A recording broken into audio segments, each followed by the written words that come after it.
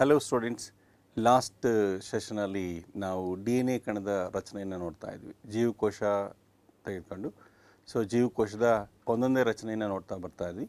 ಅದರಲ್ಲಿ plasma ಮೆಂಬ್ರೇನ್ನ discuss ಮಾಡಿದ್ವಿ, ಹಾಗೆ ಎಂಡೋಪ್ಲಾಸ್ಮಿಕ್ ರೆಟಿಕ್ಯುಲಮ್ ಅದನ್ನು ಡಿಸ್ಕಸ್ ಮಾಡಿದ್ವಿ. ಮೈಟೋಕಾಂಡ್ರಿಯಾ ಆಯಿತು. ನೆಕ್ಸ್ಟ್ ಇದಾದಮೇಲೆ ನ್ಯೂಕ್ಲಿಯಸ್ ಬಂದ್ವಿ. ನ್ಯೂಕ್ಲಿಯಸ್ನ ಒಳಗಡೆ ಇರ್ತಕ್ಕಂಥ ಒಂದು ವಸ್ತು, ಅದನ್ನೇ ವರ್ಣಗ್ರಾಹಕ ವಸ್ತು ಅಂತ ಕರೆಯಲಾಗ್ತದೆ. ಇಂಗ್ಲೀಷಲ್ಲಿ ಕ್ರೊಮ್ಯಾಟಿನ್ ಮೆಟೀರಿಯಲ್ ಅಂತ ಹೇಳ್ತಾರೆ. ಓಕೆ, ಕ್ರೊಮ್ಯಾಟಿನ್ ಮೆಟೀರಿಯಲ್ಲೇ ಅದೇ ಡಿ ಎನ್ ಎ. ಆ ಡಿ ಎನ್ ಎ ರಚನೆ ನಾವು ಲಾಸ್ಟ್ ಇದರಲ್ಲಿ ಸ್ಟಾರ್ಟ್ ಮಾಡ್ಕೊಂಡಿದ್ವಿ. ಓಕೆ, ಡಿ ಎನ್ ಎ ಇದು ರಚನೆಯನ್ನು ನಾವು ಡಬಲ್ ಹೆಲಿಕಲ್ ಸ್ಟ್ರಕ್ಚರ್ ಅಂತಲೇ ಹೇಳ್ತೀವಿ. ಎರಡೂ ಸರಪಳಿಗಳು ಒಂದಕ್ಕೊಂದು ಹೆಣೆದುಕೊಂಡಿರ್ತವೆ. ಎರಡೂ ಸರಪಳಿಗಳು ಒಂದಕ್ಕೊಂದು ಹಿಡಿದುಕೊಂಡು ಅದು ಹೆಣೆದುಕೊಂಡಿರ್ತವೆ. ಈ ರಚನೆಯನ್ನು ಇದರ ಒಂದು ರಚನೆಯ ಮಾದರಿಯನ್ನು ವ್ಯಾಟ್ಸನ್ ಮತ್ತು ಕ್ರಿಕ್ ಎಂಬ ಇಬ್ಬರು ವಿಜ್ಞಾನಿಗಳು ತೋರಿಸ್ಕೊಡ್ತಾರೆ. ಅದೇ ಸಮಯದಲ್ಲಿ ಮಾರಿಸ್ ವಿಲ್ಕಿನ್ಸನ್ ಅನ್ನೋ ವ್ಯಕ್ತಿ ಅದರ ಒಂದು ಎಕ್ಸ್ರೇ ಫೋಟೋಗ್ರಫಿ ತೆಗಿತಾರೆ. ಹಾಗಾಗಿ ಮೂರು ಜನಕ್ಕೂ ನೊಬೆಲ್ ಪಾರಿತೋಷಿಕವನ್ನು ಕೊಡಲಾಯಿತು. ಡಿ ಎನ್ ಎ ರಚನೆ ಲಾಸ್ಟ್ ಕ್ಲಾಸಲ್ಲಿ ನಾವು ನೋಡ್ತಾ ಇದ್ವಿ. ಓಕೆ, ಡಿ ಎನ್ ಎ ರಚನೆಯಲ್ಲಿ ನಾವು ಎರಡು ಪಾಲಿನ್ಯೂಕ್ಲಿಯೋಟೈಡ್ ಚೈನ್ಸ್ನ ನೋಡ್ಬೋದು. ಒಂದು ಡಿ ಎನ್ ಎ ಮಾಲಿಕ್ಯೂಲ್ ಅಂದರೆ ಎರಡು ಪ್ರತಿಗಳನ್ನು ಹೊಂದಿರ್ತದೆ, ಎರಡು ನ್ಯೂಕ್ಲಿಯೋಟೈಡ್ ಪ್ರತಿಗಳು ಅಥವಾ ಪಾಲಿನ್ಯೂಕ್ಲಿಯೋಟೈಡ್ ಪ್ರತಿಗಳಂತ ಹೇಳ್ಬೋದು.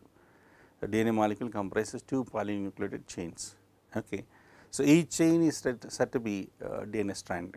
ಒಂದೊಂದನ್ನು ಡಿ ಎನ್ ಎ ಸ್ಟ್ರ್ಯಾಂಡ್ ಅಂತ ಹೇಳ್ತೀವಿ. ಓಕೆ, ಲಾಸ್ಟ್ ಹಾಗೆ ನಾವು ಸ್ವಲ್ಪ ನೀವು ಅದನ್ನು ರಿಕ್ಯಾಪ್ ಮಾಡಿಕೊಂಡ್ರೆ, if you recall the previous session,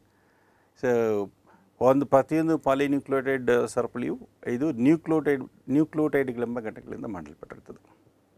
okay, nucleotide ಎಂಬ ಒಂದು ಘಟಕವನ್ನು ಅದನ್ನು ನಾವು ತೆಗೆದುಕೊಂಡಾಗ ಅದರಲ್ಲಿ 3 ಯೂನಿಟ್ಸ್ ಇರ್ತದೆ.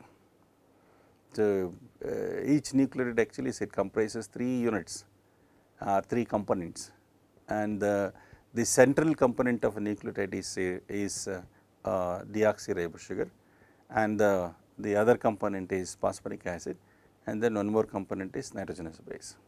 ಓಕೆ, ಲಾಸ್ಟ್ ಕ್ಲಾಸಲ್ಲಿ ನಾವು ಡಿಸ್ಕಸ್ ಮಾಡಿದ್ವಿ. ಓಕೆ, ಎರಡೂ ಸರಪಳಿಗಳು ನಾವು ಗಮನಿಸಿದಾಗ, ಇಲ್ಲಿ ಒಂದು ಚಿತ್ರ ಇಲ್ಲಿ ನಾನು ತೋರಿಸ್ತಾ ಇದ್ದೀನಿ. ಓಕೆ, ಈ ಚಿತ್ರದಲ್ಲಿ ನೀವು ನೋಡಿದ್ರೆ ನ್ಯೂಕ್ಲಿಯೋಟೈಡ್ನ ರಚನೆ, ಒಂದು ಪಾಲಿನ್ಯೂಕ್ಲಿಯೋಟೈಡ್ ಚೈನ್ನ ಒಂದು ರಚನೆಯನ್ನು ಇಲ್ಲಿ ಕಾಣ್ಬೋದು. ಓಕೆ, ಇಲ್ಲಿ ನೋಡಿ, ಇದು ribose sugar, deoxyribose sugar. Okay, deoxyribose sugar.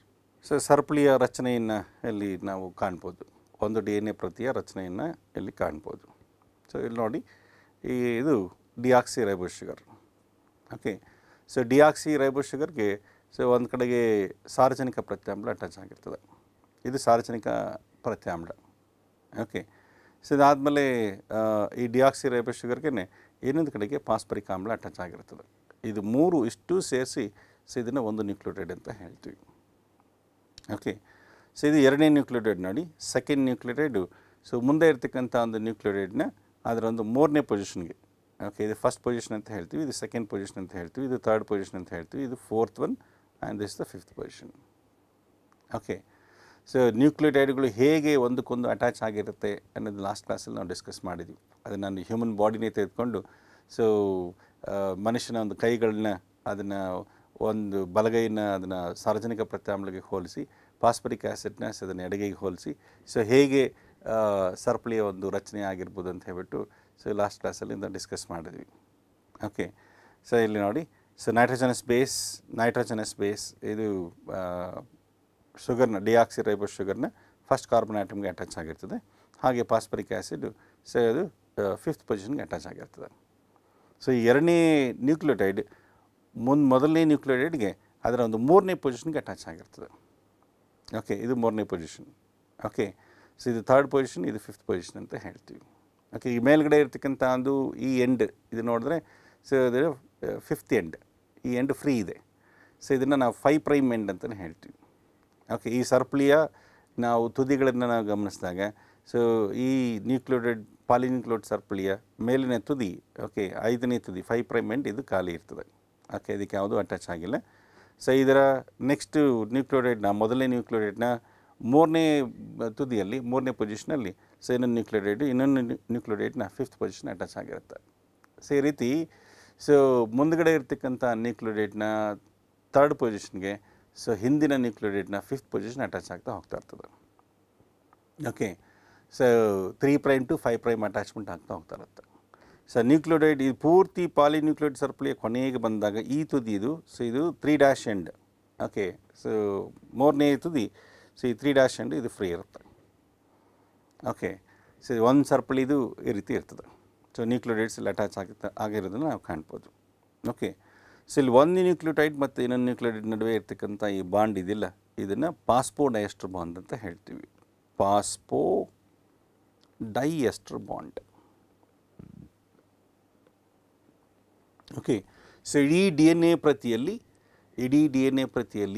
ನ್ಯೂಕ್ಲಿಯೋಟೈಡ್ಗಳು phosphodiester ಬಾಂಡ್ಗಳಿಂದ ಕೂಡ್ಕೊಂಡಿರ್ತದೆ. ಓಕೆ, ಸೊ ಈಗ ಒಂದು ಸರಪಳಿಯ ಒಂದು ಕಡೆಯ ತುದಿ 5' ಎಂಡ್, ಯಾಕಂದರೆ 5' ಎಂಡ್ ಅಂತಲೂ ಹೇಳ್ಬೋದು. ಸೊ ಆ ಎಂಡ್ ಖಾಲಿ ಇರುತ್ತೆ. ಹಾಗೆ ಇನ್ನೊಂದು ತುದಿಗೆ ಬಂದಾಗ ಸೊ ಲಾಸ್ಟ್ ನ್ಯೂಕ್ಲಿಯೋಟೈಡ್ನ 3' ಎಂಡ್ ಖಾಲಿಯಾಗಿರುತ್ತೆ. ಓಕೆ, 3' ಎಂಡ್ ಅಂತಲೇ ಹೇಳ್ಬೋದು. ಸೊ ಈಗ ಒಂದು ಸರಪಳಿದು ನಾನು 5' ಎಂಡ್ 3' ಎಂಡ್ ಅಂತ ತೋರಿಸಿದ್ದೀನಿ. ಓಕೆ, ಸೊ ಈಗ ಅದ್ರಿಗೆ ಎದುರಾಗಿರ್ತಕ್ಕಂಥ ಇನ್ನೊಂದು ಡಿ ಎನ್ ಎ ಪ್ರತಿ ಅದು ಹೇಗಿರುತ್ತೆ, ಅದು ಇದಕ್ಕೆ ಸೊ ವಿರುದ್ಧ ದಿಕ್ಕಿನಲ್ಲಿ ಇರ್ತದೆ. ಓಕೆ, ಸೊ ಈ ಮೊದಲನೇ ಪ್ರತಿ ಈಗ ನಾನು ತೋರಿಸಿರ್ತಕ್ಕಂಥ ಈ ಪ್ರತಿಯಲ್ಲಿ ಸೊ ನ್ಯೂಕ್ಲಿಯೋಟೈಡ್ಗಳು ಹಿಂಗೆ ಮೇಲ್ಗಡೆಯಿಂದ ಕೆಳಗಡೆಗೆ ಆಡಾಗ್ತಾ ಬಂತು. ಸೊ ಅದನ್ನು ನಾನು ಆರೋ ಮಾರ್ಕ್ ಈ ಥರ ಹಾಕಿ ತೋರಿಸ್ಬೋದು. ಓಕೆ, ಅದರ ಎದುರುಗಡೆ ಇರ್ತಕ್ಕಂಥ ಒಂದು ಡಿ ಎನ್ ಎ ಪ್ರತಿ, ಸೊ ಅದರ ಒಂದು ನ್ಯೂಕ್ಲಿಯೋಟೈಡ್ ಮೊದಲ ನ್ಯೂಕ್ಲಿಯೋಟೈಡ್ ಈ ಕಡೆಗಿರುತ್ತೆ. ಓಕೆ, ಇದನ್ನು 5' ಎಂಡ್ ಅಂತ ಹೇಳ್ಬೋದು. ಸೊ ಈಗ ನ್ಯೂಕ್ಲಿಯೋಟೈಡ್ಗಳು ಸೊ ಈ ಕಡೆ ದಿಕ್ಕಿನಲ್ಲಿ ಆಡಾಗ್ತಾ ಹೋಗ್ತಾ ಇರುತ್ತೆ. ಸೊ 3' ಎಂಡ್ ಈ ಕಡೆ ಇರ್ತದೆ. ಓಕೆ, ಸೊ ಅಲ್ಲಿ ನಾನು ಎರಡೂ ಪ್ರತಿಗಳು ಯಾವ ದಿಕ್ಕಿನಲ್ಲಿ ಅವು ಬೆಳೆದುಕೊಂಡು ಹೋಗಿದೆ ಅಂತ ನಾನು ಇಲ್ಲಿ ತೋರಿಸ್ತಾ ಇದ್ದೀನಿ. Okay, I am showing the 2 D N A stands and which directions they have been growing. Okay, so ಈ ರೀತಿ ಈ ಎರಡು ಡಿ ಎನ್ ಎ ಪ್ರತಿಗಳು ಇರ್ತದೆ. ಹಾಗೆ ಎರಡೂ ಪ್ರತಿಗಳಲ್ಲಿರ್ತಕ್ಕಂಥ ಒಂದು ಸಾರಜನಕ ಪ್ರತ್ಯಾಮ್ಲಗಳು ಸೊ ಮುಕ್ತವಾಗಿದ್ದಾವೆ, ಅದು ಫ್ರೀ ಆಗಿದ್ದಾವೆ. ಓಕೆ, ಸೊ ಈ ಕಡೆ ಇರ್ತಕ್ಕಂಥ ಒಂದು ಸಾರಜನಕ ನ್ಯೂಕ್ಲಿಯೋಟೈಡ್ನ ಒಂದು ಸಾರಜನಕ ಪ್ರತ್ಯಾಮ್ಲ ಸೊ ಇಲ್ಲಿಗಿರುತ್ತೆ. ಹಾಗೆ ಈ ಪ್ರತಿಯಲ್ಲಿರ್ತಕ್ಕಂಥ ಒಂದು ಸಾರಜನಕ ಪ್ರತ್ಯಾಮ್ಲ ಈ ಕಡೆ ಮಧ್ಯಕ್ಕೆ ಎಕ್ಸ್ಟೆಂಡ್ ಆಗಿರ್ತದೆ. ಓಕೆ, ಎರಡೂ ಪ್ರತಿಗಳಲ್ಲಿರ್ತಕ್ಕಂಥ ಸಾರಜನಕ ಪ್ರತ್ಯಾಮ್ಲಗಳು ಆ ಸರಪಳಿಯ ಮಧ್ಯಭಾಗಕ್ಕೆ ಅವು ಚಾಚಿಕೊಂಡಿರ್ತವೆ. ಓಕೆ, ಈಗ ಆ ಸಾರಜನಕ ಪ್ರತ್ಯಾಮ್ಲಗಳ ನಡುವೆ ನಾವು ಜಲಜನಕದ ಬಂಧಗಳನ್ನು ಕಾಣ್ಬೋದು. ಅದು ಅಲ್ಲದೆ ಸೊ ಎರಡೂ ಪ್ರತಿಗಳಲ್ಲಿರ್ತಕ್ಕಂಥ ಸಾರಜನಕ ಪ್ರತ್ಯಾಮ್ಲಗಳು ಸೊ ಒಂದಕ್ಕೊಂದು ಅವು ಕಾಂಪ್ಲಿಮೆಂಟ್ರಿ ಆಗಿರುತ್ತೆ. ಓಕೆ, ಕಾಂಪ್ಲಿಮೆಂಟ್ರಿ ಲಾಸ್ಟ್ ಕ್ಲಾಸಲ್ಲಿ ನಾನು ಹೇಳ್ತಾ ಇದ್ದೆ. ಸೊ ಈಗ ಈ ಕಡೆ ಪ್ರತಿಯಲ್ಲಿ ಅಡಿನೈನ್ ಇದ್ದರೆ, ಓಕೆ, ಸೊ ಅದರ ಎದುರುಗಡೆ ಇರ್ತಕ್ಕಂಥ ಪ್ರತಿಯಲ್ಲಿ ಥೈಮಿನ್ ಇರ್ತದೆ. ಓಕೆ, ಈ ನ್ಯೂಕ್ಲಿಯೋಟೈಡಲ್ಲಿ ಅಡಿನೈನ್ ಇದ್ದರೆ ಸೊ ಈ ಸೈಡ್ನ ಒಂದು ನ್ಯೂಕ್ಲಿಯೋಟೈಡಲ್ಲಿ ಥೈಮಿನ್ ಇರ್ತದೆ. ಸೊ ಹಾಗೆ ಈ ಕಡೆಗೆ ಗ್ವಾನಿನ್ ಅನ್ನೋ ಒಂದು ಸಾರಜನಕ ಪ್ರತ್ಯಾಮ್ಲ ಇದ್ದರೆ ಎದುರುಗಡೆ ಇರ್ತಕ್ಕಂಥ ಒಂದು ಪ್ರತಿಯಲ್ಲಿನ ನ್ಯೂಕ್ಲಿಯೋಟೈಡ್ಗೆ ಸೊ ಅಲ್ಲಿ ಸೈಟೋಸಿನ್ ಇರುತ್ತೆ. ಸೊ ಈ ಅಡಿನಿನ್ ಮತ್ತು ಥೈಮಿನ್ ನಡುವೆ 2 ಹೈಡ್ರೋಜನ್ ಬಂಧಗಳನ್ನ ಕಾಣ್ಬೋದು. ಗ್ವಾನಿನ್ ಮತ್ತು ಸೈಟೋಸಿನ್ ನಡುವೆ 3 ಹೈಡ್ರೋಜನ್ ಬಂಧಗಳನ್ನ ಕಾಣ್ಬೋದು. ಅಂದರೆ ಡಿ ಎನ್ ಎ ಕಣದಲ್ಲಿರ್ತಕ್ಕಂಥ 2 ಡಿ ಎನ್ ಎ ಪ್ರತಿಗಳು ಜಲಜನಕದ ಬಂಧಗಳಿಂದ ಕೂಡ್ಕೊಂಡಿರ್ತದೆ. ಓಕೆ, ಸೊ ಎರಡೂ ಪ್ರತಿಯಲ್ಲಿರ್ತಕ್ಕಂಥ ಒಂದು ಸಾರಜನಕ ಪ್ರತ್ಯಾಮ್ಲಗಳು, ಓಕೆ, ಸೊ ಅವುಗಳ ನಡುವೆ ಜಲಜನಕ ಬಂಧಗಳು ರೂಪುಗೊಂಡು ಆ 2 ಪ್ರತಿಗಳು ಒಂದಕ್ಕೊಂದು ಹಿಡಿಯಲ್ಪಟ್ಟಿರ್ತವೆ. ಓಕೆ, ಈಗ ಈ ಪೂರ್ತಿ ನೀವು ಡಿ ಎನ್ ಎ ಕಣ ನೋಡಿದ್ರೆ ಒಂದು ಏಣಿ ಥರ ಇರುತ್ತೆ ಅಂತ ಹೇಳ್ಬೋದು, ಒಂದು ಲ್ಯಾಡರ್ ಥರ ಇರುತ್ತೆ. ಸೊ ಆ ಲ್ಯಾಡರ್ ಥರ ಇರ್ತಕ್ಕಂಥ ಡಿ ಎನ್ ಎ ಪ್ರತಿನ ಸೊ ನೀವು ರೈಟ್ ಸೈಡ್ ಟ್ವಿಸ್ಟ್ ಮಾಡಿ. ಸೊ ಟ್ವಿಸ್ಟ್ ಮಾಡಿದಾಗ ಸೊ ಈ ಮಾಲಿಕ್ಯೂಲ್ ನಮಗೆ ಈ ಥರ ಸಿಗುತ್ತೆ. ಓಕೆ, ಸುರುಳಿಗಳನ್ನು ಹೊಂದಿರತಕ್ಕಂಥ ಒಂದು ಕಣವಾಗಿ ಸಿಕ್ಕಿರ್ತದೆ. ಸೊ ಲಾಸ್ಟ್ ಕ್ಲಾಸಲ್ಲಿ ನಾನು ಇದನ್ನು ಈ ಡ್ಯೂಪ್ಲೆಕ್ಸ್ ಮನೆಯಲ್ಲಿ ಸೊ ಸ್ಪೈರಲ್ ಸ್ಟೇರ್ ಕೇಸ್ಗೆ ಇದನ್ನು ಹೋಲಿಕೆ ಮಾಡಿ ಹೇಳುತ್ತೆ. ಸೊ ಸ್ಪೈರಲ್ ಸ್ಟೇರ್ ಕೇಸ್ ಹೆಂಗಿರುತ್ತೆ, so D N A molecule ಅದೇ ಥರ ಇರುತ್ತೆ ಅಂತ ಹೇಳ್ಬೋದು. ಸೊ ಇದರಲ್ಲಿ 2 ಪ್ರತಿಗಳ ನಡುವಿನ ಅಂತರ ನೀವು ಪೂರ್ತಿ ಉದ್ದಕ್ಕೂ 2 ಪ್ರತಿಗಳ ಅಂತರ ನೀವು ಗಮನಿಸಿದಾಗ ಸೊ 2 ಪ್ರತಿಗಳ ಅಂತರ ಒಂದೇ ಆಗಿರ್ತದೆ. ಸೊ ಅದರ ನಂತರ ಎಲ್ಲೂ ಚೇಂಜ್ ಆಗೋದಿಲ್ಲ. ಸೊ ಅಂತರ ಬಂದು 20 ಆಂಗ್ಸ್ಟ್ರಾಂಗ್ಸ್ ಅಷ್ಟೇ ಇರ್ತದೆ, 20 ಆಂಗ್ಸ್ಟ್ರಾಮ್. ಸೊ ಆಂಗ್ಸ್ಟ್ರಾಂಗ್ ಲಾಸ್ಟ್ ಕ್ಲಾಸಲ್ಲಿ ನಾವು ಡಿಸ್ಕಸ್ ಮಾಡಿದ್ವಿ, 10⁻⁻10 ಮೀಟರ್ನ ನಾವು ಆಂಗ್ಸ್ಟ್ರಾಂಗ್ ಅಂತ ಹೇಳ್ತೀವಿ. Okay, so 20 angstroms, that is the distance between the 2 strands. So ಹಾಗೆ ನಾವೀಗ 2 ಪ್ರತಿಗಳ ನಡುವೆ ಇರ್ತಕ್ಕಂಥ ಒಂದು ಸಾರ್ವಜನಿಕ ಪ್ರತ್ಯಾಮ್ಲಗಳು, ಓಕೆ, ಇವು ಜಲಜನಕದ ಬಂಧಗಳಿಂದ ಕೂಡ್ಕೊಂಡಿರ್ತದೆ. ಇದನ್ನು ಒಂದು ಜೋಡಿ ಅಂತ ಹೇಳ್ಬೋದು, ಎ ಟಿನೂ ಒಂದು ಜೋಡಿ ಅಂತ ಹೇಳ್ಬೋದು. ಡಿ ಎನ್ ಎ ಕಣದಲ್ಲಿ 8 ಅನ್ನೋದು ಒಂದು ಜೋಡಿ, ಅಡೆನಿನ್ ಥೈಮಿನ್ ಒಂದು ಜೋಡಿ. ಓಕೆ, ಸೊ ಇದನ್ನು ಪ್ರತ್ಯಾಮ್ಲ ಜೋಡಿ ಅಂತ ಹೇಳ್ತೀವಿ. ಓಕೆ, ಪ್ರತ್ಯಾಮ್ಲ ಜೋಡಿ ಅಂತ ಕರಿಬೋದು. ಸೊ ಅಫ್ಕೋರ್ಸ್ ಅದನ್ನೇ ಏನು ಇಂಗ್ಲೀಷಲ್ಲಿ ಬೇಸ್ ಪೇರ್ಸ್ ಅಂತ ಹೇಳ್ತೀವಿ. ಸೊ ಇಲ್ಲಿ ನೋಡಿ, ಈಗ ಈ ಚಿತ್ರ ನೀವು ಗಮನಿಸಿದಾಗ ಈ ಚಿತ್ರದಲ್ಲಿ ಎರಡೂ ಪ್ರತಿಗಳನ್ನ ತೋರಿಸಲಾಗಿದೆ. ಎರಡೂ ಪ್ರತಿಗಳ ನಡುವೆ ಇರ್ತಕ್ಕಂಥ ಒಂದು ಸಾರ್ವಜನಿಕ ಪ್ರತ್ಯಾಮ್ಲಗಳು ಸೊ ಯಾವ ರೀತಿ ಅವು ಹೈಡ್ರೋಜನ್ ಬಂದ ಕೂಡ್ಕೊಂಡಿದೆ ಅನ್ನೋದನ್ನು ಈ ಚಿತ್ರದಲ್ಲಿ ನೀವು ನೋಡ್ಬೋದು. ಸೊ ಈ ಪ್ರತಿಯಲ್ಲಿ ಅಡೆನಿನ್ ಈ ಕಡೆಗಿದ್ರೆ, ಸೊ ಎದುರುಗಡೆ ಇರ್ತಕ್ಕಂಥ ಪ್ರತಿಯಲ್ಲಿ ಥೈಮಿನ್ ಇರುತ್ತೆ. ಅವರ ನಡುವೆ ಹೈಡ್ರೋಜನ್ ಬಂಧಗಳನ್ನು ನಾವು ಕಾಣ್ಬೋದು. ಓಕೆ, ಸೊ AT ಒಂದು ಪ್ರತ್ಯಾಮ್ಲ ಜೋಡಿ ಆಯಿತು. ನೆಕ್ಸ್ಟ್ ಅದರ ಕೆಳಗಡೆ ಏನೊಂದು ಗ್ವಾನಿನ್ ಸೈಟೋಸಿನ್ ಇದೊಂದು ಜೋಡಿ ಆಯಿತು. ಓಕೆ, ಸೊ ಈಗ ನಾವು ಇದನ್ನು ತೆಗೆದುಕೊಂಡಾಗ ಓಕೆ ಈ ಪ್ರತ್ಯಾಮ್ಲ ಜೋಡಿಗಳ ನಡುವೆ ಇರ್ತಕ್ಕಂಥ ಒಂದು ಅಂತರವನ್ನು ತೆಗೆದುಕೊಂಡಾಗ ಓಕೆ 5' 3' ಆಯಿತು. ಸೊ ಈ ಕಡೆ 5' 3' ಆಯಿತು. ಓಕೆ, ಸೊ ಆಪೋಸಿಟ್ ಡೈರೆಕ್ಷನಲ್ಲಿ ಈ ಎರಡು ಪ್ರತಿಗಳಿರ್ತದೆ. ಸೊ ಇಲ್ಲಿ A ಮತ್ತು T ಅಂತ ಬರೆಯೋಣ, ಈ ಕಡೆ G ಮತ್ತು C ಅಂತ ಬರೆಯೋಣ. ಓಕೆ, ಹಾಗೆ ಈ ಕಡೆ T ಈ ಕಡೆ A. ಓಕೆ, ಸೊ ಇಲ್ಲಿ C ಅಂತ ಆದರೆ ಈ ಕಡೆ G ಅಂತ ಇರುತ್ತೆ. ಓಕೆ, ಸೊ ಈಗ ಪ್ರತಿಗಳ ನಡುವೆ ಪ್ರತ್ಯಾಮ್ಲ ಜೋಡಿಗಳ ನಡುವೆ AT ಪ್ರತ್ಯಾಮ್ಲ ಜೋಡಿ, GC ಪ್ರತ್ಯಾಮ್ಲ ಜೋಡಿ, ಈ ಎರಡೂ ಪ್ರತ್ಯಾಮ್ಲ ಜೋಡಿಗಳ ನಡುವಿನ ಅಂತರ ಸುಮಾರು 3.4 ಆಂಗ್ಸ್ಟ್ರಾಂಗ್ ಅಷ್ಟು ಇರ್ತದೆ. Okay, the distance between 2 base pairs is 3.4 angstroms. So ನೀವು ನೀವು ಉದ್ದಕ್ಕೂ DNA ಕಣದ ಪೂರ್ತಿ ಉದ್ದಕ್ಕೂ ನೀವು ಗಮನಿಸಿದಾಗ ಸೊ ಒಂದು ಜೋಡಿಯಿಂದ ಇನ್ನೊಂದು ಜೋಡಿಗೆ ಸೊ 3.4 ಆಂಗ್ಸ್ಟ್ರಾಂಗ್ಸ್ ಅಷ್ಟು ಸೊ ಅಂತರವನ್ನು ನಾವು ಕಾಣ್ಬೋದು. ಓಕೆ, ಎರಡೂ ಪ್ರತಿಗಳ ನಡುವಿನ ಅಂತರ 20 ಆಂಗ್ಸ್ಟ್ರಾಂಗ್ಸ್ ಅಷ್ಟು ಇರುತ್ತೆ. ಓಕೆ, ಸೊ ಪ್ರತ್ಯಾಮ್ಲ ಜೋಡಿಗಳ ನಡುವಿನ ಅಂತರ 3.4 ಆಂಗ್ಸ್ಟ್ರಾಂಗ್ಸ್ ಅಷ್ಟು ಇರ್ತದೆ. ಈಗ ನಾವು ಒಂದು ಈ DNA ಕಣದ ಒಂದು ಸುರುಳಿ ತೆಗೆದುಕೊಂಡಾಗ ಓಕೆ ಇದನ್ನು ಒಂದು ಸುರುಳಿ ಅಂತ ಹೇಳ್ತೀವಿ. ಸೊ ಇದು ಒಂದು ಸುರುಳಿ ಆಯಿತು. ಓಕೆ, ಸೊ ಇಂಗ್ಲೀಷಲ್ಲಿ ಹೆಲಿಕ್ಸ್ ಅಂತ ಹೇಳ್ತೀವಿ. ಓಕೆ, ಸೊ ಒಂದು ಸುರುಳಿಯಲ್ಲಿ ಸುಮಾರು 10 ಪ್ರತ್ಯಾಮ್ಲ ಜೋಡಿಗಳನ್ನು ನಾವು ಕಾಣ್ಬೋದು. Okay, in a single helix you can see 10 base pairs. Okay, so ಒಂದು ಸುರುಳಿಲಿ 10 ಪ್ರತ್ಯಾಮ್ಲ ಜೋಡಿಗಳು ಅಂತಂದರೆ ಈಗ ಒಂದು ಸುರುಳಿಯ ಒಂದು ಡಿಸ್ಟೆನ್ಸ್ ಎಷ್ಟಿರುತ್ತೆ, ಅದರ ಒಂದು ಅಂತರ ಎಷ್ಟಿರುತ್ತೆ ಅಂತಂದರೆ ನೀವು ಹೇಳ್ಬೋದು ಈಗ. ಓಕೆ, ಸೊ ಪ್ರತ್ಯಾಮ್ಲ ಜೋಡಿ ಮತ್ತು ಇನ್ನೊಂದು ಪ್ರತ್ಯಾಮ್ಲ ಜೋಡಿ ನಡುವೆ 3 ಆಂಗ್ಸ್ಟ್ರಾಂಗ್ಸ್ ಅಷ್ಟು ಅಂತರ ಅಂತ ಹೇಳಿದೆ. ಒಂದು ಸುರುಳಿಯಲ್ಲಿ ಅಂಥದ್ದು 10 ಪ್ರತ್ಯಾಮ್ಲ ಜೋಡಿಗಳನ್ನು ಕಾಣ್ಬೋದು. ಅಂದರೆ ಸೊ 34 ಆಂಗ್ಸ್ಟ್ರಾಂಗ್ಸ್ ಆಯಿತು. ಈ ಸುರುಳಿ ಉದ್ದ ಸೊ 34 ಆಂಗ್ಸ್ಟ್ರಾಂಗ್ಸ್ ಅಂತ ಹೇಳ್ಬೋದು. ಓಕೆ, ಹೇಗೆ ಕ್ಯಾಲ್ಕುಲೇಟ್ ಮಾಡ್ತೀರಾ? 3.4 ಆಂಗ್ಸ್ಟ್ರಾಂಗ್ಸ್ ಇಂಟು 10. ಓಕೆ, 34 ಆಂಗ್ಸ್ಟ್ರಾಂಗ್ಸ್ ಆಯಿತು. ಓಕೆ, ಸೊ ಪೂರ್ತಿ ನಾವು DNA ಮಾಲಿಕ್ಯೂಲ್ ನೋಡಿದಾಗ ಈ ಥರ ಸುರುಳಿಗಳಾಗಿರೋದನ್ನು ನಾವು ಕಾಣ್ಬೋದು. ಓಕೆ, ಅದಕ್ಕೆ ಇದನ್ನು ಡಬಲ್ ಹೆಲಿಕಲ್ ಸ್ಟ್ರಕ್ಚರ್ ಅಂತ ಹೇಳ್ತೀವಿ. ಸೊ ಇದನ್ನು ತೋರಿಸ್ಕೊಟ್ಟವರು ವಾಟ್ಸನ್ ಮತ್ತು ಕ್ರಿಕ್. ರಚನೆಯ ಮಾದರಿಯನ್ನು ಮಾತ್ರ ಅವ್ರು ತೋರಿಸ್ಕೊಡ್ತಾರೆ. DNA ಮಾಲಿಕ್ಯೂಲನ್ನು ಎಕ್ಸ್ಟ್ರಾಕ್ಟ್ ಮಾಡಿ ಅದು ಹೀಗಿದೆ ಅಂತ ತೋರಿಸ್ಕೊಟ್ಟಿಲ್ಲ. ಒಂದು ಮಾಡೆಲ್ನ ತಯಾರು ಮಾಡ್ತಾರೆ. ಮಾಡೆಲ್ ತಯಾರು ಮಾಡಿಬಿಟ್ಟು ಸೊ ಇದು DNA ಮಾಲಿಕ್ಯೂಲ್ ರಚನೆ ಈ ಥರ ಇರುತ್ತೆ ಅಂತ ಹೇಳ್ಬಿಟ್ಟು ತೋರಿಸ್ಕೊಟ್ರು. ಹಾಗಾಗಿ ಆ ರಚನೆಯ ಮಾದರಿನೇ ತೋರಿಸ್ಕೊಟ್ಟಿದ್ದಕ್ಕೇ ಅವ್ರಿಗೆ ನೊಬೆಲ್ ಪ್ರಶಸ್ತಿ ಸಿಗುತ್ತೆ. ಓಕೆ, ಸೊ ಈಗ ಬೇಸಿಕ್ ಕ್ವೆಶನ್ DNA ಕಣದ ಮೇಲೆ ಬರ್ತಕ್ಕಂಥ ಒಂದು ಬೇಸಿಕ್ ಕ್ವೆಶನ್ ಅಂದರೆ DNA ಕಣದಲ್ಲಿ ಎಷ್ಟು ರೀತಿಯಾದ ನ್ಯೂಕ್ಲಿಯೋಟೈಡ್ಗಳನ್ನ ಕಾಣ್ಬೋದು. Okay, so how many types of nucleotides are there in DNA molecule. Okay, so ಈಗ ನೋಡಿ DNA ಮಾಲಿಕ್ಯೂಲ್ ಎರಡೂ ಪ್ರತಿಗಳು ನೀವು ಸ್ವಲ್ಪ ಗಮನಿಸಿದಾಗ ಎರಡೂ ಪ್ರತಿಗಳಲ್ಲಿ ನೀವು ಕಾಮನ್ ಆಗಿ ನೋಡ್ತಕ್ಕಂಥ ಒಂದು ಕಾಂಪೊನೆಂಟ್ಸ್ ಯಾವುದು? ಎರಡೂ ಪ್ರತಿಗಳಲ್ಲಿ ಡಿಆಕ್ಸಿರೈಬೋಸ್ ಶುಗರ್ ಇರ್ತದೆ, ಹಾಗೆ ಫಾಸ್ಫರಿಕ್ ಆ್ಯಸಿಡ್ ಇರ್ತದೆ.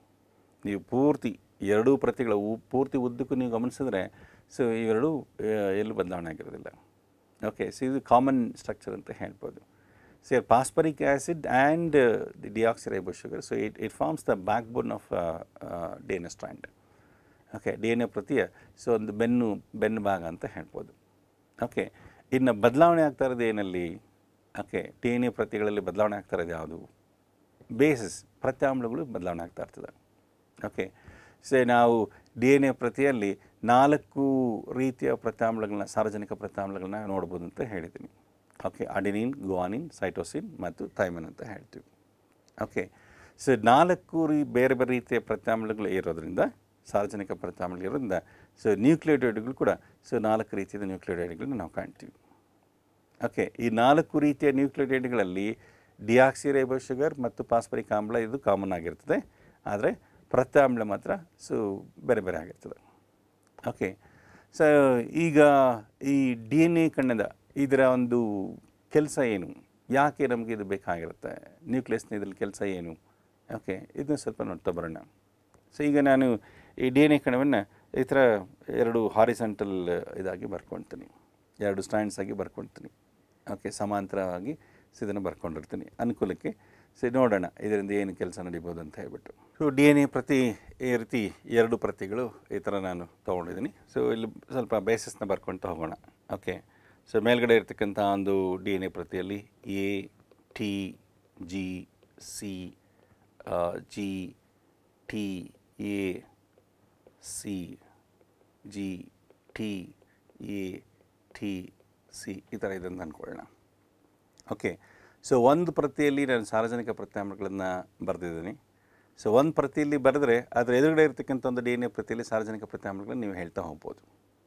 ಓಕೆ, ಹಾಗೆ ಒಂದು ಪ್ರತಿಯಲ್ಲಿ ಇರ್ತಕ್ಕಂಥ ಸಾರ್ವಜನಿಕ ಪ್ರತ್ಯಾಮ್ಲಗಳಿಗೆ ಸೊ ಎದುರುಗಡೆ ಇರ್ತಕ್ಕಂಥ ಒಂದು ಪ್ರತಿಯಲ್ಲಿ ಸೊ ಇದು ಕಾಂಪ್ಲಿಮೆಂಟ್ರಿ ಬೇಸಿಸ್ನ ನಾವು ಕಾಣ್ತಾ ಹೋಗ್ತಾ ಇರ್ತೀವಿ. ಸೊ ಇಲ್ಲಿ ಎ ಇದೆ ಅಂತಂದರೆ ಆಪೋಸಿಟ್ ಸ್ಟ್ಯಾಂಡಲ್ಲಿ ಇಲ್ಲಿ ಟಿ ಇರುತ್ತೆ, ಇಲ್ಲಿ ಟಿ ಇದೆ ಅಂದರೆ ಎ ಇರುತ್ತೆ, ಜಿ ಇದೆ ಅಂದರೆ ಸಿ ಇರುತ್ತೆ, ಸಿ ಇದೆ ಅಂದರೆ ಜಿ, ಜಿ ಇದೆ ಅಂದರೆ ಸಿ, ಟಿ ಇದೆ ಅಂದರೆ A, T, G, C, A, T, A, G ಈ ಥರ. ಓಕೆ, ಆ ಸಾರ್ವಜನಿಕ ಪ್ರತ್ಯಾಮ್ಲಗಳ ನಡುವೆ ಹೈಡ್ರೋಜನ್ ಬಾಂಡ್ಸ್ ಇರುತ್ತೆ, ನಾನು ಅದನ್ನು ತೋರಿಸ್ತಾ ಇಲ್ಲ. ಜಸ್ಟ್ ನಾನು DNA ಮಾಲಿಕ್ಯೂಲ್ನ ಸ್ಟ್ಯಾಂಡ್ನ ಸ್ಟ್ರೈಟಾಗಿ ತೊಗೊಂಡಿದ್ದೀನಿ. ಓಕೆ, ಸೊ ಈಗ ಏನು ಇದರ ಕೆಲಸ ಅಂತ ಬಂದಾಗ ಈ DNA ಪ್ರತಿಯಲ್ಲಿನೇ ಪ್ರೋಟೀನ್ನ ತಯಾರಿಕೆಗೆ ಬೇಕಾಗಿರ್ತಕ್ಕಂಥ ಮಾಹಿತಿ ಇರ್ತದೆ. ಓಕೆ, ಪ್ರೋಟೀನ್ ತಯಾರಿಕೆಯಲ್ಲಿ ಸೊ ನೀವು ಯಾವುದೇ ಪ್ರೋಟೀನ್ ತೆಗೆದುಕೊಂಡಾಗ ಆ ಪ್ರೋಟೀನಲ್ಲಿ ಅಮೈನೋ ಆಮ್ಲಗಳು ನಿರ್ದಿಷ್ಟ ಕ್ರಮದಲ್ಲಿ ಜೋಡಣೆ ಆಗಿರ್ತದೆ. ಸೊ ಆ ಕ್ರಮನೇ ಅಮೈನೋ ಆಮ್ಲಗಳ ನಿರ್ದಿಷ್ಟ ಕ್ರಮನೇ ಆ ಪ್ರೋಟೀನ್ನ ಕೆಲಸವನ್ನು ನಿರ್ಧಾರ ಮಾಡ್ತಕ್ಕಂಥದ್ದು. Okay, if you take any protein molecule, so there you can see the arrangement of amino acids in a particular atom. So the sequence of amino acids in a protein molecule determines the property of protein molecule. Okay, ಅದು ಏನು ಮಾಡಬೇಕು ಅನ್ನೋದು ಹೇಳ್ಬಿಟ್ಟು so ಅದನ್ನೇ ಹೇಳ್ತಾ ಇರ್ತದೆ. Okay, so ಈಗ amino ಆಮ್ಲಗಳ ಒಂದು ಕ್ರಮ ಯಾರು ಹೇಳ್ತಾರೆ? ಇನ್ಸುಲಿನ್ ಪ್ರೋಟೀನ್ ಪಾಲಿಪೆಪ್ಟೈಡ್ ಮಾಲಿಕ್ಯೂಲಲ್ಲಿ ಅಮೈನೋ ಆಮ್ಲಗಳು ಒಂದು ನಿರ್ದಿಷ್ಟ ಕ್ರಮದಲ್ಲಿ ಇರಬೇಕು ಅಂತ ಯಾರು ಡಿಸೈಡ್ ಮಾಡಿರ್ತಾರೆ? ಮೆಲ್ಲಿನ್ ಪ್ರೋಟೀನ್ ಮಾಲಿಕ್ಯೂಲಲ್ಲಿ ಅಮೈನೋ ಆಸಿಡ್ಸ್ ಇದೇ ಸೀಕ್ವೆನ್ಸಲ್ಲಿ ಇರಬೇಕು ಅಂತ ಯಾರು ಡಿಸೈಡ್ ಮಾಡ್ತಾರೆ? And of course this sequence the order of amino acids in a protein molecule is decided by DNA. Okay, ಇದನ್ನು DNA ನಿರ್ಧಾರ ಮಾಡ್ತದೆ. ಈಗ ನಾವು ಜಸ್ಟ್ ಒಂದು ಮಾಲಿಕ್ಯೂಲ್ ತೆಗೆದುಕೊಳ್ಳೋಣ, ಇನ್ಸುಲಿನ್ ಪಾಲಿಪೆಪ್ಟೈಡ್ ಮಾಲಿಕ್ಯೂಲ್ ತೆಗೆದುಕೊಳ್ಳೋಣ. ಸೊ ಇನ್ಸುಲಿನ್ ನಾವು ತೆಗೆದುಕೊಂಡ್ರೆ ಸೊ ಇನ್ಸುಲಿನಲ್ಲಿ 51 ಅಮೈನೋ ಆಮ್ಲಗಳು ಇರ್ತದೆ. Okay, insulin molecule is made up of 51 amino acids. So ಅದರಲ್ಲಿ ಅಮೈನೋ ಆಸಿಡ್ಸು ಈ ರೀತಿ ಇದೆ ಅಂತ ಅಂದ್ಕೊಳ್ಳೋಣ. ನಾನು ಇನ್ಸುಲಿನ್ ಮಾಲಿಕ್ಯೂಲ್ ಇರೋದನ್ನೇ ಅದನ್ನೇ ಹೇಳ್ತಾ ಇಲ್ಲ, ಜಸ್ಟ್ ಅದನ್ನು ಈ ರೀತಿ ಇರ್ಬೋದು ಅಂತ ಅಂದ್ಕೊಳ್ಳೋಣ. Okay, so first one glycine ಇದೆ ಅಂತ ಅಂದ್ಕೊಳ್ಳೋಣ, ಸೆಕೆಂಡ್ ಒನ್ ಪ್ರೋಲೈನ್ ಅನ್ನೋ ಅಮೈನೋ ಆಸಿಡ್ ಇದೆ ಅಂತ ಅಂದ್ಕೊಳ್ಳೋಣ, ಥರ್ಡ್ ಒನ್ ವ್ಯಾಲಿನ್ ಇದೆ ಅಂತ ಅಂದ್ಕೊಳ್ಳೋಣ, ಅದಾದಮೇಲೆ ಆಸ್ಪರ್ಟಿಕ್ ಆ್ಯಸಿಡ್ ಇದೆ ಅಂತ ಅಂದ್ಕೊಳ್ಳೋಣ, ಅದಾದಮೇಲೆ ಗ್ಲುಟಾಮಿಕ್ ಆ್ಯಸಿಡ್, ಅದಾದಮೇಲೆ ಸಿಸ್ಟೈನ್, ಓಕೆ ಹಿಸ್ಟಡಿನ್ ಈ ಥರ ಇದೆ ಅಂತ ಅಂದ್ಕೊಳ್ಳೋಣ. ಓಕೆ, 51 ಅಮೈನೋ ಆಸಿಡ್ ನಾನು ಬರೀಕ್ಕೆ ಹೋಗ್ತಿಲ್ಲ, ಜಸ್ಟ್ ಈ ಥರ ಇರಬಹುದು ಅಂತ ಅಂದ್ಕೊಳ್ಳೋಣ. ಓಕೆ, ಸೊ ಈ ಫಸ್ಟ್ ಒನ್ ಗ್ಲೈಸಿನೇ ಆಗಿರಬೇಕು, ಸೆಕೆಂಡ್ ಒನ್ ಪ್ರೋಲೈನ ಆಗಿರಬೇಕು, ಮೂರನೇದು ವ್ಯಾಲಿನ ಆಗಿರಬೇಕು ಈ ಪ್ರೋಟೀನ್ ಮಾಲಿಕ್ಯೂಲಲ್ಲಿ. ಸೊ ನಾಲ್ಕನೇದು ಆಸ್ಪರ್ಟಿಕ್ ಆ್ಯಸಿಡ್ ಇರಬೇಕು, so next one glutamic acid ಇರಬೇಕು. ಇದೇ ಸೀಕ್ವೆನ್ಸಲ್ಲಿ ಇನ್ಸುಲಿನ್ ಮಾಲಿಕ್ಯೂಲ್ ಅಮೈನೋ ಆ್ಯಸಿಡ್ಸು ಯಾವ ಸೀಕ್ವೆನ್ಸಲ್ಲಿ ಇದೆಯೋ ಅದೇ ಸೀಕ್ವೆನ್ಸಲ್ಲಿ ಇದ್ದರೆ ಮಾತ್ರ ಆ ಇನ್ಸುಲಿನ್ ಮಾಲಿಕ್ಯೂಲ್ ಅದೇನು ಕೆಲಸ ಮಾಡಬೇಕು ಅದನ್ನು ಮಾಡ್ತಾ ಇರ್ತದೆ. ಓಕೆ, ಇನ್ ಕೇಸ್ ಇದೇ 51 ಅಮೈನೋ ಆ್ಯಸಿಡ್ಸ್ನ ನಾವು ಬೇರೆ ರೀತಿಯಲ್ಲಿ ಅದನ್ನ ಅರೇಂಜ್ ಮಾಡಿದ್ರೆ, ಬೇರೆ ಆರ್ಡ್ರಲ್ಲಿ ಅರೇಂಜ್ ಮಾಡಿದ್ರೆ, ಸೊ ಗ್ಲೈಸಿನ್ ತೆಗೆದು ಇಲ್ಲೆಲ್ಲ ಹಾಕಿದ್ರಿ, ಸೊ ಇಲ್ಲಿರ್ತಕ್ಕಂಥ ಆಸ್ಪರ್ಟಿಕ್ ಆ್ಯಸಿಡ್ನ ಇಲ್ಲ ಹಾಕಿದ್ರಿ, ಸೊ ಪ್ರೋಲೈನ್ನ ತೆಗೆದು ಸೊ ಇಲ್ಲ ಹಾಕಿದ್ರಿ, ಸಿಸ್ಟೈನ್ ತಂದು ಇಲ್ಲಿ ಹಾಕಿದ್ರಿ, ಅಮೈನೋ ಆಮ್ಲಗಳು 51 ಅಮೈನೋ ಆಮ್ಲಗಳು ಸೊ ಅದೇನಿದ್ರೆ ಅದರ ಒಂದು ಸ್ಥಾನವನ್ನು ಸ್ವಲ್ಪ ನೀವು ಬದಲಾವಣೆ ಮಾಡಿಬಿಟ್ರೆ, ಓಕೆ ಆ ಸ್ಥಾನನ ಬದಲು ಮಾಡಿಬಿಟ್ರೆ ಸಾಕು. ಸೊ ಇನ್ಸುಲಿನ್ ಕಣ ಅದೇನು ಕೆಲಸ ಮಾಡಬೇಕಾಗತ್ತೋ ಆ ಕೆಲಸವನ್ನು ಮಾಡೋದಿಲ್ಲ. Okay, so that means the property of insulin molecules lies in the sequence of amino acids. Okay, and this sequence ಈ ಅಮೈನೋ ಆಮ್ಲಗಳು ಇದೇ ಕ್ರಮದಲ್ಲಿ ಇರಬೇಕು ಅನ್ನೋದನ್ನು ಇದನ್ನು ಸೊ DNA ಡಿಸೈಡ್ ಮಾಡ್ತಾ ಇರ್ತದೆ. ಸೊ DNA ಹೇಗೆ ಇದು DNA ಡಿಸೈಡ್ ಮಾಡುತ್ತೆ ಅಂತ ಸ್ವಲ್ಪ ನೀವು ಗಮನಿಸಿದಾಗ, ಸೊ ಈಗ ಈ ಇನ್ಸುಲಿನ್ ತಯಾರಿಕೆಗೆ ಅಥವಾ ಇನ್ಸುಲಿನಿನ ಅಮೈನೋ ಆಮ್ಲಗಳ ಕ್ರಮಕ್ಕೆ ಬೇಕಾಗಿರ್ತಕ್ಕಂಥ ಮಾಹಿತಿ ಸೊ ಡಿ ಎನ್ ಎ ಕಣದಲ್ಲಿ ಯಾವುದಾದ್ರೂ ಒಂದು ಪ್ರತಿಯಲ್ಲಿರುತ್ತೆ. ಓಕೆ, ಮಾಹಿತಿ ಸೊ ಡಿ ಎನ್ ಎ ಕಣದಲ್ಲಿನ ಒಂದು ಪ್ರತಿಯಲ್ಲಿ. The information for a protein molecules it will present in one of the D N A stand. Okay, ಎರಡು ಸ್ಟ್ಯಾಂಡ್ಸಲ್ಲಿ ಇರ್ತಿಲ್ಲ. ಓಕೆ, ಸೊ ನಾವೀಗ ಈ ಇನ್ಸುಲಿನ್ ಮಾಲಿಕ್ಯೂಲ್ಗೆ ಬೇಕಾಗಿರ್ತಕ್ಕಂಥ ಒಂದು ಮಾಹಿತಿ ಮೇಲ್ಗಡೆ ಇರ್ತಕ್ಕಂಥ ಒಂದು ಡಿ ಎನ್ ಎ ಪ್ರತಿಯಲ್ಲಿದೆ ಅಂತ ಅಂದ್ಕೊಳ್ಳೋಣ. ಓಕೆ, ಮೇಲ್ಗಡೆ ಇರ್ತಕ್ಕಂಥ ಡಿ ಎನ್ ಎ ಪ್ರತಿ ಇದನ್ನು ಎ ಸ್ಟ್ಯಾಂಡ್ ಅಂತ ಅಂದ್ಕೊಳ್ಳೋಣ, ಜಸ್ಟ್ ಫಾರ್ ನಮ್ಮ ಅಂಡರ್ಸ್ಟ್ಯಾಂಡಿಂಗ್ ಅಷ್ಟೇ. ಸೊ ಈ ಕಡೆ ಇರೋದನ್ನ ಬಿ ಸ್ಟ್ಯಾಂಡ್ ಅಂತ ಅಂದ್ಕೊಳ್ಳೋಣ. ಸೊ ಎ ಸ್ಟ್ಯಾಂಡಲ್ಲಿ ಸೊ ಇನ್ಸುಲಿನ್ ಬೇಕಾಗಿರ್ತಕ್ಕಂಥ ಮಾಹಿತಿ ಇದೆ ಅಂತ ತೆಗೆದುಕೊಳ್ಳೋಣ. ಸೊ ಈಗ ಮಾಹಿತಿ ಯಾವ ರೂಪದಲ್ಲಿದೆ ಇಲ್ಲಿ? ಓಕೆ, ಇಲ್ಲಿ ಮಾಹಿತಿ ಮೇಲ್ಗಡೆ ಇರ್ತಕ್ಕಂಥ ಒಂದು ಪ್ರತಿಯಲ್ಲಿ ಮಾಹಿತಿ ಸೊ 3 ಸಾರಜನಕ ಪ್ರತ್ಯಾಮ್ಲಗಳು ಸೇರಿ. ಓಕೆ, 3 ಸಾರಜನಕ ಪ್ರತ್ಯಾಮ್ಲಗಳು ಸೊ ಇದು ಒಂದು ಅಮೈನೋ ಆಮ್ಲವನ್ನು ಸೂಚಿಸ್ತಾ ಇರ್ತದೆ.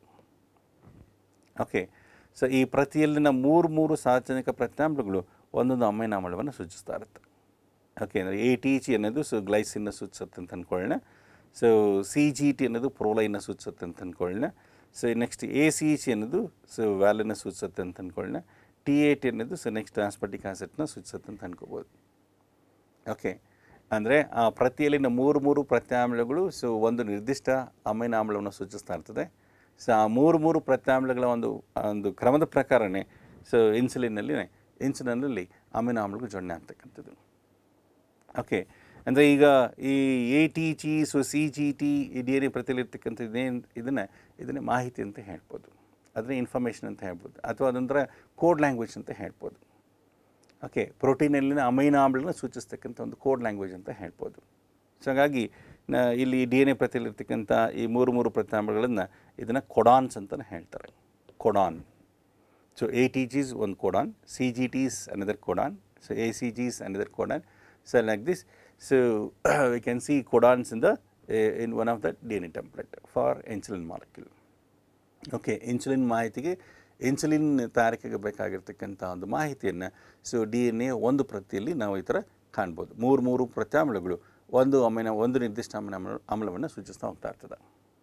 ಓಕೆ, ಸೊ ನಾವೀಗ ಈ ಥರ ಕೊಡಾನ್ಸ್ ಎಷ್ಟು ಫಾರ್ಮ್ ಆಗಲಿಕ್ಕೆ ನಾವು ಸಾಧ್ಯ ಆಗುತ್ತೆ ಅಂತ ನೋಡಿದಾಗ, ಓಕೆ, ಕೊಡಾನ್ಸ್ ಅಂದರೆ ಈಗ ಇಲ್ಲಿ 3 ಪ್ರತ್ಯಾಮ್ಲಗಳು ತೆಗೆದುಕೊಂಡು ನಾವು ಒಂದು ಕೊಡಾನ್ನ ಫಾರ್ಮ್ ಮಾಡ್ತಿದ್ದೀವಲ್ಲ.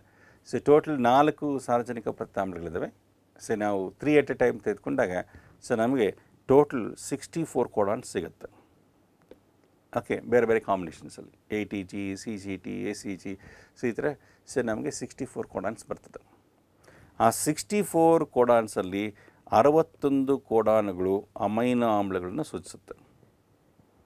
ಓಕೆ, ಇನ್ನು 3 ಕೊಡಾನ್ಗಳು ಓಕೆ 3 ಕೊಡಾನ್ಗಳು ಸೊ ಯಾವುದೇ ಅಮೈನೋ ಆಮ್ಲವನ್ನು ಸೂಚಿಸೋದಿಲ್ಲ. Okay, out of 64 codons 61 codons they code for amino acids and the remaining 3 so they won't code for any amino acid. So ಈ 3 ಕೊಡಾನ್ಸ್ ಯಾವುದೇ ಅಮೈನೋ ಆಮ್ಲವನ್ನು ಸೂಚಿಸಿದ ಒಂದು ಕೊಡಾನ್ಗಳನ್ನು ಇವನ್ನು ನಾನ್ ಸೆನ್ಸ್ ಕೊಡಾನ್ಸ್ ಅಂತಲೇ ಹೇಳ್ತಾರೆ. ನಾನ್ ಸೆನ್ಸ್ ಕೊಡಾನ್ಸ್. ಓಕೆ, ಇನ್ನು ನೆಕ್ಸ್ಟ್ 61 ಕೊಡಾನ್ಗಳು ತೆಗೆದುಕೊಂಡಾಗ 61 ಕೊಡಾನ್ಗಳನ್ನ ಎಷ್ಟು ಅಮೈನೋ ಆಮ್ಲಗಳನ್ನ ಸೂಚಿಸ್ತಾ ಇದೆ? ಸೊ ಅಮೈನೋ ಆಮ್ಲಗಳು ಇರೋದೇ 20. ಓಕೆ, ಸೊ 20 ರೀತಿಯ ಅಮೈನೋ ಆಮ್ಲಗಳಿದ್ದಾವೆ. ಸೊ ಆ 20 ಅಮೈನೋ ಆಮ್ಲಗಳಿಗೆ 61 ಕೊಡಾನ್ಗಳಿದೆ. ಓಕೆ, ಇಲ್ಲಿಗ ಅದನ್ನು ಸರಿಯಾಗಿ ನಾವು ಮ್ಯಾಚ್ ಮಾಡಬೇಕು. ಸೊ 20ಕ್ಕೆ 61 ಕೊಡಾನ್ಗಳಿದೆ ಅಂತಂದರೆ ಇಲ್ಲಿ ಒಂದೊಂದು ಅಮೈನೋ ಆಮ್ಲಕ್ಕೂ ಸೊ 3-4 ಕೊಡಾನ್ಗಳಿರ್ಬೋದು. ಓಕೆ, ಒಂದೊಂದು ಅಮೈನೋ ಆಮ್ಲಕ್ಕೂ ಸೊ 3 ಅಥವಾ 4 ಕನಿಷ್ಠ 2. ಓಕೆ, ಯಾವುದೋ ಒಂದಕ್ಕೆ ಮಾತ್ರ ಸೊ ಒಂದೇ ಒಂದು ಕೊಡಾನ್ ಆಗಿದೆ. ಓಕೆ, 20 ಕೊಡಾನ್ಗಳಿಗೆ ಸೊ 20 ಅಮೈನೋ ಆಮ್ಲಗಳಿಗೂ ಒಂದಕ್ಕಿಂತ ಹೆಚ್ಚಿನ ಕೊಡಾನ್ಗಳನ್ನ ನಾವು ಕಾಣ್ಬೋದು. ಓಕೆ, ಈಗ ನೋಡಿ ಎ ಟಿ ಜಿ ಸೊ ಇದು ಗ್ಲೈಸಿನ ಸೂಚಿಸಿದೆ ಅಂತ ಅಂದ್ಕೊಳ್ಳೋಣ. ಸೊ ಅದೇ ಈ ಕೊಡಾನಲ್ಲಿ ಲಾಸ್ಟ್ ಲೆಟ್ರ್ ಇದೆಯಲ್ಲ ಜಿನ ತೆಗೆದಾಕ್ಬಿಟ್ಟು ಸೊ ಅಲ್ಲಿ ಸಿ ಅಂತ ಹಾಕಿ ಅದು ಕೂಡ ಅವಾಗ ಗ್ಲೈಸಿನ ಸೂಚಿಸ್ಬೋದು. ಓಕೆ, ಕೊಡಾನಲ್ಲಿನ ಕೊನೆಯ ಒಂದು ಪ್ರತ್ಯಾಮ್ಲ ಸೊ ಅದು ಬದಲಾದಾಗ ಸೊ ಬದಲಾದ ಮೇಲೆ ಕೂಡ ಅದು ಅದೇ ನಿರ್ದಿಷ್ಟ ಅಮೈನೋ ಆಮ್ಲವನ್ನು ಸೂಚಿಸ್ತಾ ಇರ್ಬೋದು. ಓಕೆ, ಎಲ್ಲ ಸಂದರ್ಭದಲ್ಲೂ ಆ ಥರ ಆಗಬೇಕು ಅಂತೇನಿಲ್ಲ. Okay, so first letter change ಆಗಬಾರ್ದು, ಲಾಸ್ಟ್ ಲೆಟರ್ ಚೇಂಜ್ ಆದರೂ ಕೂಡ ಸೊ ಈಗ ಬದಲಾಗಿರ್ತಕ್ಕಂಥ ಇನ್ನೊಂದು ಕೊಡಾನ್ ಅದು ಮತ್ತು ಮೊದಲನೆಯ ಒಂದು ಅಮೈನೋ ಆಮ್ಲವನ್ನು ಸೂಚಿಸ್ತಾ ಇರ್ಬೋದು. ಓಕೆ, ಈ ಥರ ಪ್ರತಿ ಅಮೈನೋ ಆಮ್ಲಕ್ಕೂ ಸೊ 3 ಅಥವಾ 4 ಕೊಡಾನ್ಗಳಿರ್ತದೆ. ಓಕೆ, ಇದೆಲ್ಲ ಫುಲ್ ಕಂಪ್ಲೀಟಾಗಿ ಸೊ ಪ್ರತಿ ಅಮೈನೋ ಆಮ್ಲಕ್ಕೂ ಏನೇನು ಕೋಡಾನ್ಗಳಿದೆ ಅಂತ ಪೂರ್ತಿಯಾಗಿ ಇದನ್ನು ಚಾರ್ಟ್ ಮಾಡಿ ಈಗ ಇಟ್ಟಿದ್ದಾರೆ. ಇದನ್ನೇ ಜೆನೆಟಿಕ್ ಕೋಡ್ ಅಂತ ಹೇಳ್ತೀವಿ. Okay, genetic code. So genetic ಕೋಡ್ಗೆ ಸೊ ಯಾವ ಆಮ್ಲಕ್ಕೆ ಯಾವ ಅಮೈನೋ ಆಮ್ಲಕ್ಕೆ ಸೊ ಯಾವ ಕೋಡಾನ್ಗಳಿದೆ ಅಂತ ಹೇಳ್ಬಿಟ್ಟು ಸೊ ಈಗ ಪೂರ್ತಿಯಾಗಿ ಚಾರ್ಟ್ ಸಿಗುತ್ತೆ. ನೀವೆಲ್ಲ ಬುಕ್ಸಲ್ಲೂ ನೋಡ್ಬೋದು, ಹಾಗೆ ಗೂಗಲಲ್ಲಿ ಸರ್ಚ್ ಮಾಡಿದ್ರೆ ಸೊ ಅಲ್ಲಿ ಕೂಡ ನಿಮಗೆ ಸಿಗ್ತಾ ಇರ್ತದೆ. ಓಕೆ, ಸೊ ಈಗ ಹೇಳಿ, ಈ 51 ಅಮೈನೋ ಆಮ್ಲಗಳಿರ್ತಕ್ಕಂಥ ಇನ್ಸುಲಿನ್ ಕಣವನ್ನು, ಇನ್ಸುಲಿನ್ ಪಾಲಿಪೆಪ್ಟೈಡ್ ಕಣವನ್ನು ಅದನ್ನು ತಯಾರಿಸಬೇಕು ಅಂತಂದರೆ ಸೊ ಎಷ್ಟು ಸಾರಜನಕ ಪ್ರತ್ಯಾಮ್ಲಗಳ ಉದ್ದದ DNA ಪ್ರತಿ ಬೇಕಾಗಿರುತ್ತೆ? ಓಕೆ, ಕ್ವೆಶನ್ ತುಂಬ ಸರಳೀಕರಿಸೋದನ್ನು ಹೇಳ್ತಾ ಇದ್ದೀನಿ. ಓಕೆ, 51 ಅಮೈನೋ ಆಮ್ಲಗಳನ್ನ ಹೊಂದಿರತಕ್ಕಂಥ ಇನ್ಸುಲಿನ್ ಕಣದ ತಯಾರಿಕೆಗೆ ಎಷ್ಟು ಸಾರಜನಕ ಪ್ರತ್ಯಾಮ್ಲಗಳ ಒಂದು DNA ಪ್ರತಿ ಬೇಕಾಗಿರುತ್ತೆ? ಓಕೆ, ಪ್ರತಿಯೊಂದು ಅಮೈನೋ ಆಮ್ಲಕ್ಕೂ 3 ಸಾರಜನಕ ಪ್ರತ್ಯಾಮ್ಲಗಳು ಬೇಕಾಗಿರ್ತದೆ. Okay, single amino acid is encoded by 3 bases in the DNA strand. So ಹಂಗೆ ನಾವು ತೆಗೆದುಕೊಂಡಾಗ ಕ್ಯಾಲ್ಕುಲೇಟ್ ಮಾಡಿದ್ರೆ ಸೊ 51 ಅಮೈನೋ ಆಸಿಡ್ಸ್ ಅಲ್ವಾ ಇಂಟು 3 ಕೋಡಾನ್ಸ್ ನಾವು ಎಷ್ಟು ಸಾರಜನಕ ಪ್ರತ್ಯಾಮ್ಲಗಳು ಅಂತ ಇಂಟು 3 ಅಂತ ಹಾಕಿದಾಗ ಸೊ 153 ಬೇಸಸ್ ಅಂತ ಹೇಳ್ಬೋದು. ಓಕೆ, ದ DNA ಪ್ರತಿಯಲ್ಲಿ ಸೊ 153 ಬೇಸಸ್ ಉದ್ದದ ಇರ್ತಕ್ಕಂಥ ಒಂದು DNA ಅದು ಇನ್ಸುಲಿನ್ ಬೇಕಾಗಿರ್ತಕ್ಕಂಥ ಮಾಹಿತಿಯನ್ನು ಹೊಂದಿದೆ ಅಂತ ಹೇಳ್ಬೋದು. ಓಕೆ, ಆ್ಯಂಡ್ ಅಫ್ಕೋರ್ಸ್ ನಾನು ಹೇಳ್ದಂಗಿಲ್ಲ, ನಾನು ಇದನ್ನು ಸರಳೀಕರಿಸಿ ಹೇಳೋ ಪ್ರಯತ್ನ ಮಾಡ್ತಾ ಇದ್ದೀನಿ. ಯಾಕಂದರೆ ಮತ್ತೆ DNA ಇದರಲ್ಲಿ ಸೊ ನಾವು ಬೇರೆ ಇಂಟರ್ವೆನಿಂಗ್ ಸೀಕ್ವೆನ್ಸಸ್ ಅಂತ ಬರುತ್ತೆ. ನಾನು ಇಂಟರ್ವೆನಿಂಗ್ ಸೀಕ್ವೆನ್ಸಸ್ನ ಅದನ್ನ ಹೇಳಕ್ಕೆ ಹೋಗ್ತಿಲ್ಲ. ಸಿಂಪಲ್ ಆಗಿದ್ದನ್ನ ಅರ್ಥ ಮಾಡ್ಕೊಳ್ಳೋದಕ್ಕೆ ಸೊ ಈ ರೀತಿ ಹೇಳ್ತಾ ಇದ್ದೀನಿ. ಓಕೆ, ಸೊ ಈಗ ಅಷ್ಟು ಉದ್ದದ ಒಂದು DNA ಏನಿದೆ, ಇನ್ಸುಲಿನ್ನ ತಯಾರಿಕೆಗೆ ಬೇಕಾಗಿರ್ತಕ್ಕಂಥ ಮಾಹಿತಿಯನ್ನು ಹೊಂದಿರತಕ್ಕಂಥ ಸೊ 153 ಸಾರಜನಕ ಪ್ರತ್ಯಾಮ್ಲಗಳ ಉದ್ದದ ಆ DNA ಪ್ರತಿ ಏನಿದೆ ಅದನ್ನೇ ನಾವು ಜೀನ್ ಅಂತ ಹೇಳ್ತೀವಿ. ಓಕೆ, ಇದನ್ನು ಇನ್ಸುಲಿನ್ ಜೀನ್ ಅಂತ ಕರಿಬೋದು. ಓಕೆ, ಸೊ ಇನ್ಸುಲಿನ್ ಜೀನಲ್ಲಿ ಕೊಡಾನ್ಗಳು ಯಾವ ರೀತಿ ಇದೆಯೋ ಆ ಕೊಡಾನ್ಗಳ ಪ್ರಕಾರನೇ ಈ ಪ್ರೋಟೀನ್ ಕಣದಲ್ಲಿ ಅಮೈನೋ ಆಮ್ಲಗಳ ಜೋಡಣೆ ಆಗ್ತಕ್ಕಂಥದ್ದು. ಓಕೆ, ಸೊ ಕೊಡಾನ್ನೇ ಪ್ರೋಟೀನ್ನ ಒಂದು ಗುಣಧರ್ಮನ ಡಿಸೈಡ್ ಮಾಡ್ತಕ್ಕಂಥ ಹೇಳ್ಬೋದು. ಓಕೆ, ಪ್ರೋಟೀನಲ್ಲಿ ಅಮೈನೋ ಆಸಿಡ್ಸ್ ಹೆಂಗಿರಬೇಕು, ಯಾವ ಸೀಕ್ವೆನ್ಸಲ್ಲಿ ಇರಬೇಕು, ಸೊ ಆ ಸೀಕ್ವೆನ್ಸ್ ಕರೆಕ್ಟಾಗಿದ್ದಾಗ ಸೊ ಆ ಪ್ರೋಟೀನ್ ಮಾಲಿಕ್ಯೂಲ್ ಏನು ಕೆಲಸ ಮಾಡಬೇಕಾಗುತ್ತೋ ಸೊ ಆ ಕೆಲಸವನ್ನು ಮಾಡ್ತಾ ಇರ್ತದೆ. ಓಕೆ, ಈಗ ಇಮ್ಯಾಜಿನ್ ಮಾಡ್ಕೊಳ್ಳಿ, ಸೊ ನಮ್ಮಲ್ಲಿರ್ತಕ್ಕಂಥ ಎಲ್ಲ ನಮ್ಮ ಜೀವಕೋಶದಲ್ಲಿ ತಯಾರಾಗ್ತಕ್ಕಂಥ ಎಲ್ಲ ಪ್ರೋಟೀನ್ಗಳು ಜೀನ್ಸ್ ಇದ್ದಾವೆ. ಓಕೆ, ಈಗ ಪ್ರೋಟೀನ್ಸ್ ಅಂದರೆ ನಮ್ಮಲ್ಲಿ ಬೇರೆ ಬೇರೆ ಕೆಲಸ ಮಾಡ್ತಕ್ಕಂಥ ಒಂದು ಪ್ರೋಟೀನ್ಗಳು ನಾವು ಕಾಣ್ತಾ ನೋಡ್ತೀವಿ. ಓಕೆ, ಕಿಣ್ವಗಳಾಗಿ ಕೆಲಸ ಮಾಡ್ತಕ್ಕಂಥವು ಸೊ ಎನ್ಸೈಮ್ಸ್ ಅಂತ ಹೇಳ್ತಿದ್ದೀವಿ. ಕ್ಯಾಟಲಿಸ್ಟ್ ಕೆಲಸ ಮಾಡ್ತಕ್ಕಂಥ ಪ್ರೋಟೀನ್ಸ್ ಎನ್ಸೈಮ್ಸ್ ಅಂತ ಹೇಳ್ತೀವಿ. ಹಾಗೆ ಕೆಲವು ಪ್ರೋಟೀನ್ಗಳು ಸೊ ಪ್ರಚೋದನೆ ಕೆಲಸ ಮಾಡ್ತಾ ಇರ್ತವೆ, ಅದನ್ನ ಹಾರ್ಮೋನ್ಗಳಂತ ಹೇಳ್ತೀವಿ. ಹಾಗೆ ಇನ್ನು ಕೆಲವು ಪ್ರೋಟೀನ್ ಮಾಲಿಕ್ಯೂಲ್ಸು ಸೆಲ್ ಮೆಮ್ಬ್ರೇನ್ ಮೇಲೆ ಕೂತು ಸೊ ಯಾವುದೋ ಒಂದು ರಾಸಾಯನಿಕ ವಸ್ತುವನ್ನು ಗ್ರಹಿಸ್ತಾ ಇರುತ್ತೆ, ಅದನ್ನ ರಿಸೆಪ್ಟರ್ ಪ್ರೋಟೀನ್ ಮಾಲಿಕ್ಯೂಲ್ ಅಂತ ಹೇಳ್ತೀವಿ. ಈ ಥರ ನಮ್ಮ ದೇಹದಲ್ಲಿರ್ತಕ್ಕಂಥ ಎಲ್ಲ ರೀತಿಯ ಪ್ರೋಟೀನ್ಗಳ ಒಂದು ತಯಾರಿಕೆಗೆ ಸೊ ಮಾಹಿತಿ DNA ಕಣದಲ್ಲಿ ಇರ್ತವೆ, ಪೂರ್ತಿಯ DNA ಮಾಲಿಕ್ಯೂಲಲ್ಲಿ. ಓಕೆ, ಇನ್ಸುಲಿನ್ ನಾನು ಒಂದು ಹೇಳಿದೆ. ಓಕೆ, ನೆಕ್ಸ್ಟ್ ಈಗ ಬೇರೆ ಇನ್ನೊಂದು ಪ್ರೋಟೀನ್ ತೆಗೆದುಕೊಂಡಾಗ, ಬೇರೆ ಮೆಲ್ಲಿನ್ ಪ್ರೋಟೀನ್ ತೆಗೆದುಕೊಂಡಾಗ ಸೊ ಮೆಲ್ಲಿನ್ ಪ್ರೋಟೀನ್ಗೆ ನೆಕ್ಸ್ಟ್ ಓಕೆ DNA ಮಾಲಿಕ್ಯೂಲ್ನ ಕೆಳಗಡೆ ಇರತಕ್ಕಂಥ ಒಂದು ಪ್ರತಿಯಲ್ಲಿ ಮೆಲ್ಲಿನ್ ಪ್ರೋಟೀನ್ ತಯಾರಿಕೆಯ ಒಂದು ಮಾಹಿತಿ ಇರ್ಬೋದು. ಓಕೆ, ಎಲ್ಲ ಪ್ರೋಟೀನ್ಗಳ ಮಾಹಿತಿ DNA ಕಣದಲ್ಲಿನ ಒಂದು ಪ್ರತಿಯಲ್ಲಿ ಒಂದೇ ಕಡೆ ಇರಬೇಕು ಅಂತೇನಿಲ್ಲ. ಸೊ ಮೆಲ್ಲಿನ್ ಪ್ರೋಟೀನ್ ತಯಾರಿಕೆಗೆ ಬೇಕಾಗಿರ್ತಕ್ಕಂಥ ಮಾಹಿತಿ ಸೊ ಈ ಕಡೆ ಬಿ ಸ್ಟ್ರ್ಯಾಂಡಲ್ಲಿ ಇರ್ಬೋದು. ಓಕೆ, ಅಫ್ಕೋರ್ಸ್ ಇಲ್ಲಿ ಇನ್ಸುಲಿನ್ದು ಮಾಹಿತಿ ಇದ್ದಾಗ ಅದರ ಎದುರುಗಡೆ ಇರತಕ್ಕಂಥ DNA ಪ್ರತಿಯಲ್ಲಿ ಯಾವುದೇ ಪ್ರೋಟೀನ್ನ ಒಂದು ಮಾಹಿತಿ ಇರೋದಿಲ್ಲ. ಯಾಕೆ? ಸೊ ಇದು ಇನ್ಸುಲಿನ್ ಪ್ರತಿ ಇಲ್ಲಿ ಏನು ಸಾರ್ವಜನಿಕ ಪ್ರತ್ಯಾಮ್ಲಗಳಿದೆಯೋ ಅದರ ಎದುರುಗಡೆ ಇರತಕ್ಕಂಥ DNA ಪ್ರತಿಯಲ್ಲಿ ಕಾಂಪ್ಲಿಮೆಂಟ್ರಿ ಬೇಸಿಸ್ ಇದೆ. ಓಕೆ, ಸೊ ಇದನ್ನು ನಾವು cDNA ಅಂತಲೇ ಹೇಳ್ತೀವಿ, ಕಾಂಪ್ಲಿಮೆಂಟ್ರಿ DNA ಅಂತ ಹೇಳ್ತೀವಿ. Okay, complementary DNA. So complementary DNAಯಲ್ಲಿ ಇಲ್ಲಿ ಯಾವುದೇ ಪ್ರೋಟೀನ್ ತಯಾರಿಕೆಗೆ ಇದು ಮಾಹಿತಿ ಹೊಂದಿರೋದಿಲ್ಲ. ಓಕೆ, ಸೊ ಈಗ ಅಷ್ಟು ರೀಚನ್ ಆದಮೇಲೆ DNA ಅಷ್ಟು ಭಾಗ ಆದಮೇಲೆ ಇನ್ಸುಲಿನ್ನ ಮಾಹಿತಿ ಇರ್ತಕ್ಕಂಥ ಅಷ್ಟು DNA ಉದ್ದದ ಭಾಗ ಆದಮೇಲೆ ನೆಕ್ಸ್ಟ್ ಆಮೇಲೆ ಬರ್ತಕ್ಕಂಥ ಒಂದು DNA ಸ್ಟ್ಯಾಂಡ್ ಏನಿದೆ, ಕಂಟಿನ್ಯೂ ಆಗಿರ್ತಕ್ಕಂಥ ಒಂದು DNA ಮಾಲಿಕ್ಯೂಲ್ ಇದೆ, ಅದರಲ್ಲಿ ಈಗ ಕೆಳಗಡೆ ಇರ್ತಕ್ಕಂಥ ಒಂದು DNA ಪ್ರತಿಯಲ್ಲಿ ಸೊ ಬೇರೆ ಪ್ರೋಟೀನ್ ತಯಾರಿಕೆಗೆ ಮಾಹಿತಿನ ಹೊಂದಿರ್ಬೋದು. ಓಕೆ, ಹಾಗಾಗಿ ಎರಡೂ ಸ್ಟ್ಯಾಂಡ್ಸಲ್ಲಿ ಓಕೆ ಸೊ ನಾವು ಪ್ರೋಟೀನ್ಸ್ನ ಮಾಹಿತಿಗಳನ್ನ ಕಾಣ್ತಾ ಹೋಗ್ತಾ ಇರ್ತೀವಿ. ಓಕೆ, ಹಾಗೆ ನಮ್ಮಲ್ಲಿರ್ತಕ್ಕಂಥ ಅಷ್ಟು DNAಯಲ್ಲಿ ಪ್ರೋಟೀನ್ ಮಾಹಿತಿನೇ ಇದೆ ಅಂತಲ್ಲ, ಪ್ರೋಟೀನ್ ಬೇಕಾಗಿರ್ತ ಮಾಹಿತಿಗಳೇನಿದೆ ಇದೆ ಅಂತಲೇ ಅಲ್ಲ. ಸೊ ಸುಮಾರು DNA ಅದು ಯಾವುದೇ ರೀತಿಯ ಪ್ರೋಟೀನ್ ತಯಾರಿಕೆಗೆ ಉಪಯೋಗ ಆಗ್ತಾ ಇರೋದಿಲ್ಲ. ಅದನ್ನು ಜಂಕ್ ಡಿ ಎನ್ ಎ ಅಂತಲೇ ಹೇಳ್ತೀವಿ. Okay, junk D N A ಅಂತಲೇ ಹೇಳ್ತೀವಿ. Okay, so that much of the DNA in our cell actually so it is not used for protein synthesis. So you can call it as junk DNA. Okay, so ಈಗ ನಾವು D N A molecule of course ರಚನೆ ಮತ್ತು ಇಲ್ಲಿ ತೋರಿಸ್ತಿದೆ ನೋಡಿ. 5' end, okay, 5' end, okay, and then 3' end, ಒಂದು strand. So 5' end to 3' end ಇದ್ದರೆ ಇನ್ನೊಂದು ಸ್ಟ್ಯಾಂಡು ಸೊ 3' ಟು 5' ಎಂಡ್ ಇದೆ. ಓಕೆ, ಸೊ ಈ ಪಿಕ್ಚರಲ್ಲಿ ತುಂಬ ಚೆನ್ನಾಗಿ ಕಲರ್ಸ್ ಕೊಟ್ಟು ತೋರಿಸಿದೆ ನೋಡಿ. ಇದು guanine, cytosine, thymine, adenine, complementary bases. So ಪೂರ್ತಿ ಉದ್ದ ನೀವೆರಡೂ ಪ್ರತ್ಯಾಮ್ಲ ಜೋಡಿಗಳ ನಡುವೆ ಇರ್ತಕ್ಕಂಥ ಅಂತರ ಸೊ 3.4 ಆಂಗ್ಸ್ಟ್ರಾಂಗ್ಸ್ ಇರುತ್ತೆ. ಓಕೆ, ಸೊ ಈಗ ಇಲ್ಲಿ ಒಂದು ಸುರುಳಿ ತೆಗೆದುಕೊಂಡಾಗ ಸೊ ಈ ಒಂದು ಸುರುಳಿಲಿ 10 ಬೇಸ್ ಪೇರ್ಸ್ ನಾವು ಕಾಣ್ಬೋದು, ಸಾರ್ವಜನಿಕ ಪ್ರತ್ಯಾಮ್ಲ ಜೋಡಿಗಳನ್ನ ಕಾಣ್ಬೋದು. ಓಕೆ, ಇಲ್ಲಿ ಕೊಟ್ಟಿದ್ದಾರೆ 3.4 ಆಂಗ್ಸ್ಟ್ರಾಂಗ್ಸ್. ಓಕೆ, 3.4 ನ್ಯಾನೋಮೀಟರ್ ಅಂತಲೇ ಇದೆ, ಬಟ್ ಆಂಗ್ಸ್ಟ್ರಾಂಗ್ ಇದು. ಓಕೆ, ಈ ಚಿತ್ರದಲ್ಲಿ ನ್ಯಾನೋಮೀಟರ್ ಅಂತ ಕೊಟ್ಟಿದ್ದಾರೆ. ಓಕೆ, ಸೊ ನಾವೀಗ ಈ ಪ್ರೋಟೀನ್ನ ತಯಾರಿಕೆ, ಓಕೆ, ಪ್ರೋಟೀನ್ ತಯಾರಿಕೆ ಹೇಗಾಗತ್ತೆ ಅಂತ ನೋಡೋಣ. ಸೊ ಪ್ರೋಟೀನ್ ತಯಾರಿಕೆ ಆಗಬೇಕು ಅಂತಂದರೆ ಮೊದಲು ಸೆಲ್ ನ್ಯೂಕ್ಲಿಯಸ್ನಲ್ಲಿರ್ತಕ್ಕಂಥ ಒಂದು ಡಿ ಎನ್ ಎ, ಆ ಡಿ ಎನ್ ಎಲ್ಲಿಂದ ಮಾಹಿತಿ ಹೊರಗಡೆ ಬರಬೇಕು. ಓಕೆ, ಪ್ರೋಟೀನ್ ತಯಾರಿಕೆ ಆಗಬೇಕಂದ್ರೆ ಆಗ್ತಕ್ಕಂಥ ರೈಬೋಸೋಮ್ಸ್ ಅಥವಾ ಪ್ರೋಟೀನ್ ತಯಾರಿಕೆ ಆಗ್ತಕ್ಕಂಥದ್ದು.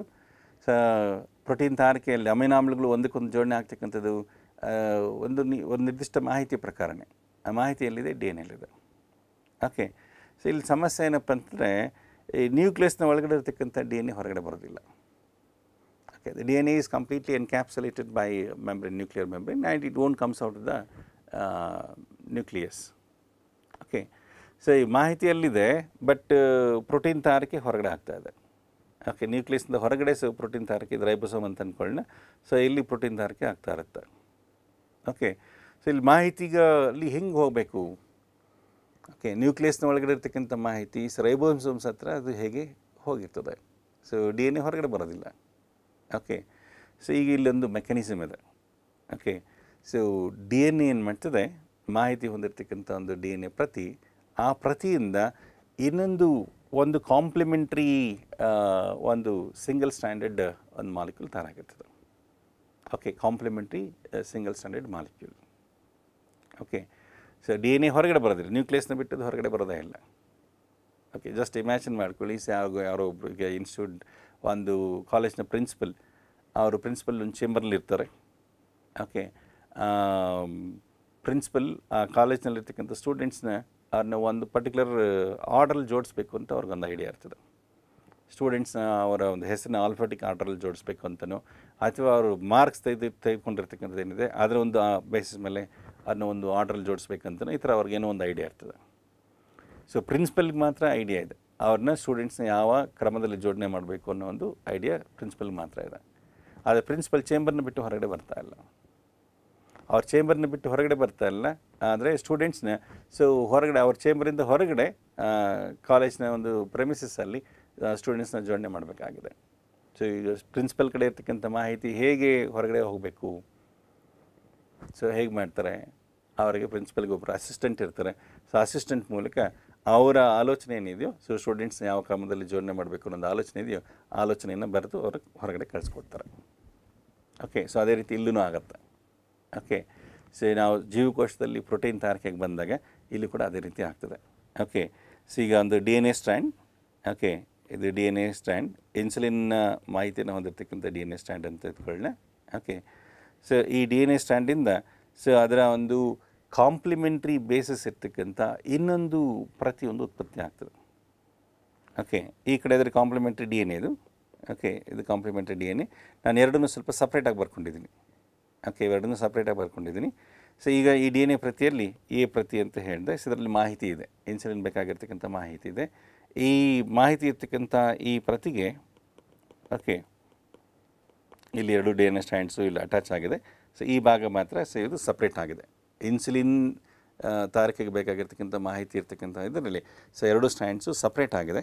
ಓಕೆ, ಸಪ್ರೇಟಾಗಿ ಈಗ ಮೇಲ್ಗಡೆ ಒಂದು ಪ್ರತಿಯಿಂದ ಸೊ ಇನ್ನೊಂದು ಕಣ ತಯಾರಾಗುತ್ತೆ. ಓಕೆ, ಸೊ ಹೇಗೆ ಇಲ್ಲಿ ಇದೊಂದು ಕಿಣ್ವ ಇದು. ಓಕೆ, ಈ ಕಿಣ್ವ ಬಂದು ಅಟ್ಯಾಚ್ ಆಗಿದೆ. ಓಕೆ, ಎನ್ಸೈಮ್, ಈ ಎನ್ಸೈಮ್ನ ಇದನ್ನು ಆರ್ ಎನ್ ಎ ಪಾಲಿಮರೇಸ್ ಅಂತ ಹೇಳ್ತೀವಿ. Okay, R N A polymerase ಅನ್ನೋದು ಬಂದು ಡಿ ಎನ್ ಎ ಪ್ರತಿಗೆ ಅಟ್ಯಾಚ್ ಆಗುತ್ತೆ. ಓಕೆ, ಯಾಕೆ ಮಾಹಿತಿನ ಹೊರಗಡೆ ಕಳಿಸ್ಬೇಕು. ಡಿ ಎನ್ ಎ ಮಾಲಿಕ್ಯೂಲ್ ಮಾಹಿತಿ ಇರ್ತಕ್ಕಂಥ ಭಾಗ ಹೊರಗಡೆ ಹೋಗ್ತಾ ಇಲ್ಲ. ಡಿ ಎನ್ ಎ ಉದ್ದ ಕಂಟಿನ್ಯೂಸ್ ಆಗಿದೆ. ಓಕೆ, ಆ ಕಂಟಿನ್ಯೂಸ್ ಆಗಿರ್ತಕ್ಕಂಥ ಡಿ ಎನ್ ಎ ಮಾಲಿಕ್ಯೂಲ್ ಯಾವುದೋ ಒಂದು ಭಾಗದಲ್ಲಿ ಮಾಹಿತಿ ಇದೆ, ಅದಷ್ಟು ಮಾತ್ರ ಸಪ್ರೇಟಾಗಿ ಅದು ಹೊರಗಡೆ ಹೋಗ್ಲಿಕ್ಕೆ ಆಗೋದಿಲ್ಲ. ಹಾಗಾಗಿ ಈಗ ಡಿ ಎನ್ ಎ ಏನು ಮಾಡ್ತಾ ಇದೆ, ಆ ಮಾಹಿತಿಯ ಒಂದು ಪ್ರತಿರೂಪ, ಆ ಮಾಹಿತಿಯನ್ನು ಒಂದು ಕಾಂಪ್ಲಿಮೆಂಟ್ರಿ ಬೇಸ್ ಇರ್ತಕ್ಕಂಥ ಇನ್ನೊಂದು ಮಾಲಿಕ್ಯೂಲ್ನ ತಯಾರು ಮಾಡ್ತದೆ. ಓಕೆ, ಈ ಮಾಲಿಕ್ಯೂಲ್ನೇ ಇದನ್ನೇ ನಾವು ಆರ್ ಎನ್ ಎ ಅಂತ ಹೇಳ್ತೀವಿ. ಓಕೆ, ಈಗ ಆರ್ ಎನ್ ಎ ಪಾಲಿಮರೇಸ್ ಇಲ್ಲಿ ಬಂದು ಅಟ್ಯಾಚ್ ಆಯಿತು. ಇದು ಎನ್ಸೈಮ್ ಇದು ಕಿಣ್ವ. ಈ ಕಿಣ್ವ ಬಂದು ಅಟ್ಯಾಚ್ ಆಗಿ ಇಲ್ಲಿ ಏನು ಈ ಡಿ ಎನ್ ಎಲ್ಲಿ, ಓಕೆ, ಡಿ ಎನ್ ಎ ಸ್ಟ್ಯಾಂಡಲ್ಲಿ ಇಲ್ಲಿ ಏನು ಬೇಸಿಸ್ ಇದೆಯೋ ಆ ಬೇಸಿಸ್ಗೆ ಕಾಂಪ್ಲಿಮೆಂಟ್ರಿ ಬೇಸಿಸ್ ಇರ್ತಕ್ಕಂಥ ಒಂದು ಸ್ಟ್ಯಾಂಡನ್ನ ತಯಾರು ಮಾಡ್ಕೊಂಡು ಹೋಗ್ತದೆ. ಓಕೆ, ಕಾಂಪ್ಲಿಮೆಂಟ್ರಿ ಬೇಸಿಸ್ ಇಲ್ಲಿ ಎ ಇದೆ. ಆಫ್ಕೋರ್ಸ್ ಇದು ಆರ್ ಎನ್ ಎ ಸ್ಟ್ಯಾಂಡ್, ಇದು R N A. Okay, R N A strand ಒಂದು ತಯಾರಾಗ್ತದೆ. ಓಕೆ, ಆರ್ ಎನ್ ಎ ಇದು ಫುಲ್ ಎಕ್ಸ್ಪ್ಯಾನ್ಷನ್ ಬಂದು ribonucleic acid. Okay, ribonucleic acid. ನಾನು ಇನ್ನೊಂದು ಹೊಸ ಪೇಜ್ ತೆಗೆದುಕೊಳ್ತೀನಿ. R N A full expansion ಬಂದು ರೈಬೋ ನ್ಯೂಕ್ಲಿಕ್ ಆ್ಯಸಿಡ್.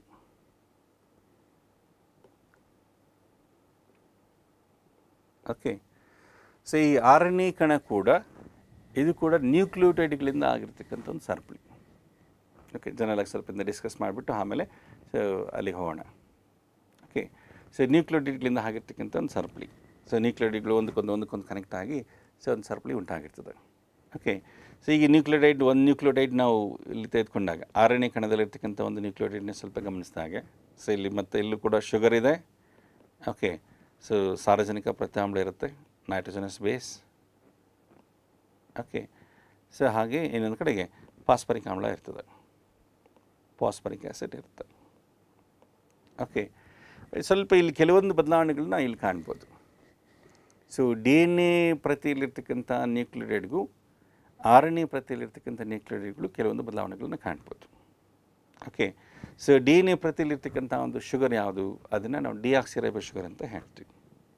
ಓಕೆ, ಅದು ಇಲ್ಲಿ ಆರ್ ಎನ್ ಎ ಕಣದಲ್ಲಿ ಇಲ್ಲಿ ರೈಬೋಸ್ ಶುಗರ್ ಇರ್ತದೆ. ಡಿಆಕ್ಸಿರೈಬೋಸ್ ಅಲ್ಲ, ಇಲ್ಲಿ ರೈಬೋಸ್ ಶುಗರ್ ಇರ್ತದೆ. ಓಕೆ, ರೈಬೋಸ್ ಅಂದರೆ C5H10O5, ಇದನ್ನು ರೈಬೋಸ್ ಅಂತ ಹೇಳ್ತೀವಿ. ಇಲ್ಲಿ ಕಂಪ್ಲೀಟ್ ರೈಬೋಸ್ ಶುಗರ್ ಇದೆ. ಡಿ ಎನ್ ಎ ಪ್ರತಿಯಲ್ಲಿ ಅಲ್ಲಿ ಡಿಆಕ್ಸಿರೈಬೋಸ್ ಶುಗರ್ ಇರ್ತದೆ. ಓಕೆ, ಹಾಗೆ ನಾವು ಈ ನೈಟ್ರೋಜನ್ಸ್ ಬೇಸಿಸ್ ಬಂದಾಗ, ಓಕೆ, ಶುಗರ್ಗೆ ಅಟ್ಯಾಚ್ ಆಗಿರ್ತಕ್ಕಂಥ ಒಂದು ಸಾರಜನಕ ಪ್ರತ್ಯಾಮ್ಲಗಳನ್ನು ತೆಗೆದುಕೊಂಡಾಗ ಡಿ ಎನ್ ಎ ಪ್ರತಿಯಲ್ಲಿ ಅಡಿನಿನ್, ಗ್ವಾನಿನ್, ಸೈಟೋಸಿನ್ ಮತ್ತು ಥೈಮಿನ್ ಅನ್ನೋ ಒಂದು ಪ್ರತ್ಯಾಮ್ಲಗಳನ್ನ ಕಾಣ್ತೀವಿ. ಇಲ್ಲಿ ಆರ್ ಎನ್ ಎ ಕಣದಲ್ಲಿ ಬಂದಾಗ ಅದು ಇದೇ ಪ್ರತ್ಯಾಮ್ಲಗಳಿದ್ದಾವೆ, ಆದರೆ ಒಂದು ಬದಲಾವಣೆಯನ್ನು ಕಾಣ್ಬೋದು. ಓಕೆ, ಇಲ್ಲಿ ಕೂಡ ನಾವು ಅಡಿನಿನ್ ಪ್ರತ್ಯಾಮ್ಲ ರೈಬೋಸ್ ಶುಗರ್ಗೆ ಅಟ್ಯಾಚ್ ಆಗಿರೋದನ್ನ ಕಾಣ್ಬೋದು. ಅಡಿನಿನ್ ಆದರೂ ಒಂದು ರೈಬೋಸ್ ಶುಗರ್ಗೆ ಅಡಿನಿನ್ ಆದರೂ ಅಟ್ಯಾಚ್ ಆಗ್ಬೋದು, ಅಥವಾ ಗ್ವಾನಿನ್ ಆದರೂ ಅಟ್ಯಾಚ್ ಆಗಿರುತ್ತೆ, ಅಥವಾ ಸೈಟೋಸಿನ್ ಆದರೂ ಅಟ್ಯಾಚ್ ಆಗಿರುತ್ತೆ. ಕೊನೆಯದು ಥೈಮಿನ್ಲಿರೋದಿಲ್ಲ. ಓಕೆ, ಆರ್ ಎನ್ ಎ ಪ್ರತಿಯ ನ್ಯೂಕ್ಲಿಯೋಟೈಡ್ಗಳಲ್ಲಿ ಇಲ್ಲಿ ನಾವು ಥೈಮಿನ್ ಕಾಣೋದಿಲ್ಲ. ಥೈಮಿನ್ ಬದಲು ಯುರಾಸಿಲ್ ಅನ್ನೋ ಒಂದು ಪ್ರತ್ಯಾಮ್ಲ ಇರ್ತದೆ. ಓಕೆ, ಯುರಾಸಿಲ್ ಅನ್ನೋ ಸಾರಜನಕ ಪ್ರತ್ಯಾಮ್ಲ ಇರ್ತದೆ. ಓಕೆ, ಇದೊಂದು ಎರಡನೇ ಬದಲಾವಣೆ ಅಂತ ಹೇಳ್ಬೋದು. ಓಕೆ, ಡಿ ಎನ್ ಎ ಮತ್ತು ಆರ್ ಎನ್ ಎಗೆ ಇರ್ತಕ್ಕಂಥ ಒಂದು ಚೇಂಜಸ್. ಓಕೆ, ಎರಡು ಚೇಂಜಸ್ನ ನಾನು ಇಲ್ಲಿ ಹೇಳಿದ್ದೀನಿ. ಓಕೆ, ಒಂದು ಶುಗರಲ್ಲಿ ಶುಗರ್ ಇಲ್ಲಿ ಡಿಆಕ್ಸಿರೈಬೋಸ್ ಶುಗರ್ ಇದೆ, ಡಿಆಕ್ಸಿರೈಬೋಸ್ ಶುಗರ್. ಆರ್ ಎನ್ ಎಲ್ಲಿ ತೆಗೆದುಕೊಂಡಾಗ ಇದು ರೈಬೋಸ್ ಶುಗರ್ ಇರುತ್ತೆ. ಓಕೆ, ಎರಡನೇ ಬದಲಾವಣೆ ಅಂತಂದರೆ ಇದು ಡಿ ಎನ್ ಎ ಕಣದಲ್ಲಿ ಅಡಿನಿನ್, ಗ್ವಾನಿನ್, ಸೈಟೋಸಿನ್ ಮತ್ತು ಥೈಮಿನ್ ಬೇಸಿಸ್ ಇರುತ್ತೆ. ಅದೇ ಆರ್ ಎನ್ ಎ ಕಣದಲ್ಲಿ ಅಡಿನಿನ್, ಗ್ವಾನಿನ್, ಸೈಟೋಸಿನ್, ಯುರಾಸಿಲ್ ಇರುತ್ತೆ. ಓಕೆ, ಹಾಗೆ ಡಿ ಎನ್ ಎ ಕಣ ತೆಗೆದುಕೊಂಡಾಗ ಡಿ ಎನ್ ಎ ಕಣ ಎರಡು ಪ್ರತಿಗಳನ್ನು ಹೊಂದಿರತಕ್ಕಂಥ ಒಂದು ಕಣ. ಓಕೆ, ಇದನ್ನು ನಾವು ಡಬಲ್ ಹೆಲಿಕಲ್ ಮಾಲಿಕ್ಯೂಲ್ ಅಂತಲೇ ಹೇಳ್ತೀವಿ, double helical. Okay, it's a double helical structure. ಅದೇ ಆರ್ ಎನ್ ಎ ಕಣ ತೆಗೆದುಕೊಂಡಾಗ ಇದು is a single stand. Okay, ಇದು ಒಂದೇ ಪ್ರತಿನೇ. ಓಕೆ, ಇದು ಒಂದೇ ಪ್ರತಿ ಮಾತ್ರ ಇರ್ತದೆ.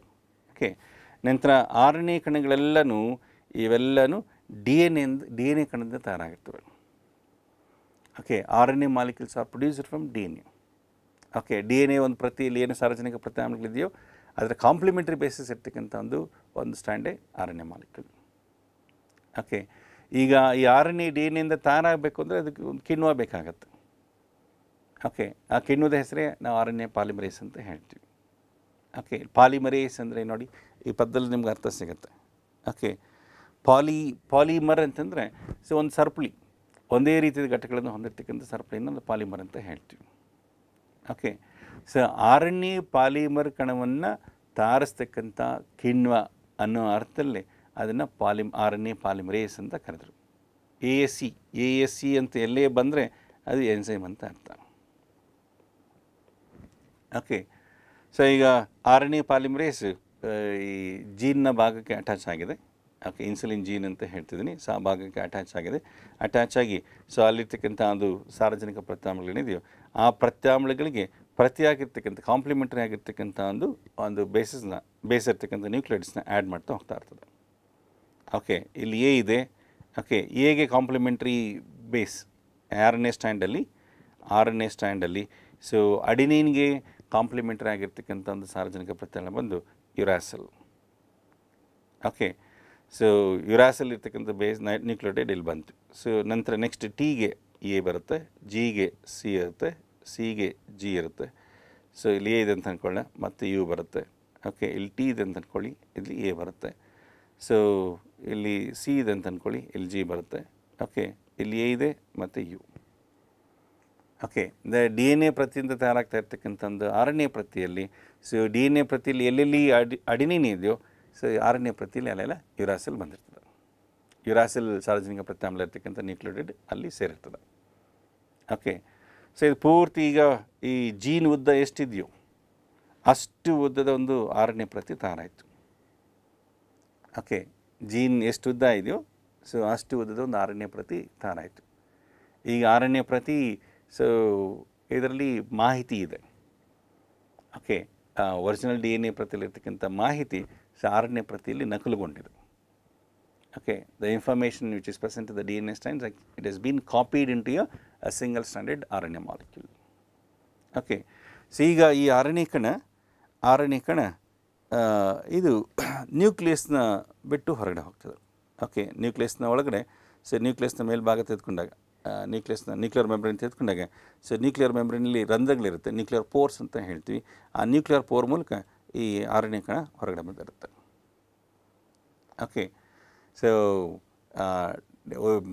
ನ್ಯೂಕ್ಲಿಯಸ್ನ ಒಳಭಾಗದಲ್ಲಿರ್ತಕ್ಕಂಥ DNA ಮಾಹಿತಿ ಇದೆ, ಆ ಮಾಹಿತಿ ಹೊರಗಡೆ ಬರಲಿಕ್ಕೆ ಆಗೋದಿಲ್ಲ. ಈಗ ಮಾಹಿತಿ ಹೇಗೆ ಅದು ಹೊರಗಡೆ ಬರ್ತದೆ? ಸೊ ಮಾಹಿತಿ ಇರ್ತಕ್ಕಂಥ ಕಣದಿಂದ ಸೊ ಒಂದು RNA ಕಣ ತಯಾರಾಯಿತು. RNA ಕಣ ಈಗ ನ್ಯೂಕ್ಲಿಯರ್ ಪೋರಿಂದ ಹೊರಗಡೆ ಬಂತು. ಓಕೆ, ಸೊ ಈಗ ಇದನ್ನೇ ಈ ಮಾಹಿತಿ ಹೊಂದಿರತಕ್ಕಂಥ ಒಂದು RNA ಕಣ ಆಗಿರೋದ್ರಿಂದ ಸೊ ಇದನ್ನು ನಾವು ಮೆಸೆಂಜರ್ RNA ಅಂತ ಹೇಳ್ತೀವಿ. ಓಕೆ, mRNA ಅಂತ ಹೇಳ್ತೀವಿ. ಓಕೆ, mRNA ಅಂದರೆ ಮೆಸೆಂಜರ್ RNA. ಓಕೆ, ಸೊ ಮಾಹಿತಿಯನ್ನು ಹೊತ್ತಿರ್ತಕ್ಕಂಥ ಒಂದು RNA ಕಣ ಅಂತ ಹೇಳ್ಬೋದು. ಓಕೆ, ಸೊ ಈಗ mRNA ಹೇಗೆ ತಯಾರಾಗ್ತಿದೆ ಅಂತ ಅರ್ಥ ಆಗ್ತಿದೆಯಲ್ಲ. ಓಕೆ, DNA ಪ್ರತಿಯಿಂದ ಸೊ mRNA ತಯಾರಾಗ್ತಾ ಇರುತ್ತೆ. ಅದು ತಯಾರು ಮಾಡಲಿಕ್ಕೆ ಬೇಕಾಗ್ತಿರ್ತಕ್ಕಂಥ ಕಿಣ್ವ ಬಂದು RNA polymerase. Okay, RNA polymerase ಹೋಗಿ ಜೀನ್ನ ಭಾಗಕ್ಕೆ ಹೋಗಿ ಅಟ್ಯಾಚ್ ಆಗಿ ಸೊ ಅಲ್ಲಿರ್ತಕ್ಕಂಥ ಒಂದು ಸಾರ್ವಜನಿಕ ಪ್ರತ್ಯಾಮ್ಲಗಳಿಗೆ ಸೊ ಅದಕ್ಕೆ ಪ್ರತಿಯಾಗಿ ಓಕೆ ಸೊ ಇನ್ನೊಂದು ಪ್ರತಿಯನ್ನು ತಯಾರು ಮಾಡ್ತಾ ಹೋಗ್ತಾ ಇರ್ತದೆ. ಆ ಪ್ರತಿಯಲ್ಲಿ ಸೊ ಸಾರ್ವಜನಿಕ ಪ್ರತ್ಯಾಮ್ಲಗಳು ಕಾಂಪ್ಲಿಮೆಂಟರಿ ಆಗಿರ್ತದೆ. ಒರಿಜಿನಲ್ ಸ್ಟ್ಯಾಂಡಿಗೆ ಕಾಂಪ್ಲಿಮೆಂಟರಿ ಆಗಿರ್ತಕ್ಕಂಥ ಒಂದು ಸಾರ್ವಜನಿಕ ಪ್ರತ್ಯಾಮ್ಲಗಳು ಸೊ RNA ಕಣದಲ್ಲಿ ಬಂದಿರ್ತದೆ. ಓಕೆ, ಸೊ ಈಗ ಇದನ್ನು mRNA ಅಂತ ಹೇಳ್ತಾರೆ, ಮೆಸೆಂಜರ್ RNA ಅಂತ ಹೇಳ್ತಿದ್ದೀವಿ. ಸೊ ಇದು ನ್ಯೂಕ್ಲಿಯಸ್ಸಿಂದ ಹೊರಗಡೆ ಬಂತು. ಸೊ ಇಲ್ಲೊಂದು ಪಿಕ್ಚರ್ ಇದೆ, ಸೊ ಇಲ್ಲಿ ಸ್ವಲ್ಪ ನೋಡೋಣ. ಓಕೆ, ಸೊ ಸೆಲ್ ಇದು ನ್ಯೂಕ್ಲಿಯಸ್. ಸೊ ನ್ಯೂಕ್ಲಿಯಸ್ಸಿಂದ ನೋಡಿ ಓಕೆ ಜೀನ್ ಇರ್ತಕ್ಕಂಥ ಭಾಗದಲ್ಲಿ ಸೊ ಎರಡು DNA ಸ್ಟ್ಯಾಂಡ್ಸು ಸಪ್ರೇಟ್ ಆದವು. ಓಕೆ, ಜೀನ್ ಇರ್ತಕ್ಕಂಥ ಭಾಗದಲ್ಲಿ ಸೊ ಎರಡು DNA ಸ್ಟ್ಯಾಂಡ್ಸು ಸಪ್ರೇಟ್ ಆದವು. ಓಕೆ, ಸಪ್ರೇಟ್ ಆಗಿ ಅಲ್ಲಿಂದ ಸೊ ಒಂದು RNA ಕಣ ತಯಾರಾಗಿರ್ತದೆ. ಇಲ್ಲಿ ನೋಡಿ RNA ಕಣ ಈ ಭಾಗದಲ್ಲಿ ಇಲ್ಲಿ ತಯಾರಾಗಿದೆ. ಓಕೆ, ಸೊ ತಯಾರಾಗಿರ್ತಕ್ಕಂಥ ಸೊ ಅಲ್ಲಿಂದ ಈ ಭಾಗದಿಂದ ಹೊರಗಡೆ ಬಂತು.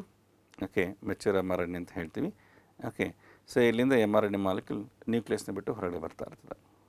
ಓಕೆ, ಈಗ ಇಲ್ಲಿ ಬಂದಿದೆ ನೋಡಿ, this is M R N A molecule. Okay, so ಈಗ ಈ ನ್ಯೂಕ್ಲಿಯಸ್ನ ಒಳಭಾಗದಲ್ಲಿ ಈ ಆರ್ ಎನ್ ಎ ಕಣ ತಯಾರಾಗಿರುತ್ತಲ್ಲ. ಓಕೆ, ನ್ಯೂಕ್ಲಿಯಸ್ನ ಒಳಭಾಗದಲ್ಲಿ ಸೊ ಡಿ ಎನ್ ಎಯಿಂದ ಆರ್ ಎನ್ ಎ ತಯಾರಾಗಿರ್ತದೆ, ಡಿ ಎನ್ ಎಯಿಂದ ಎಮ್ ಆರ್ ಎನ್ ಎ ತಯಾರಾಗಿರುತ್ತೆ. ಓಕೆ, ಈ ಪ್ರಕ್ರಿಯೆಯನ್ನು ಇದನ್ನು ಟ್ರಾನ್ಸ್ಕ್ರಿಪ್ಷನ್ ಅಂತ ಹೇಳ್ತೀವಿ. ಓಕೆ, ಇದನ್ನು ಟ್ರಾನ್ಸ್ಕ್ರಿಪ್ಷನ್ ಅಂತ ಹೇಳ್ತೀವಿ. ಸೊ ಟ್ರಾನ್ಸ್ಕ್ರಿಪ್ಷನ್ ಎಲ್ಲಿ ನಡೆಯುತ್ತದೆ? ಇದು ನ್ಯೂಕ್ಲಿಯಸ್ಸಲ್ಲಿ ನಡೆಯುತ್ತೆ. ಓಕೆ, ಸೊ ಟ್ರಾನ್ಸ್ಕ್ರಿಪ್ಷನ್ ಅಂದರೆ ಆರ್ ಎನ್ ಎ ತಯಾರಾಗ್ತಕ್ಕಂಥ ಟ್ರಾನ್ಸ್ಕ್ರಿಪ್ಷನ್ ಅಂತ ಹೇಳ್ತೀವಿ. ಡಿ ಎನ್ ಎಯಿಂದ ಆರ್ ಎನ್ ಎ ತಯಾರಾಗೋದನ್ನ ಟ್ರಾನ್ಸ್ಕ್ರಿಪ್ಷನ್ ಅಂತ ಹೇಳ್ತೀವಿ. ಸೊ ಇದು ನ್ಯೂಕ್ಲಿಯಸ್ಸಲ್ಲಿ ನಡೀತಕ್ಕಂಥ ಒಂದು ಪ್ರಕ್ರಿಯೆ. ಓಕೆ, ಸೊ ಇಲ್ಲಿ ಬರೀ ಮಾಹಿತಿ ಕಣ ಒಂದು ತಯಾರಾಗಿದೆ. ಪ್ರೋಟೀನ್ ತಯಾರಿಕೆಗೆ ಬೇಕಾಗಿರ್ತಕ್ಕಂಥ ಮಾಹಿತಿ ಎಲ್ಲಿ ತಯಾರಾಗಿ ಹೊರಗಡೆ ಬಂದಿದೆ. ಓಕೆ, ಸೊ ಇಲ್ಲಿ ನೋಡ್ಬೋದು. ಓಕೆ, ಈ ಪಿಕ್ಚರಲ್ಲಿ ಎರಡು ಪಿಕ್ಚರಲ್ಲಿ ತೋರಿಸ್ತದೆ ನೋಡಿ. Okay, M R N A molecule ತಯಾರಾಗಿರ್ತಕ್ಕಂಥದ್ದು. ಸೊ ಅದರಿಂದ ಸಪ್ರೇಟಾಗಿ ಮತ್ತು nuclear pore complex, okay, nuclear membrane ಇರ್ತಕ್ಕಂಥ ರಂಧ್ರ ಅದ್ರ ಮೂಲಕ ಹೊರಗಡೆ ಬಂದಿರ್ತದೆ. ಓಕೆ, ಹೊರಗಡೆ ಬಂದು ಎಲ್ಲಿ ಹೋಗಬೇಕದು? ಓಕೆ, ಮಾಹಿತಿಯನ್ನು ತಗೊಂಡು ಎಲ್ಲಿ ಹೋಗಬೇಕಾಗುತ್ತೆ? ರೈಬೋಸಮ್ಗಳು ಎಲ್ಲಿ ತಯಾರಾಗಬೇಕಾಗಿದೆ ಸೊ ಆ ಜಾಗಕ್ಕೆ ಹೋಗಬೇಕಾಗ್ತದೆ. So M R N A ribosomes ಕಡೆಗೆ ಹೋಗ್ತದೆ. ಓಕೆ, ರೈಬೋಸಮ್ಸ್ ಹೋಗಿ ಸೊ ರೈಬೋಸಮ್ ಒಳಗಡೆ ಸೇರ್ಕೊಳ್ತದೆ. So this M R N A molecules it enters into the ribosomes. So ribosomes ತೆಗೆದುಕೊಂಡ್ರೆ ರೈಬೋಸಮ್ಸ್ ಹತ್ರ ಅದು 2 ಭಾಗ ಇರ್ತದೆ. ಓಕೆ, 2 ಭಾಗ. ಸೊ ಇದನ್ನು ನಾವು ಸ್ಮಾಲರ್ ಯೂನಿಟ್ ಅಂತಲೇ ಹೇಳ್ತೀವಿ, ಸ್ಮಾಲರ್ ಯೂನಿಟ್. ಓಕೆ, ಇನ್ನೊಂದನ್ನು ಬಿಗ್ಗರ್ ಯೂನಿಟ್ ಅಂತಲೇ ಹೇಳ್ತೀವಿ. ಓಕೆ, ಅಥವಾ ಲಾರ್ಜರ್ ಯೂನಿಟ್ ಅಂತ ಹೇಳ್ತೀವಿ. ಸೊ ರೈಬೋಸಮಲ್ಲಿ 2 ಭಾಗಗಳಿದ್ದವು. ಓಕೆ, ಒಂದು ರೈಬೋಸಮ್ ತೆಗೆದುಕೊಂಡಾಗ ಸೊ ಅದು smaller unit and larger unit. Okay, so ಈ 2 ನಡುವೆ ಒಂದು ಗ್ರೂವ್, ಒಂದು ಖಾಲಿ ಜಾಗ ಇರ್ತದೆ. ಆ ಗ್ರೂವಲ್ಲಿ ಹೋಗಿ so M R N A molecule ಸೇರ್ಕೊಳ್ತದೆ. So M R N A enters into the groove between smaller unit and larger unit. Okay, so ಈಗ ಈ ರೈಬೋಸೋಮ್ ಈ ಎಮ್ ಆರ್ ಎನ್ ಎಲ್ಲಿ ಇರ್ತಕ್ಕಂಥ ಒಂದು ಕೋಡಾನ್ಸ್ನ ಗುರುತಿಸ್ತಾ ಹೋಗ್ತಾ ಇರ್ತದೆ. ಸೊ ಇಲ್ಲಿ ಒಂದು ಕೋಡಾನ್ನ ಪದನೇ ಉಪಯೋಗಿಸ್ತಾ ಇದ್ದೀನಿ. Okay, so M R N A ಕಣದಲ್ಲಿರ್ತಕ್ಕಂಥ ಸೊ 3 ಸಾರ್ವಜನಿಕ ಪ್ರತ್ಯಾಮ್ಲಗಳು. ಸೊ ಅದು ಒಂದು ಅಮೈನೋ ಆಮ್ಲವನ್ನು ಸೂಚಿಸ್ತಾ ಇರ್ತದೆ. ಸೊ ಈ 3ನ್ನು ನಾವು ಒಂದು ಕೊಡಾನ್ ಅಂತ ಹೇಳ್ತೀನಿ. ಓಕೆ, ಸೊ ಇಲ್ಲಿ ನೋಡಿ AUG ಇದೊಂದು ಕೊಡಾನ್ ಆಯಿತು. ಓಕೆ, ಆರ್ ಎನ್ ಎ ಕಣದಲ್ಲಿ ಎಲ್ಲೂ ಪೂರ್ತಿ ಉದ್ದಕ್ಕೂ ನಿಮಗೆ ಥೈಮಿನ್ ಬೇಸ್ ಸಿಗೋದಿಲ್ಲ. ಓಕೆ, ಡಿ ಎನ್ ಎ ಮತ್ತು ಆರ್ ಎನ್ ಎ ವ್ಯತ್ಯಾಸ ಹೇಳಬೇಕಂದ್ರೆ ನಾನು ಹೇಳ್ತೀನಿ. ಯಾಕೆ ಆರ್ ಎನ್ ಎ ಕಣದಲ್ಲಿ ಸೊ ಥೈಮಿನ್ ಸಾರ್ವಜನಿಕ ಪ್ರತ್ಯಾಮ್ಲ ಇರೋದಿಲ್ಲ. ಸೊ ಥೈಮಿನ್ ಜಾಗದಲ್ಲಿ ಯುರಾಸಿಲ್ ಇರ್ತದೆ. ಓಕೆ, ಸೊ ಹಂಗಾಗಿ ಡಿ ಎನ್ ಎ ಕಣ ಮತ್ತು ಆರ್ ಎನ್ ಎ ಕಣ ಅವೆರಡನ್ನೂ ಒಂದು ಕಡೆ ಕೊಟ್ಟರೆ ಈಸಿಯಾಗಿ ನಾವು ರೆಕಗ್ನೈಸ್ ಮಾಡ್ಬೋದು. ಓಕೆ, ಡಿ ಎನ್ ಎ ಕಣದಲ್ಲಿ ಎಲ್ಲೂ ನಾವು ಯುರಾಸಿಲ್ ಸಾರ್ವಜನಿಕ ಪ್ರತ್ಯಾಮ್ಲ ನೋಡೋದಿಲ್ಲ. ಅಲ್ಲಿ AGCT ಈ 4 ಸಾರ್ವಜನಿಕ ಪ್ರತ್ಯಾಮ್ಲಗಳನ್ನ ಕಾಣ್ತೀವಿ. ಅದೇ ಆರ್ ಎನ್ ಎ ಕಣ ತೆಗೆದುಕೊಂಡಾಗ ಆರ್ ಎನ್ ಎ ಕಣ ಪೂರ್ತಿ ಉದ್ದದಲ್ಲಿ ನಾವೆಲ್ಲೂ ಥೈಮನ್ನ ನೋಡೋದಿಲ್ಲ. ಓಕೆ, ಸೊ ಇಲ್ಲಿ ಅಡೆನಿನ್, ಗುವಾನಿನ್, ಸೈಟೋಸಿನ್ ಮತ್ತು ಯುರಾಸಿಲ್ ಸಾರ್ವಜನಿಕ ಪ್ರತ್ಯಾಮ್ಲ ಇರ್ತದೆ. ಓಕೆ, ಸೊ ಈಗ ಈ ರೈಬೋಸಮ್ನ 2 ಯೂನಿಟ್ಸ್, ಆ 2 ಯೂನಿಟ್ಸು ಈ ಎಮ್ ಆರ್ ಎನ್ ಎ ಕಣದಲ್ಲಿರ್ತಕ್ಕಂಥ ಒಂದು ಸಾರ್ವಜನಿಕ ಒಂದು ಪ್ರತ್ಯಾಮ್ಲಗಳು ಟ್ರಿಪ್ಲೆಟ್ ಕೊಡಾನ್ಸ್ ಅಂತಲೇ ಹೇಳ್ತೀವಿ. 3 ಸೇರಿ ಸೊ ಒಂದು ಕೊಡಾನ್ ಫಾರ್ಮ್ ಆಗಿದೆ. ಸೊ ಅದನ್ನ ಗುರುತಿಸ್ತಾ ಹೋಗ್ತಾ ಇರುತ್ತೆ. ಓಕೆ, ಮೊದಲನೇದು AUG ಅಂತ ಸೊ ಒಂದು ಕೊಡಾನ್ ಇದೆ. ಸೊ ರೈಬೋಸಮ್ ಯೂನಿಟ್ ಅದನ್ನ ರೆಕಗ್ನೈಸ್ ಮಾಡಿ ಸೊ ಒಂದು ಎನ್ಸೈಮ್ನ ಒಂದು ನಿರ್ದಿಷ್ಟ ಕಿಣ್ವವನ್ನು ಬಿಡುಗಡೆ ಮಾಡ್ತದೆ. ಓಕೆ, ಸೊ ಈ ribosome complex it releases a specific enzyme. AUG recognise ಮಾಡಿ ಸೊ ಆಮೇಲೆ ಒಂದು ಸ್ಪೆಸಿಫಿಕ್ ಎನ್ಸೈಮ್ ರಿಲೀಸ್ ಮಾಡುತ್ತೆ. ಓಕೆ, ಈಗ AUG ಅನ್ನೋದು ಇದು ಮೆಥಿಯೋನಿನ್ ಅನ್ನೋ ಒಂದು ಅಮೈನೋ ಆ್ಯಸಿಡ್ನ ಸೂಚಿಸುತ್ತೆ. Okay, methionine. ಸೊ ಇಲ್ಲಿಂದ ಬಿಡುಗಡೆ ಆಗಿರ್ತಕ್ಕಂಥ ಒಂದು ಕಿಣ್ವ ಈ ಮೆಥಿಯೋನಿನ್ನ ಓಕೆ ಕೋಶರಸದಲ್ಲಿರ್ತಕ್ಕಂಥ ಒಂದು ಮೆಥಿಯೋನಿನ್ನ ಅದನ್ನ ಆ್ಯಕ್ಟಿವೇಟ್ ಮಾಡ್ತದೆ. Okay, the specific enzyme which is released from the mRNA ribosome complex. So that stimulates that activates the methionine amino acid. Okay, ಯಾಕೆ AUG ಮೆಥಿಯೋನಿನ್ ಸೂಚಿಸೋದ್ರಿಂದ ಆ ಪರ್ಟಿಕ್ಯುಲರ್ ಅಮೈನೋ ಆ್ಯಸಿಡ್ನ ಈಗ ಆ ಎಂಜೈಮ್ ಅದನ್ನ ಆ್ಯಕ್ಟಿವೇಟ್ ಮಾಡುತ್ತೆ. ಓಕೆ, ಸೊ ಮೆಥಿಯೋನಿನ್ ಆ್ಯಕ್ಟಿವೇಟ್ ಆದಮೇಲೆ ಈ methionine ಈಗ ಈ ಜಾಗಕ್ಕೆ ಬರಬೇಕು. ರೈಬೋಸಮ್ ಮತ್ತು mRNA ಇರ್ತಕ್ಕಂಥ ಜಾಗಕ್ಕೆ ಅದು ಬರಬೇಕು. ಬಟ್ ಅಮಿನೋ ಆ್ಯಸಿಡ್ ಹಾಗೇ ಬರಲಿಕ್ಕೆ ಆಗೋದಿಲ್ಲ. ಅಮಿನೋ ಆ್ಯಸಿಡ್ನ ಅದನ್ನ ಅಲ್ಲಿಗೆ ತೊಗೊಂಡೋಗ್ಲಿಕ್ಕೆ ಇನ್ನೊಂದು ಕಣ ಬೇಕಾಗಿರ್ತದೆ. ಓಕೆ, ನಾವು ಈಗ ರೈಬೋಸೋಮ್ ತೆಗೆದುಕೊಂಡಾಗ ರೈಬೋಸೋಮ್ ಇದು ಕೂಡ RNA ಕಣದಿಂದ ಕೂಡಿರ್ತದೆ. ಓಕೆ, ರೈಬೋಸೋಮ್ RNA ಮತ್ತು ಪ್ರೋಟೀನಿಂದ ಆಗಿರ್ತಕ್ಕಂಥ ಒಂದು ರಚನೆ. ಓಕೆ, RNA ಮತ್ತು ಪ್ರೋಟೀನ್ಸಿಂದ ಆಗಿರ್ತಕ್ಕಂಥ ರಚನೆ. ಓಕೆ, ಈಗ ರೈಬೋಸೋಮಲ್ಲಿ ಇರ್ತಕ್ಕಂಥ RNAಯನ್ನು ನಾವು ಅದನ್ನು mRNAಯಿಂದ ಪ್ರತ್ಯೇಕಿಸಬೇಕಾಗಿರೋದ್ರಿಂದ ಇದನ್ನು rRNA ಅಂತ ಹೇಳ್ತೀವಿ. rRNA ಅಂದರೆ ರೈಬೋಸೋಮಲ್ RNA ಅಂತ ಕರಿತೀವಿ. ಓಕೆ, ಇಲ್ಲಿಗೆ ನಾವು 2 ರೀತಿಯ RNAಗಳನ್ನ ನೋಡ್ದಂಗೆ ಆಯಿತು. ಒಂದು DNA ಪ್ರತಿಯಿಂದ ತಯಾರಾಗಿರ್ತಕ್ಕಂಥ ಒಂದು RNA. DNA ಇರತಕ್ಕಂಥ ಮಾಹಿತಿಯನ್ನು ಹೊತ್ಕೊಂಡ್ಬರ್ತಾ ಇರ್ತಕ್ಕಂಥ ಒಂದು RNA, ಅದನ್ನು mRNA ಅಂತ ಕರಿತೀವಿ, ಮೆಸೆಂಜರ್ RNA ಅಂತ ಕರಿತೀವಿ. ಈಗ mRNAಲಿರ್ತಕ್ಕಂಥ ಮಾಹಿತಿಯನ್ನು ಗ್ರಹಿಸಲಿಕ್ಕೆ ರೈಬೋಸೋಮಲ್ಲಿ ಇನ್ನೊಂದು ರೀತಿಯ RNA ಇದೆ. ಇದನ್ನು ನಾವು rRNA ಅಂತ ಹೇಳ್ತಿದ್ವಿ, ರೈಬೋಸೋಮಲ್ RNA ಅಂತ ಹೇಳ್ತಿದ್ವಿ. ಅಲ್ಲಿ ರೈಬೋಸೋಮ್ಗಳಲ್ಲಿ ಬರೀ rRNA ಅಷ್ಟೇ ಅಲ್ಲ, ಓಕೆ, ಅದ್ರ ಜೊತೆಗೆ ಪ್ರೋಟೀನ್ಸೂ ಇರುತ್ತೆ. ಈ rRNA ಮತ್ತು ಪ್ರೋಟೀನಿಂದ ಕೂಡಿರ್ತಕ್ಕಂಥ ಈ ರಚನೆಯೇ ನಾವು ರೈಬೋಸೋಮ್ ಅಂತ ಹೇಳ್ತಾ ಇದ್ವಿ. ಓಕೆ, ಈಗ ಈ ಆ್ಯಕ್ಟಿವೇಟ್ ಆಗಿರ್ತಕ್ಕಂಥ ಒಂದು ಅಮಿನೋ ಆ್ಯಸಿಡ್ನ mRNA ರೈಬೋಸೋಮ್ನ ಜಾಗಕ್ಕೆ ತೆಗೆದುಕೊಂಡು ಹೋಗಬೇಕು. ತೊಗೊಂಡೋಗ್ಲಿಕ್ಕೆ ಈಗ ಮತ್ತೆ ಇನ್ನೊಂದು ರೀತಿಯಾದ ಒಂದು RNA ಮಾಲಿಕ್ಯೂಲ್ ಇರ್ತದೆ. ಓಕೆ, RNA ಮಾಲಿಕ್ಯೂಲ್ ಜಸ್ಟ್ ಈ ಥರ ಬರಿತಾ ಇದ್ದೀನಿ. ಓಕೆ, ಈ RNAನ ಇದನ್ನು tRNA ಅಂತ ಹೇಳ್ತಾರೆ. ಓಕೆ, ಇಲ್ಲಿ tRNA ಅಂತಂದರೆ ಟ್ರಾನ್ಸ್ಫರ್ RNA ಅಂತ ಹೇಳ್ತೀವಿ. Okay, transfer RNA molecule. Transfer RNA ಅಂತ ಯಾಕೆ ಕರಿತಿದ್ದೀವಿ? ಅಮಿನೋ ಆ್ಯಸಿಡ್ನ, ಆ್ಯಕ್ಟಿವೇಟೆಡ್ ಅಮಿನೋ ಆ್ಯಸಿಡ್ನ ಅದನ್ನು ಪ್ರೋಟೀನ್ ತಯಾರಿಕೆ ಜಾಗಕ್ಕೆ ತೆಗೆದುಕೊಂಡು ಹೋಗ್ತಾ ಇದೆ. ಹಾಗಾಗಿ ಇದನ್ನು ನಾವು ಟ್ರಾನ್ಸ್ಫರ್ RNA ಅಂತ ಹೇಳ್ತಾ ಇದ್ವಿ. ಓಕೆ, ಈಗ ಮೆಥಿಯೋನಿನ್ ಒಂದು ನಿರ್ದಿಷ್ಟ tRNA ಮಾಲಿಕ್ಯೂಲ್ಗೆ ಅಟ್ಯಾಚ್ ಆಗಿರ್ತದೆ. ಓಕೆ, tRNAಗಳು ಮತ್ತು ಸುಮಾರು 61 ರೀತಿಯ tRNA ಮಾಲಿಕ್ಯೂಲ್ಸ್ ಇದೆ ಅಂತಲೇ ಹೇಳ್ಬೋದು. ಓಕೆ, ಕೊಡಾನ್ ಏನಿದೆಯೋ ಕೊಡಾನ್ಗೆ ಅದಕ್ಕೆ ಅಟ್ಯಾಚ್ ಆಗಲಿಕ್ಕೆ ಪ್ರತಿಯಾದ ಒಂದು ಕೋಡಾನ್ನ ಹೊಂದಿರತಕ್ಕಂಥ ಒಂದು ಮಾಲಿಕ್ಯೂಲ್ಸ್ ಇವು ಆ್ಯಂಟಿಕೋಡಾನ್ಸ್ ಅಂತಲೇ ಹೇಳ್ತೀವಿ. ಆ್ಯಂಟಿಕೋಡಾನ್ ರೀಜನ್ ಹೊಂದಿರತಕ್ಕಂಥ ಒಂದು RNA ಕಣಗಳಿವು. ಹಾಗಾಗಿ ನಮಗೆ ಕೊಡಾನ್ಸ್ ಎಷ್ಟು ಸಿಗುತ್ತೋ ಆಲ್ಮೋಸ್ಟ್ ಅಷ್ಟು ಸಂಖ್ಯೆಯ tRNA ಕಣಗಳು ನಮಗೆ ಸಿಗ್ತಾ ಇರ್ತದೆ. ಓಕೆ, ಈಗ ಮೆಥಿಯೋನಿನ್ನ ಆ್ಯಕ್ಟಿವೇಟ್ ಆಗಿರ್ತಕ್ಕಂಥ ಮೆಥಿಯೋನಿನ್ನ ಒಂದು ಸ್ಪೆಸಿಫಿಕ್ tRNA ಮಾಲಿಕ್ಯೂಲ್ ಅದು ಬೈಂಡ್ ಮಾಡ್ಕೊಳ್ಳುತ್ತೆ. ಓಕೆ, ಬೈಂಡ್ ಮಾಡಿಕೊಂಡು tRNA ಮಾಲಿಕ್ಯೂಲ್ ಈ ಭಾಗದಲ್ಲಿ ಈ ರೀಜನಲ್ಲಿ, ಓಕೆ, tRNA ಅಂದರೆ ಇದು ಕೂಡ ನ್ಯೂಕ್ಲಿಯೋಟಿಡ್ ಆಗಿರ್ತಕ್ಕಂಥ ಕಣನೇ. ನಾನೀಗೇನು 3 ರೀತಿಯಾದ ಒಂದು RNA ಕಣಗಳನ್ನ ಇಲ್ಲಿ ಪರಿಚಯ ಮಾಡಿದ್ದೀನಿ. ಇವೆಲ್ಲ ನ್ಯೂಕ್ಲಿಯೋಟಿಡ್ಗಳಿಂದ ಆಗಿರ್ತಕ್ಕಂಥ ಒಂದು RNA ಕಣಗಳೇ. ಓಕೆ, ಒಂದು ಸ್ಟ್ಯಾಂಡ್ಸನ್ನೇ. ಈ ಮೂರಲ್ಲೂ ನಾವು ಸಾರ್ವಜನಿಕ ಪ್ರತಿಯಾಮ್ಲಗಳನ್ನ ಒಂದೇ ರೀತಿ ಸಾರ್ವಜನಿಕ ಪ್ರತಿಯಾಮ್ಲಗಳನ್ನ ಕಾಣ್ಬೋದು, ಅಡೆನಿನ್, ಗುವಾನಿನ್, ಸೈಟೋಸಿನ್ ಮತ್ತು ಯುರಾಸಿಲ್. ಓಕೆ, ಈಗ tRNA ಮಾಲಿಕ್ಯೂಲ್ ಮೇಲೆ ಇಲ್ಲಿ ಕೂಡ ಒಂದು ಸಾರ್ವಜನಿಕ ಪ್ರತಿಯಾಮ್ಲಗಳಿರ್ತವೆ ಈ ರೀಜನಲ್ಲಿ. ಓಕೆ, ಈ ರೀಜನಲ್ಲಿರ್ತಕ್ಕಂಥ ಈ ಭಾಗದಲ್ಲಿರ್ತಕ್ಕಂಥ ಒಂದು ಸಾರ್ವಜನಿಕ ಪ್ರತಿಯಾಮ್ಲಗಳು ಇದು ಹೋಗಿ mRNAಲಿರ್ತಕ್ಕಂಥ ಒಂದು ಸಾರ್ವಜನಿಕ ಪ್ರತಿಯಾಮ್ಲಕ್ಕೆ ಹೋಗಿ ಅದು ಅಟ್ಯಾಚ್ ಆಗುತ್ತೆ. ಓಕೆ, ಈ UG ಅಂತ ಇದೆಯಲ್ಲ, ಅದಕ್ಕೆ ಹೋಗಿ ಇದು ಅಟ್ಯಾಚ್ ಆಗುತ್ತೆ. ಓಕೆ, ಇದಕ್ಕೆ ಅಟ್ಯಾಚ್ ಆಗಬೇಕು ಅಂದರೆ, ಓಕೆ, ರೈಬೋಸೋಮ್ಗೆ ಅಟ್ಯಾಚ್ ಆಗಿರ್ತಕ್ಕಂಥ mRNA ಕಣ, ಅದರಲ್ಲಿ ಮೊದಲ ಕೋಡಾನ್ AUG ಅಂತಿದೆ.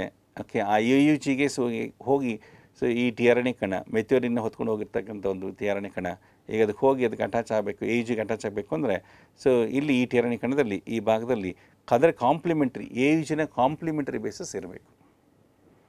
ಓಕೆ, ಇಲ್ಲಿ A ಇದೆ ಅಂದರೆ ಇಲ್ಲಿ U ಇರುತ್ತೆ. ಓಕೆ, ಇಲ್ಲಿ U ಇದೆ ಅಂದರೆ ಇಲ್ಲಿ A ಇರುತ್ತೆ, ಇಲ್ಲಿ G ಇದೆ ಅಂದರೆ C ಇರುತ್ತೆ. ಓಕೆ, ನಾನು AUG ಓಕೆ, ಓಕೆ, ಇದು mRNA ಮಾಲಿಕ್ಯೂಲ್ ಮೇಲೆ ಇರ್ತಕ್ಕಂಥ ಒಂದು 3 ಬೇಸಿಸ್. ಈಗ ಅದಕ್ಕೆ ಅಟ್ಯಾಚ್ ಆಗ್ತಕ್ಕಂಥ ಒಂದು tRNA ಮಾಲಿಕ್ಯೂಲಲ್ಲಿ ಅದು ಹೇಗೆ ಬೇಸಿಸ್ನ ಹೊಂದಿರ್ತದೆ ಸಾರ್ವಜನಿಕ ಪ್ರತಿಯಾಮ್ಲಗಳನ್ನ. ಎಗೆ ಅಟ್ಯಾಚ್ ಆಗಲಿಕ್ಕೆ U ಇರುತ್ತೆ, ಹಾಗೆ Uಗೆ ಅಟ್ಯಾಚ್ ಆಗಲಿಕ್ಕೆ A ಇರುತ್ತೆ, Gಗೆ ಅಟ್ಯಾಚ್ ಆಗಲಿಕ್ಕೆ C ಇರ್ತದೆ. ಓಕೆ, ಅಂದರೆ ಈ tRNA ಕಣದಲ್ಲಿ mRNA ಪ್ರತಿಯಲ್ಲಿರ್ತಕ್ಕಂಥ ಒಂದು ಸಾರ್ವಜನಿಕ ಪ್ರತಿಯಾಮ್ಲಗಳ ಅದರ ಒಂದು ಕಾಂಪ್ಲಿಮೆಂಟ್ರಿ ಬೇಸಿಸ್ಸು tRNA ಮಾಲಿಕ್ಯೂಲ್ ಕಾಣ್ಬೋದು. ಹಾಗಾಗಿ ಇದನ್ನು ಈ UAC ಇದೆಯಲ್ಲ, ಇದನ್ನು ಆ್ಯಂಟಿಕೋಡಾನ್ ಅಂತ ಹೇಳ್ತೀವಿ. ಓಕೆ, ಆ್ಯಂಟಿಕೋಡಾನ್ ರೀಜನ್ ಅಂತ ಹೇಳ್ತೀವಿ. ಈ ಥರ tRNA ಮಾಲಿಕ್ಯೂಲ್ಸಲ್ಲಿ mRNAಗೆ ಬೈಂಡ್ ಆಗಲಿಕ್ಕೆ ನಾವು ಆ್ಯಂಟಿಕೋಡಾನ್ ಒಂದು ಸೀಕ್ವೆನ್ಸ್ನ ಕಾಣ್ಬೋದು. ಓಕೆ ಪ್ರತಿ 3 ಸಾರಜನಕ ಪ್ರತ್ಯಾಮ್ಲಗಳಿಗೆ ಸೊ ಅದಕ್ಕೆ ಕಾಂಪ್ಲಿಮೆಂಟ್ರಿ ಆಗಿರ್ತಕ್ಕಂಥ ಒಂದು ಬೇಸಿಸ್ನ ಸೊ ನಾವು ಟಿ ಆರ್ ಎನ್ ಮಾಲಿಕ್ಯೂಲ್ ಮೇಲೆ ಕಾಣ್ತೀವಿ. ಸೊ ಅದನ್ನು ನಾವು ಡಿ ಎನ್ ಎ ಪ್ರತಿಯಲ್ಲಿರ್ತಕ್ಕಂಥ ಒಂದು ಎಮ್ ಆರ್ ಎನ್ ಎ ಪ್ರತಿ ಮೇಲೆ ಇರ್ತಕ್ಕಂಥ ಒಂದು 3 ಸಾರಜನಕ ಪ್ರತ್ಯಾಮ್ಲಗಳನ್ನ ಕೋಡಾನ್ಸ್ ಅಂತ ಕರೆದ್ರೆ, ಸೊ ಅದಕ್ಕೆ ಪ್ರತಿಯಾಗಿರ್ತಕ್ಕಂಥ ಒಂದು ಟಿ ಆರ್ ಎನ್ ಎ ಕಣದಲ್ಲಿನ ಸಾರಜನಕ ಪ್ರತ್ಯಾಮ್ಲಗಳನ್ನ ಅದನ್ನು ಆ್ಯಂಟಿಕೋಡಾನ್ಸ್ ಅಂತ ಹೇಳ್ತೀವಿ. ಸೊ ಆ್ಯಂಟಿಕೋಡಾನ್ ರೀಜನ್ ಹೋಗಿ ಸೊ ಸೀಕ್ವೆನ್ಸ್ ಹೋಗಿ ಸೊ ಕೋಡಾನ್ ಸೀಕ್ವೆನ್ಸ್ಗೆ ಬೈಂಡ್ ಆಗುತ್ತೆ. ಓಕೆ, ಇಲ್ಲಿ ಹೋಗಿ ಈಗ ಇದಕ್ಕೆ ಅಟ್ಯಾಚ್ ಆಯಿತು. ಓಕೆ, ಇಲ್ಲಿ ಮೆಥಿಯೋನಿನ್ ಇದೆ. ಓಕೆ, ಸೊ ಈಗ ಎಮ್ ಆರ್ ಎನ್ ಎ ಕಣದ ಮೇಲೆ ಇರ್ತಕ್ಕಂಥ ಒಂದು ಮೊದಲನೇ ಕೋಡಾನ್ನ ಗುರುತಿಸಾಯಿತು, ಅದರ ಪ್ರಕಾರ ಅಮಿನೋ ಆ್ಯಸಿಡ್ನ ಅಲ್ಲಿಗೆ ತಂದಿದ್ದಾಯಿತು. ಓಕೆ, ಮೆಥಿಯೋನಿನ್ನ ಅಲ್ಲಿಗೆ ತಂದಿದ್ದಾಯಿತು. ಸೊ ಅಲ್ಲಿಗೆ ರೈಬೋಸೋಮ್ದು ಸೊ ಮೊದಲನೇ ಕೋಡಾನ್ನ ಗುರುತಿಸಿ ಅದರ ಕೆಲಸ ಮುಗಿಸ್ತಾ. ಸೊ ನೆಕ್ಸ್ಟ್ ಏನಾಗುತ್ತೆ, ನೆಕ್ಸ್ಟ್ ಈಗ ನೆಕ್ಸ್ಟ್ ಇನ್ನೊಂದು codon, next codon so G A C ಅಂತ ತೆಗೆದುಕೊಳ್ಳೋಣ. ಓಕೆ, ಈಗ ಪೂರ್ತಿ ರೈಬೋಸೋಮ್ಸು ಸ್ಮಾಲರ್ ಯೂನಿಟ್ ಮತ್ತು ಸೊ ಲಾರ್ಜರ್ ಯೂನಿಟ್ ಎರಡೂ ಸೆಕೆಂಡ್ ಕೋಡಾನ್ ಮೇಲೆ ಸ್ಲೈಡ್ ಆಗ್ತದೆ. ಓಕೆ, ನಾನು ಫಸ್ಟೇ ಹೇಳಿದೆ ಸೊ 2 ಯೂನಿಟ್ಸ್ ನಡುವೆ ಸೊ ಒಂದು ಗ್ರೂವ್ ಇದೆ. ಓಕೆ, ಆ ಗ್ರೂವಲ್ಲಿ ಹೋಗಿ M R N A molecule ಸೇರಿಕೊಂಡಿದೆ. ಸೊ ಮೊದಲನೇ ಕೋಡಾನ್ ಅದು ಓದಿದ್ದಾಗಿದೆ, ರೀಡ್ ಮಾಡಿ ಆಗಿದೆ, ರೆಕಗ್ನೈಸ್ ಮಾಡಾಯಿತು, ಅದರ ಪ್ರಕಾರ ಅಮಿನೋ ಆ್ಯಸಿಡ್ನಲ್ಲಿ ತರಿಸ್ಕೊಂಡಾಯಿತು ಟಿ ಆರ್ ಎನ್ ಎ ಒಂದು ಕಣದ ಮೂಲಕ. ಸೊ ಅದೆಲ್ಲ ಆದಮೇಲೆ ನೆಕ್ಸ್ಟ್ ಕೋಡಾನ್ ರೀಜನ್ ಮೇಲೆ ಸ್ಲೈಡ್ ಆಗುತ್ತೆ. ಓಕೆ, ಸೊ ಸ್ಲೈಡ್ ಆಗಿ ಸೊ ಇದನ್ನು ಕೋಡಾನ್ನ ಗುರುತಿಸಿ ಸೊ ಮತ್ತೆ ನಿರ್ದಿಷ್ಟ ರೀತಿಯಾದ ಅಮಿನೋ ಆ್ಯಸಿಡ್ನ ಎನ್ಸೈಮ್ನ ರಿಲೀಸ್ ಮಾಡ್ತದೆ. Okay, after recognising the codon so the complex, okay, ribosome complex, it releases a specific enzyme, and now this specific enzyme again it stimulates or activates another amino acid. Okay, ಇದೊಂದು amino ಆ್ಯಸಿಡ್ನ activate ಮಾಡುತ್ತೆ. So next ಯಾವುದು ಪ್ರೋಲೈನ್ ಅಂತ ತೆಗೆದುಕೊಳ್ಳೋಣ. So ಪ್ರೋಲೈನ್ activate ಮಾಡ್ತದೆ ಅಂತ ಅಂದ್ಕೊಳ್ಳೋಣ. Okay, ಈಗ ಪ್ರೋಲೈನ್ ಈ ಆ್ಯಕ್ಟಿವೇಟೆಡ್ ಅಮಿನೋ ಆ್ಯಸಿಡ್ನ ಇನ್ನೊಂದು T R N A molecule ಅಂತ ಬೈಂಡ್ ಮಾಡ್ಕೊಳ್ಳುತ್ತೆ. ಬೈಂಡ್ ಮಾಡಿಕೊಂಡು ಸೊ ಇದರ ಆ್ಯಂಟಿಕೋಡಾನ್ ರೀಜನಿಂದ ಇದಕ್ಕೆ ಹೋಗಿ ಬೈಂಡ್ ಆಗ್ತದೆ. ಓಕೆ, ಸೊ ಈಗ ನೀವು ಈ ribosome M R N A ಕಾಂಪ್ಲೆಕ್ಸ್ಗೆ 2 T R N A molecules attach ಆಗಿರೋದನ್ನ ಕಾಣ್ಬೋದು. ಓಕೆ, ಇದರ ಚಿತ್ರ ಇಲ್ಲೊಂದು ಇದೆ ನೋಡಿ. Okay, so T R N A molecules attach ಆಗಿರ್ತಕ್ಕಂಥದ್ದು ಸೊ ನಾವು ಇಲ್ಲಿ ಕಾಣ್ಬೋದು. Okay, so M R N A molecule, so ಇದು T R N A molecule. Okay, T R N A ಮಾಲಿಕ್ಯೂಲ್ಗೆ ಈ ಎಂಡಲ್ಲಿ ಸೊ ಇದು ಅಮಿನೋ ಆ್ಯಸಿಡ್ ಅಟ್ಯಾಚ್ ಆಗಿದೆ. ಸೊ ಇದು ಆ್ಯಂಟಿಕೋಡಾನ್ ರೀಜನ್ ಅಂತ ಹೇಳ್ಬೋದು. ಓಕೆ, ಆ್ಯಂಟಿಕೋಡಾನ್ ರೀಜನ್ ಬಂದು M R N A molecule ಮೇಲೆ ಇರ್ತಕ್ಕಂಥ ಕೋಡಾನ್ ರೀಜನ್ಗೆ ಅದು ಬೈಂಡ್ ಆಗುತ್ತೆ. ಓಕೆ, ಇಲ್ಲಿ ಬೈಂಡ್ ಆಗಿದೆ ನೋಡಿ. ಓಕೆ, ಸೊ ಯಾವಾಗ ಮೊದಲನೇ T R N A molecule ಬಂದು ಬೈಂಡ್ ಆಯಿತು. ಓಕೆ, ಬೈಂಡ್ ಆಗಿ ಅಮಿನೋ ಆ್ಯಸಿಡ್ಸ್ನ ಇಟ್ಕೊಂಡಿದೆ. ನೆಕ್ಸ್ಟು ಇಡೀ ರೈಬೋಸೋಮ್ ಕಾಂಪ್ಲೆಕ್ಸು ಎರಡನೇ ಕೋಡಾನ್ ಮೇಲೆ ಸ್ಲೈಡ್ ಆಯಿತು. ಸ್ಲೈಡ್ ಆಗಿ ಅದನ್ನ ರೆಕಗ್ನೈಸ್ ಮಾಡಿ ಸೊ ಒಂದು ಸ್ಪೆಸಿಫಿಕ್ ಎನ್ಸೈಮ್ನ ರಿಲೀಸ್ ಮಾಡ್ತು. ಆ ಎನ್ಸೈಮ್ ಒಂದು ಸ್ಪೆಸಿಫಿಕ್ ಅಮಿನೋ ಆ್ಯಸಿಡ್ನ ಆ್ಯಕ್ಟಿವೇಟ್ ಮಾಡಿ ನಂತರ ಇನ್ನೊಂದು T R N A molecule ಬಂದು ಅಟ್ಯಾಚ್ ಆಯಿತು ಇಲ್ಲಿ. ಓಕೆ, ಎರಡನೇ T R N A molecule ಬಂದು ಅಟ್ಯಾಚ್ ಆದಾಗ ಈಗ ಮೊದಲನೇ ಟಿ ಆರ್ ಎನ್ ಏನು ಮಾಡುತ್ತೆ, ಅದರಲ್ಲಿರ್ತಕ್ಕಂಥ ಅಮಿನೋ ಆ್ಯಸಿಡ್ನ ಎರಡನೇ ಟಿ ಆರ್ ಎನ್ಗೆ ಟ್ರಾನ್ಸ್ಫರ್ ಮಾಡುತ್ತೆ. ಸೊ ಇಲ್ಲಿ ನೀವು 2 ಅಮಿನೋ ಆ್ಯಸಿಡ್ಸ್ ಅಟ್ಯಾಚ್ ಆಗಿದ್ದು ಕಾಣ್ಬೋದು. ಓಕೆ, ಒಂದು ಟಿ ಆರ್ ಎನ್ ಎಗೆ, ಈ ಪಿಂಕ್ ಟಿ ಆರ್ ಎನ್ ಎಗೆ ಸೊ 2 ಅಮಿನೋ ಆ್ಯಸಿಡ್ಸ್ ಅಟ್ಯಾಚ್ ಆಗಿರೋದು ನೀವು ಇಲ್ಲಿ ಕಾಣ್ಬೋದು. ಓಕೆ, ಸೊ ಮೊದಲನೇ T R N A molecule ಎರಡನೇ T R N A molecule ಬಂದಾಗ ಸೊ ಮೊದಲನೇ T R N A molecule ಏನು ಮಾಡ್ತು, ಸೊ ತನ್ನಲ್ಲಿರ್ತಕ್ಕಂಥ ಒಂದು ಅಮಿನೋ ಆ್ಯಸಿಡ್ನ ಎರಡನೇದಿಗೆ ಟ್ರಾನ್ಸ್ಫರ್ ಮಾಡ್ತದೆ. ಓಕೆ, ಸೊ ಹಂಗಾಗಿ ಎರಡನೇ ಟಿ ಆರ್ ಎನ್ ಎ ಮಾಲಿಕ್ಯೂಲಲ್ಲಿ 2 ಅಮಿನೋ ಆ್ಯಸಿಡ್ಸ್ ಇರ್ತದೆ. ಓಕೆ, ಸೊ ನೆಕ್ಸ್ಟು ಮೂರನೇದು ಬಂತು ಅಂತ ಅಂದ್ಕೊಳ್ಳಿ. ಓಕೆ, ಸೊ ನೆಕ್ಸ್ಟ್ ಇನ್ನು ಮೂರನೇ ಒಂದು ಟಿ ಆರ್ ಎನ್ ಎ ಮಾಲಿಕ್ಯೂಲಿಂದ ಅಮಿನೋ ಆ್ಯಸಿಡ್ಗೆ ಇಲ್ಲಿ ಬಂತು ಅಂತ ಅಂದ್ಕೊಳ್ಳಿ. ಈಗ ಇಲ್ಲಿರ್ತಕ್ಕಂಥ ಒಂದು T R N A so ಇದು ಎರಡನ್ನೂ ಇಲ್ಲಿಗೆ ಟ್ರಾನ್ಸ್ಫರ್ ಮಾಡಿರ್ತದೆ. ಓಕೆ, ಇಲ್ಲಿ ಎರಡನ್ನೂ ಇಲ್ಲಿ ಟ್ರಾನ್ಸ್ಫರ್ ಮಾಡಿ ಇದು ಕೆಳಗಡೆ ಬಂದುಬಿಡುತ್ತೆ. Okay, T R N A molecule so ಒಂದು ಹೊಸದು ಬಂದಾಗ ಮುಂಚೆ ಇರ್ತಕ್ಕಂಥ T R N A molecule amino ಆ್ಯಸಿಡ್ನ next T R N A ಮಾಲಿಕ್ಯೂಲಿಗೆ ಪಾಸ್ ಮಾಡಿ ಸೊ ಇದು ಕೆಳಗಡೆ ಬಂದುಬಿಡ್ತದೆ, ಅಲ್ಲಿಂದ ಹೊರಗಡೆ ಬಂದುಬಿಡುತ್ತೆ. ಓಕೆ, ಸೊ ಈ ರೀತಿ ಎಮ್ ಆರ್ ಎನ್ ಎ ಕಣದಲ್ಲಿ ಕೋಡಾನ್ಸ್ ಏನಿದೆಯೋ ಅದರ ಪ್ರಕಾರ ಸೊ ಈ ಅಮಿನೋ ಆ್ಯಸಿಡ್ಸ್ನ T R N A molecules ತೊಗೊಂಡು ಹೋಗ್ತಾ ಇರ್ತದೆ.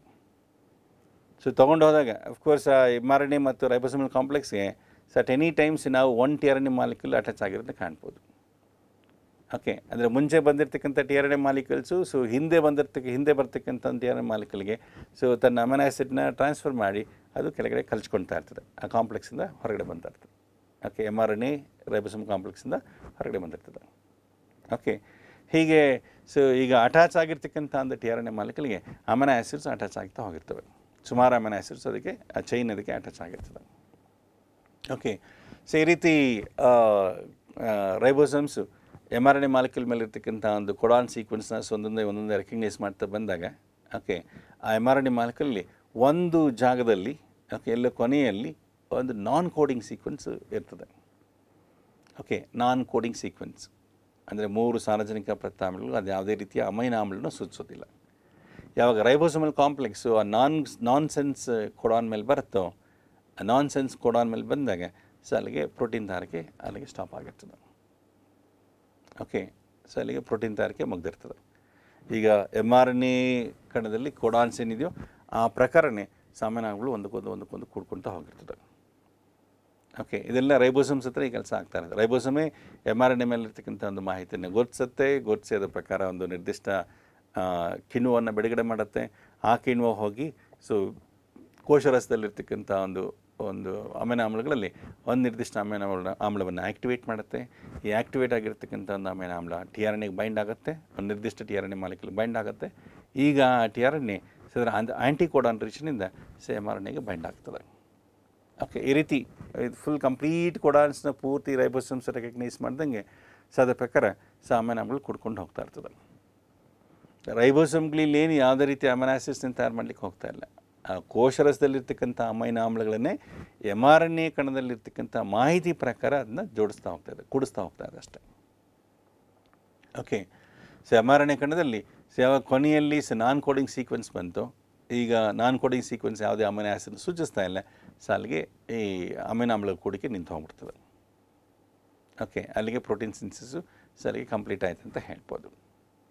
ಓಕೆ ಈಗ ತಯಾರಾಗಿರ್ತಕ್ಕಂಥ ಒಂದು ಪ್ರೋಟೀನ್ ಮಾಲಿಕ್ಯೂಲ್ ಓಕೆ ಈಗ ಆ ಎಮ್ ಆರ್ ಎನ್ ಎ ಮತ್ತು ರೈಬೋಸೋಮ್ ಕಾಂಪ್ಲೆಕ್ಸ್ ಸಂಕೀರ್ಣ ಏನಿದೆ ಅದರಿಂದ ಡಿಟ್ಯಾಚ್ ಆಗ್ತದೆ. ಓಕೆ ಡಿಟ್ಯಾಚ್ ಆಗಿ ಅಲ್ಲಿಂದ ಹೊರಗಡೆ ಬಂದಿರ್ತದೆ. ಓಕೆ ಈಗ ಈ ಪ್ರಕ್ರಿಯೆ ನಾವು ನೋಡಿದಾಗ ಓಕೆ ಸೊ ಈ ಪ್ರಕ್ರಿಯೆ ನಾವು ಕೋಶರಸದಲ್ಲಿ ಸೊ ಅಲ್ಲಿ ರೈಬೋಸೋಮ್ಸ್ ಹತ್ರ ಸೊ ಪ್ರೋಟೀನ್ ತಯಾರಿಕೆ ಆಗ್ತಕ್ಕಂಥದ್ದನ್ನು ನಾವು ಕಾಣ್ಬೋದು. ಓಕೆ ಅಮೈನೋ ಆಸಿಡ್ಸ್ ಒಂದಕ್ಕೊಂದು ಆ್ಯಡ್ ಆಗಿ ಸೊ ಒಂದು ಪ್ರೋಟೀನ್ ತಯಾರಿಕೆ ಆಗಿರೋದನ್ನ ಕಾಣ್ಬೋದು. ಓಕೆ ಸೊ ಈ ಪ್ರಕ್ರಿಯೆ ಅಫ್ಕೋರ್ಸ್ ಸ್ವಲ್ಪ ಇದನ್ನು ನೋಡಿದ್ರೆ ಇಲ್ಲೇನಾಗ್ತದೆ, ರೈಬೋಸೋಮ್ಸ್ ಹತ್ರ ಎಮ್ ಆರ್ ಎನ್ ಎ ಕಣದಲ್ಲಿರ್ತಕ್ಕಂಥ ಒಂದು ಮಾಹಿತಿ ಇದು ಪ್ರೋಟೀನ್ಸ್ ಆಗಿ ಟ್ರಾನ್ಸ್ಲೇಟ್ ಆಗ್ತದೆ. ಓಕೆ ಪ್ರೋಟೀನ್ ಆಗಿ ಟ್ರಾನ್ಸ್ಲೇಟ್ ಆಗ್ತದೆ. ಓಕೆ ಸೊ ಈ ಪ್ರಕ್ರಿಯೆ ಎಲ್ಲಿ ನಡೀತಾ ಇದೆ, ಓಕೆ ಮಾಹಿತಿ ಎಮ್ ಆರ್ ಎನ್ ಎಲ್ಲಿರ್ತಕ್ಕಂಥ ಒಂದು ಮಾಹಿತಿ ಪ್ರೋಟೀನ್ ಆಗಿ ಪರಿವರ್ತನೆ ಆಗ್ತಾ ಇರ್ತಕ್ಕಂಥದ್ದು ಇದು ಕೋಶರಸದಲ್ಲಿ ಆಗ್ತಾ ಇದೆ. ಓಕೆ ಇದು ಸೈಟೋಪ್ಲಾಸಮಲ್ಲಿ ಆಗುತ್ತೆ. ಓಕೆ ಸೈಟೋಪ್ಲಾಸಮಲ್ಲಿ ಈ ಕೆಲಸ ನಡೀತಾ ಇದೆ. ಓಕೆ ಸೊ ಈ ಪ್ರಕ್ರಿಯೆಯನ್ನೇ ಓಕೆ ಎಮ್ ಆರ್ ಎನ್ ಎಲ್ಲಿರ್ತಕ್ಕಂಥ ಒಂದು ಮಾಹಿತಿ ಪ್ರೋಟೀನ್ಸ್ ಆಗಿ ಟ್ರಾನ್ಸ್ಲೇಟ್ ಆಗ್ತಾ ಇರೋದನ್ನೇ ಈ ಪ್ರಕ್ರಿಯೆನೇ ಇದನ್ನೇ ಟ್ರಾನ್ಸ್ಲೇಷನ್ ಅಂತಲೇ ಹೇಳ್ತೀವಿ. ಓಕೆ ಇದನ್ನು ಟ್ರಾನ್ಸ್ಲೇಷನ್ ಅಂತಲೇ ಹೇಳ್ತೀವಿ. ಟ್ರಾನ್ಸ್ಲೇಷನ್ ಓಕೆ ಸೊ ಇಡೀ ಪ್ರೋಟೀನ್ ತಯಾರಿಕೆ ಇದು ನಾವು 2 ಹಂತಗಳಲ್ಲಿ ಗಮನಿಸ್ಬೋದು. ಓಕೆ ಪ್ರೋಟೀನ್ ತಯಾರಿಕೆ ನೇರವಾಗಿ ರೈಬೋಸೋಮ್ಸ್ ಹತ್ರ ಆಗ್ಬಿಡೋದಿಲ್ಲ. ಆ ಪ್ರೋಟೀನ್ ತಯಾರಿಕೆಗೆ ಬೇಕಾಗಿರ್ತಕ್ಕಂಥ ಮಾಹಿತಿ ನ್ಯೂಕ್ಲಿಯಸ್ಸಲ್ಲಿದೆ. ಆ ನ್ಯೂಕ್ಲಿಯಸ್ನಲ್ಲಿರ್ತಕ್ಕಂಥ ಮಾಹಿತಿ ಸೊ ಅದೊಂದು ಆರ್ ಎನ್ ಎ ಕಣದ ರೂಪದಲ್ಲಿ ಹೊರಗಡೆ ಬಂದಿರುತ್ತೆ. ಓಕೆ ಅದನ್ನ ಟ್ರಾನ್ಸ್ಕ್ರಿಪ್ಷನ್ ಅಂತ ಹೇಳ್ತೀವಿ. ಓಕೆ ಪ್ರೋಟೀನ್ ತಯಾರಿಕೆಯಲ್ಲಿ ಸೊ ಮೊದಲ ಒಂದು ಪ್ರಕ್ರಿಯೆ ಅಂದರೆ transcription.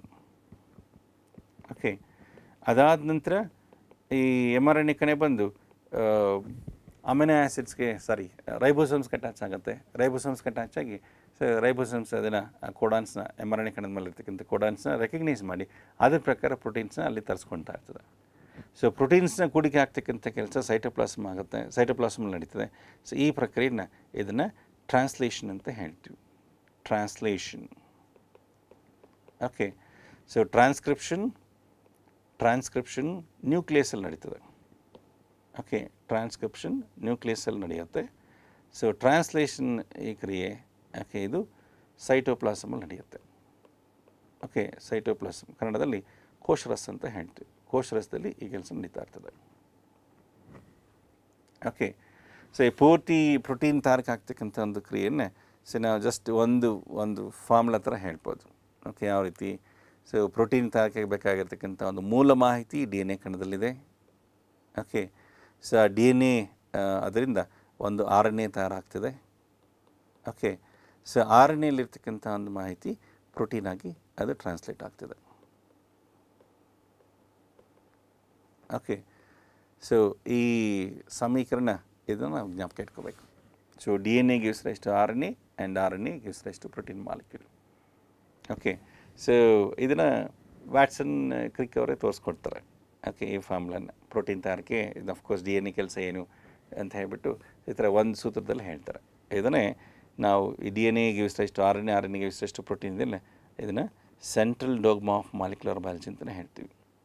Central dogma of molecular biology. So ಎಲ್ಲ ಜೀವಕೋಶದ ಎಲ್ಲ ಪ್ರಕ್ರಿಯೆಗಳು ಈ ಸೂತ್ರದ ಮೇಲೆ ಆಧಾರಿತವಾಗಿರ್ತದೆ. ಜೀವಕೋಶಕ್ಕೆ ಬೇಕಾಗಿರ್ತಕ್ಕಂಥ ಕಿಣ್ವಗಳಾಗ್ಬೋದು, ಸೊ ಹಾಗೆ ಹಾರ್ಮೋನ್ಗಳಿರ್ಬೋದು, ರಿಸೆಪ್ಟರ್ ಪ್ರೋಟೀನ್ ಮಾಲಿಕ್ಯೂಲ್ಸ್ ಇರ್ಬೋದು, ಸೊ ಇನ್ನು ಬೇರೆ ಥರದ ಪ್ರೋಟೀನ್ ಮಾಲಿಕ್ಯೂಲ್ಸ್ ನಮ್ಮ ದೇಹದಲ್ಲಿ ಸ್ಟ್ರಕ್ಚರಲ್ ಪ್ರೋಟೀನ್ ಮಾಲಿಕ್ಯೂಲ್ಸ್ ಇರ್ಬೋದು, ಇವೆಲ್ಲವೂ ಇದೇ ರೀತಿಯಲ್ಲೇ ತಯಾರಾಗ್ತಕ್ಕಂಥದ್ದು. Okay, so D N L ಮೂಲ ಮಾಹಿತಿ ಇರ್ತದೆ. ಮೂಲ ಮಾಹಿತಿಯಿಂದ ಒಂದು ಆರಣ್ಯಕಣ ಥರ ಆಯಿತು, ಆರಣ್ಯಕಣದಿಂದ ಸೊ ಪ್ರೋಟೀನ್ ತಯಾರಾಗ್ತಾ ಇರ್ತದೆ. ಓಕೆ, ಇನ್ನು ಅಫ್ಕೋರ್ಸ್ ಡಿ ಎನ್ ಎಯಿಂದ ಮಾಹಿತಿ ಹೊತ್ಕೊಂಬರ್ತಕ್ಕಂಥ ಎಮ್ ಆರ್ ಎನ್ ಎ ಅಂತ ಹೇಳ್ತೀವಿ. ಸೊ ಅದನ್ನ ರೆಕಗ್ನೈಸ್ ಮಾಡ್ತಕ್ಕಂಥದ್ದು ರೈಬೋಸೋಮ್ಸಲ್ಲಿರ್ತಕ್ಕಂಥ ಆರ್ ಎನ್ ಎ, ಅದನ್ನು ಆರ್ ಆರ್ ಎನ್ ಎ ಅಂತ ಹೇಳ್ತೀವಿ. ಸೊ ಈಗ ಆ ಮಾಹಿತಿ ಪ್ರಕಾರ ಸೊ ಅಮಿನೋ ಆ್ಯಸಿಡ್ಸ್ನ ಆ ಜಾಗಕ್ಕೆ ತೆಗೆದುಕೊಂಡು ಹೋಗ್ತಕ್ಕಂಥದ್ದು ಟಿ ಆರ್ ಎನ್ ಎ ಕಣ. ಸೊ ಈ ಪ್ರೋಟೀನ್ ತಯಾರಿಕೆಯಲ್ಲಿ ನಾವು 3 ರೀತಿಯ ಆರ್ ಎನ್ ಎ ಕಣಗಳನ್ನ ಕಾಣ್ಬೋದು. ಓಕೆ, ಪ್ರೋಟೀನ್ ತಯಾರಿಕೆಯಲ್ಲಿ ಇಲ್ಲಿ ಬರ್ತಕ್ಕಂಥ 3 ಆರ್ ಎನ್ ಎ ಕಣಗಳಂದರೆ ಒಂದು M R N A, okay M R N A and then R R N A, ribosomal R N A ಅಂತ ಹೇಳ್ತೀವಿ. ಸೊ ಮೂರನೇದು ಬಂದು T R N A. Okay, so ಹಾಗೆ ಪ್ರೋಟೀನ್ ತಯಾರಿಕೆ ಇನ್ನೇನು ಬೇಕಾಗಿರುತ್ತೆ? ಸೊ ಅಲ್ಲಿ ಡಿ ಎನ್ ಎ ಪ್ರತಿ ಬೇಕಾಗಿರ್ತದೆ. ಓಕೆ, ಪ್ರೋಟೀನ್ನ ತಯಾರಿಕೆಗೆ ಸೊ ಒಂದು ಡಿ ಎನ್ ಎ ಸ್ಟ್ಯಾಂಡ್, ಅದನ್ನು ಜೀನ್ ಅಂತ ಹೇಳ್ತೀವಲ್ಲ ಆ ಭಾಗ. ಅದಾದಮೇಲೆ ಆ ಜೀನ್ ಭಾಗಕ್ಕೆ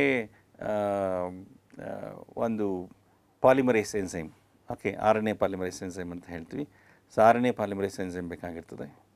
ಓಕೆ, ಈ ಆರ್ ಎನ್ ಎ ಪಾಲಿಮರೇಸ್ ಎನ್ಸೈಮೇ ಡಿ ಎನ್ ಎಯಿಂದ ಎಮ್ ಆರ್ ಎನ್ ಎ ಕಣ್ಣನ್ನು ತಯಾರು ಮಾಡ್ತಕ್ಕಂಥದ್ದು. ಓಕೆ, ಸೊ ಇದಿಷ್ಟು ಪ್ರೋಟೀನ್ ತಯಾರಿಕೆ ಅಂತ ಹೇಳ್ಬೋದು. ಆದಷ್ಟು ಇದನ್ನು ಶಾರ್ಟ್ ಫಾರ್ಮಲ್ಲಿ ಹೇಳೋ ಒಂದು ಪ್ರಯತ್ನ ನಾನು ಮಾಡಿದ್ದೀನಿ. ಓಕೆ, ಅಫ್ಕೋರ್ಸ್ ಇದು ಹೇಳಿದಷ್ಟು ಇಷ್ಟೇ ಅಂತಲ್ಲ, ಇದು ತುಂಬ ಕಾಂಪ್ಲೆಕ್ಸ್ ಆಗಿದೆ. ಓಕೆ, ಬಟ್ ಅರ್ಥ ಆಗೋ ರೀತಿಯಲ್ಲಿ ಹೇಳೋ ಪ್ರಯತ್ನ ನಾನು ಪಟ್ಟಿದ್ದೀನಿ. ಓಕೆ, ಸೊ ಪೂರ್ತಿ ಪ್ರೋಟೀನ್ ತಯಾರಿಕೆಯಲ್ಲಿ 2 ಪ್ರಕ್ರಿಯೆಗಳನ್ನು ಕಾಣ್ಬೋದು. ಓಕೆ, ಒಂದು ಟ್ರಾನ್ಸ್ಕ್ರಿಪ್ಷನ್, ಇನ್ನೊಂದು ಟ್ರಾನ್ಸ್ಲೇಷನ್. ಸೊ ಟ್ರಾನ್ಸ್ಕ್ರಿಪ್ಷನ್ ಅನ್ನೋದು ಡಿ ಎನ್ ಎಯಿಂದ ಎಮ್ ಆರ್ ಎನ್ ಎ ತಯಾರಾಗ್ತಕ್ಕಂಥ ಟ್ರಾನ್ಸ್ಕ್ರಿಪ್ಷನ್ ಅಂತ ಹೇಳ್ತೀವಿ. ಇದು ನ್ಯೂಕ್ಲಿಯಸಲ್ಲಿ ನಡೆಯುತ್ತೆ. ಹಾಗೆ ಆ ಎಮ್ ಆರ್ ಎನ್ ಎ ಕಣದಲ್ಲಿರ್ತಕ್ಕಂಥ ಒಂದು ಮಾಹಿತಿ ಅದು ಪ್ರೋಟೀನ್ಸ್ ಆಗಿ ಟ್ರಾನ್ಸ್ಲೇಟ್ ಆಗ್ತಕ್ಕಂಥದ್ದು. ಸೊ ಇದು ಸೈಟೋಪ್ಲಾಸಮಲ್ಲಿ ಆಗುತ್ತೆ, ರೈಬೋಸೋಮ್ಸ್ ಹತ್ರ ನಡೀತಾ ಇರ್ತದೆ. ಓಕೆ, ಸೊ 2 ಪ್ರಕ್ರಿಯೆಗಳಿಂದ ಸೊ ಪ್ರೋಟೀನ್ಗಳು ತಯಾರಾಗಿರ್ತದೆ. ಓಕೆ, ಸೊ ಇಲ್ಲಿಗೆ ನಾವು ಪ್ರೋಟೀನ್ ತಯಾರಿಕೆ ಆಗೋದನ್ನು ನಾವು ಗಮನಿಸಿದ್ವಿ. ಓಕೆ, ಈ ಚಿತ್ರದಲ್ಲಿ ಸೊ ಟ್ರಾನ್ಸ್ಲೇಷನ್ ತೋರಿಸಿದ್ದಾರೆ. ಓಕೆ, ಸೊ ಇಲ್ಲಿ ನೋಡಿ, ಇದು ಎಮ್ ಆರ್ ಎನ್ ಎ ಕಣ. ಓಕೆ, ಇದು ಎಮ್ ಆರ್ ಎನ್ ಎ ಕಣ, ಇದು ಎಮ್ ಆರ್ ಎನ್ ಎ ಕಣ. Okay, M R N A ಕಣಕ್ಕೆ so T R N A ಕಣಗಳು ಬಂದು ಅಟ್ಯಾಚ್ ಆಗಿರ್ತಕ್ಕಂಥದ್ದು. ಓಕೆ, ಆ ಟಿ ಆರ್ ಎನ್ ಎಗೆ ಅಮಿನೋ ಆ್ಯಸಿಡ್ಸು ಅಟ್ಯಾಚ್ ಆಗಿರೋದನ್ನು ಕಾಣ್ಬೋದು. ಓಕೆ, ಸೊ ಇದು ನೋಡಿ, ಇದು ಹೊಸದಾಗಿ ಬಂದಿರತಕ್ಕಂಥ ಟಿ ಆರ್ ಎನ್ ಎ ಕಣ. ಹಾಗಾಗಿ ಸೊ ಒಂದು ಅಮಿನೋ ಆ್ಯಸಿಡ್ನ ತೊಗೊಂಬಂದಿದೆ. ಇದು ಅದಕ್ಕೆ ಮುಂಚೆನೇ ಬಂದಿರತಕ್ಕಂಥ T R N A molecule, ಇದು ಉದ್ದದ ಚೈನ್ ಇದೆ. ಈಗ ಹೊಸದಾಗಿ ಬಂದಿರತಕ್ಕಂಥ ಒಂದು T R N A molecule so ಇದೇನು ಮಾಡ್ತು, ಸೊ ಈ ಪೂರ್ತಿ ಚೈನ್ ಇದು ತೆಗೆದುಕೊಳ್ಳುತ್ತೆ. ಓಕೆ, ಸೊ ಈ ರೀತಿ ತಯಾರಿಕೆ ನಡೀತಕ್ಕಂಥದ್ದು. ಸೊ ಇಲ್ಲಿಗೆ ನಿಲ್ಲಿಸಿರೋಣ. ಸೊ ನೆಕ್ಸ್ಟ್ ಸೆಷನಲ್ಲಿ ನೋಡೋಣ. ಓಕೆ, ಜೀವಕೋಶದಲ್ಲಿರ್ತಕ್ಕಂಥ ಬೇರೆ ಕಣದಂಗಗಳು ಏನೇನು ಕೆಲಸ ಮಾಡುತ್ತೆ ಅಂತ ನೋಡೋಣ. ಸೊ ಇದುವರೆಗೂ ನಾವು ಪ್ರೋಟೀನ್ ತಯಾರಿಕೆ ಆಗೋದನ್ನು ಕಂಡ್ವಿ. ಈಗ ಪ್ರೋಟೀನ್ ತಯಾರಿಕೆಗೆ ಜೀನ್ ಬೇಕಾಗತ್ತೆ. ಪ್ರತಿ ಜೀನ್ ಒಂದು ಪ್ರೋಟೀನ್ನ ತಯಾರಿಕೆಗೆ ಬೇಕಾಗಿರ್ತಕ್ಕಂಥ ಮಾಹಿತಿಯನ್ನು ಹೊಂದಿರ್ತದೆ. ಸೊ ಈಗಂಥ ಜೀನ್ಸ್ ನಮ್ಮ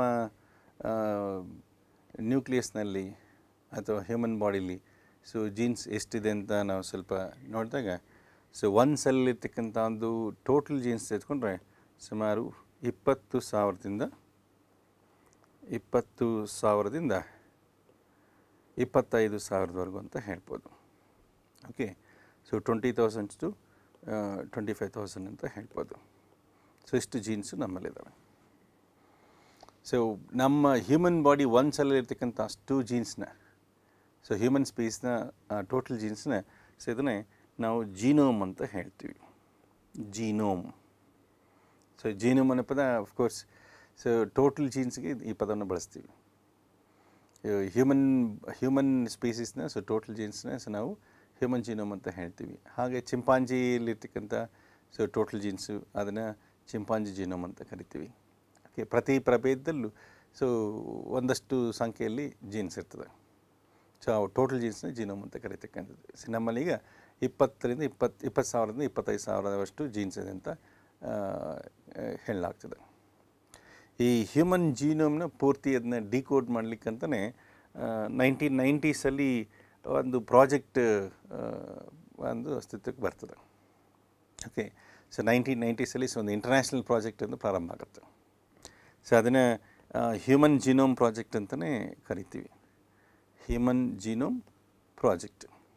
ಸೊ ಈ ಪ್ರಾಜೆಕ್ಟಲ್ಲಿ ಸೊ ಇಟ್ ಫುಲ್ ಕಂಪ್ಲೀಟ್ ನಮ್ಮಲ್ಲಿರ್ತಕ್ಕಂಥ ಒಂದು 46 ಕ್ರೋಮೋಸೋಮ್ಸ್ ಏನಿದೆ, ಆ ಕ್ರೋಮೋಸೋಮ್ಸಲ್ಲಿರ್ತಕ್ಕಂಥ ಒಂದು ಅಷ್ಟು ಜೀನ್ಸ್, ಟೋಟಲ್ ಜೀನ್ಸ್ನ ಅದನ್ನ ಡಿಕೋಡ್ ಮಾಡೋದು. ಓಕೆ, ಸೊ ಜೀನ್ನ ಡಿಕೋಡ್ ಮಾಡೋದಂದರೆ ಸೊ ಪ್ರತಿ ಜೀನಲ್ಲಿರ್ತಕ್ಕಂಥ ಒಂದು ಬೇಸ್ ಸೀಕ್ವೆನ್ಸ್ ATGC, ಸೊ ಅದು ಬೇಸಿಸ್ ಇಲ್ಲ, ಆ ಬೇಸ್ ಸೀಕ್ವೆನ್ಸ್ ಏನಿದೆ ಆ ಬೇಸ್ ಸೀಕ್ವೆನ್ಸ್ನ ಪೂರ್ತಿಯಾಗಿ ಡಿಕೋಡ್ ಮಾಡ್ತಕ್ಕಂಥದ್ದು. ಸೊ ನಂತರ ಯಾವ ಕ್ರೋಮೋಸೋಮಲ್ಲಿ ಏನು ಜೀನ್ ಇದೆ, ಈ ನಾವು ನಂಬರ್ 1 ಫಸ್ಟ್ ಕ್ರೋಮೋಸೋಮ್ ತೆಗೆದುಕೊಂಡಾಗ ಫಸ್ಟ್ ಕ್ರೋಮೋಸೋಮ್ ಮೇಲೆ ಯಾವ ಗುಣಲಕ್ಷಣದ ಜೀನ್ಸ್ ಇದೆ ಅಂತ ನಾವು ಪೂರ್ತಿಯಾಗಿ ಅದನ್ನ ಡಿಕೋಡ್ ಮಾಡ್ತಕ್ಕಂಥದ್ದು. ಓಕೆ, ಸೊ ಈ ಜೀನ್ಸೇ ಒಂದು ಪ್ರಭೇದದ ಗುಣಲಕ್ಷಣಗಳನ್ನ ನಿರ್ಧರಿಸ್ತಕ್ಕಂಥದ್ದು. ಸೊ ಜೀನ್ಸಿಂದನೇ ಸೊ ಪ್ರೋಟೀನ್ಗಳು ತಯಾರಕ್ಕೆ ಆಗ್ತಕ್ಕಂಥದ್ದು. ಸೊ ಅವುಗಳೇ ಪ್ರಭೇದದ ಒಂದು ಲಕ್ಷಣಗಳು. ಓಕೆ, ಅಂದರೆ ದೈಹಿಕ ಲಕ್ಷಣಗಳು ಸೊ ಇದೆಲ್ಲ ಹೇಗಿರಬೇಕು ಅನ್ನೋದು ಸೊ ಅವುಗಳೇ ನಿರ್ಧಾರ ಮಾಡೋದ್ರಿಂದ ಸೊ ಜೀನುಗಳು, ಓಕೆ, ಅಥವಾ ಜೀನನ್ನು ಬಂದು ಇನ್ನೊಂದು ನಾವು ನೇರವಾಗಿ ಹೇಳೋದಾದರೆ DNA. ಸೊ DNA ಇದು ಒಂದು ಜೀವಿಯ ಒಂದು ಕರಡು ಪ್ರತಿ ಅಂತ ಹೇಳ್ಬೋದು. So DNA set to be blueprint of life. So DNA set to be blueprint of life. Okay, so it has the complete information for the characteristic features of a species, how a species should be. So all those characters are decided by or determined by the DNA present in the organism's cell. Okay, so ಪೂರ್ತಿ ಮಾಹಿತಿ ಇರ್ತದೆ ಆ ಜೀವಿಯಲ್ಲಿ ಯಾವ ರೀತಿ ಎಲ್ಲ ಪ್ರೋಟೀನ್ಗಳು ತಯಾರಬೇಕು, so ದೇಹದ ರಚನೆ ಹೇಗಿರಬೇಕೆಲ್ಲ ಪೂರ್ತಿ ಮಾಹಿತಿ ಇದರಲ್ಲಿರ್ತದೆ. ಹಾಗೆ ಅದಕ್ಕೆ ನಾವು ಇದನ್ನು ಬ್ಲೂ ಪ್ರಿಂಟ್ ಆಫ್ ಲೈಫ್ ಅಂತ ಹೇಳ್ತೀವಿ. ಓಕೆ, ಸೊ ಒಟ್ಟು ಒಂದು ಪ್ರಭೇದದಲ್ಲಿರ್ತಕ್ಕಂಥ ಒಟ್ಟು ಜೀನುಗಳನ್ನ ಜೀನೋಮ್ ಅಂತ ಹೇಳ್ತೀವಿ. ಈಗ ಹ್ಯೂಮನ್ ಜೀನೋಮ್ನ ಡಿಕೋಡ್ ಮಾಡ್ತಕ್ಕಂಥ ಕೆಲಸ 90ರಲ್ಲಿ ಪ್ರಾರಂಭ ಆಗುತ್ತೆ.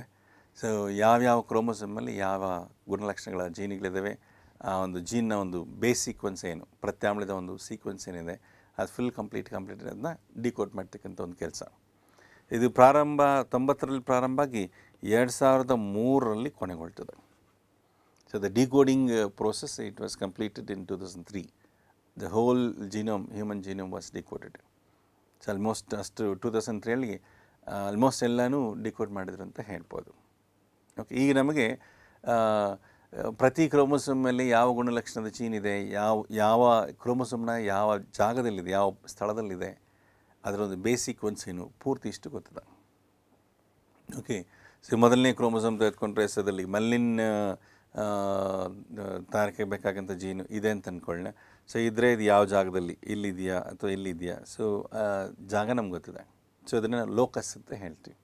ಸೊ ಜೀನ್ ಲೋಕಸ್, ಓಕೆ, ಗುಣಲಕ್ಷಣ ನಿರ್ಧಾರ ಮಾಡ್ತಕ್ಕಂಥ ಒಂದು ಜೀನ್ನ ಸ್ಥಳ. ಓಕೆ, ಕ್ರೋಮೋಸೋಮ್ನ ಮೇಲೆ ಅದರ ಸ್ಥಳ ಇಲ್ಲಿದೆ, ಸೊ ಅದು ಗೊತ್ತಿದೆ, ಮತ್ತು ಬೇಸ್ ಸೀಕ್ವೆನ್ಸ್ ಗೊತ್ತಿದೆ. ಸೊ ಫುಲ್ ಕಂಪ್ಲೀಟ್ ಇದನ್ನೆಲ್ಲ ಡಿಕೋಡ್ ಮಾಡಿ ಅದನ್ನು ಸಿಸ್ಟಮ್ಸಲ್ಲಿ, ಈಗ ಕಂಪ್ಯೂಟರ್ಸಲ್ಲಿ ಇದನ್ನ ಫುಲ್ ಕಂಪ್ಲೀಟ್ ಫೀಡ್ ಮಾಡಿದ್ದಾರೆ. They have computed the entire information of the base sequences, they are gene sequences. Okay, ಈ ಇದೇ ಒಂದು ಪ್ರತ್ಯೇಕ ವಿಜ್ಞಾನದ ವಿಭಾಗವಾಗಿ ಇದು ಬೆಳೆದಿದೆ. Okay, this information actually it has been developed in a new discipline, new science disciplines. ನಾವು this discipline is to be bioinformatics. Okay, ಜೀನ್ನ ಪೂರ್ತಿ ಮಾಹಿತಿ ಇರ್ತಕ್ಕಂಥ ಈ ಒಂದು ವಿಜ್ಞಾನ ವಿಭಾಗವನ್ನು ಇದನ್ನು ಬಯೋ ಇನ್ಫಾರ್ಮ್ಯಾಟಿಕ್ಸ್ ಅಂತ ಹೇಳ್ತೀವಿ. ಓಕೆ, ಪೂರ್ತಿ ಡೇಟಾ ನಮ್ಗೆ ಅದರಲ್ಲಿ ಸಿಗುತ್ತೆ. ಓಕೆ, ಇನ್ಸುಲಿನ್ ಜೀನ್ ಆಗಲಿ, ಮೆಲ್ಲಿನ್ ಜೀನ್ ಆಗಲಿ, ಆಕ್ಸಿಟೋಸಿನ್ ಜೀನ್ ಆಗಲಿ, ಹಾಗೆ ಬೇರೆ ಕೆರಟಿನ್ ಜೀನ್ ಆಗಲಿ. ಓಕೆ, ನಮ್ಮಲ್ಲಿ ಪ್ರತಿಯೊಂದು ಈ ಬ್ಲಡ್ ಗ್ರೂಪ್ಸ್ನ ಒಂದು ಜೀನ್ಸ್ ಆಗಲಿ, okay, A blood group gene, B blood group gene, ಈ ಥರ ಎಲ್ಲ ಜೀನ್ಸ್ ಯಾವ ಕ್ರೋಮೋಸೋಮ್ ಮೇಲೆ ಈ ಬ್ಲಡ್ ಗ್ರೂಪ್ಸ್ ಜೀನ್ಸ್ ತೆಗೆದುಕೊಂಡಾಗ ಅದು 9ನೇ ಕ್ರೋಮೋಸೋಮ್ ಮೇಲೆ ಬರ್ತದೆ. ಓಕೆ, ಮೇಲೆ ನಿಂದು ಜಸ್ಟ್ ಇರ್ಬೋದು ಅಂತ ಹೇಳಿದೆ, ಬಟ್ ಬ್ಲಡ್ ಗ್ರೂಪ್ಸ್ ತೆಗೆದುಕೊಂಡಾಗ ಇದು 9ನೇ ಜೋಡಿ ಕ್ರೋಮೋಸೋಮ್ ಮೇಲೆ ನಾವು ಕಾಣ್ತೀವಿ. ಓಕೆ, ಸೊ ಈ ರೀತಿ ನಮ್ಮಲ್ಲಿ 20,000 to 25,000 ಜೀನ್ಸ್ ಅಷ್ಟನ್ನು ಡಿಕೋಡ್ ಮಾಡಲಾಯಿತು ಹ್ಯೂಮನ್ ಜೀನೋಮ್ ಪ್ರಾಜೆಕ್ಟ್ನ ಅಡಿಯಲ್ಲಿ. ಈ ಮಾಹಿತಿ ಇದನ್ನು they have computed it. So ಈಗ ನಮಗಿದು ಲಭ್ಯ ಇದೆ.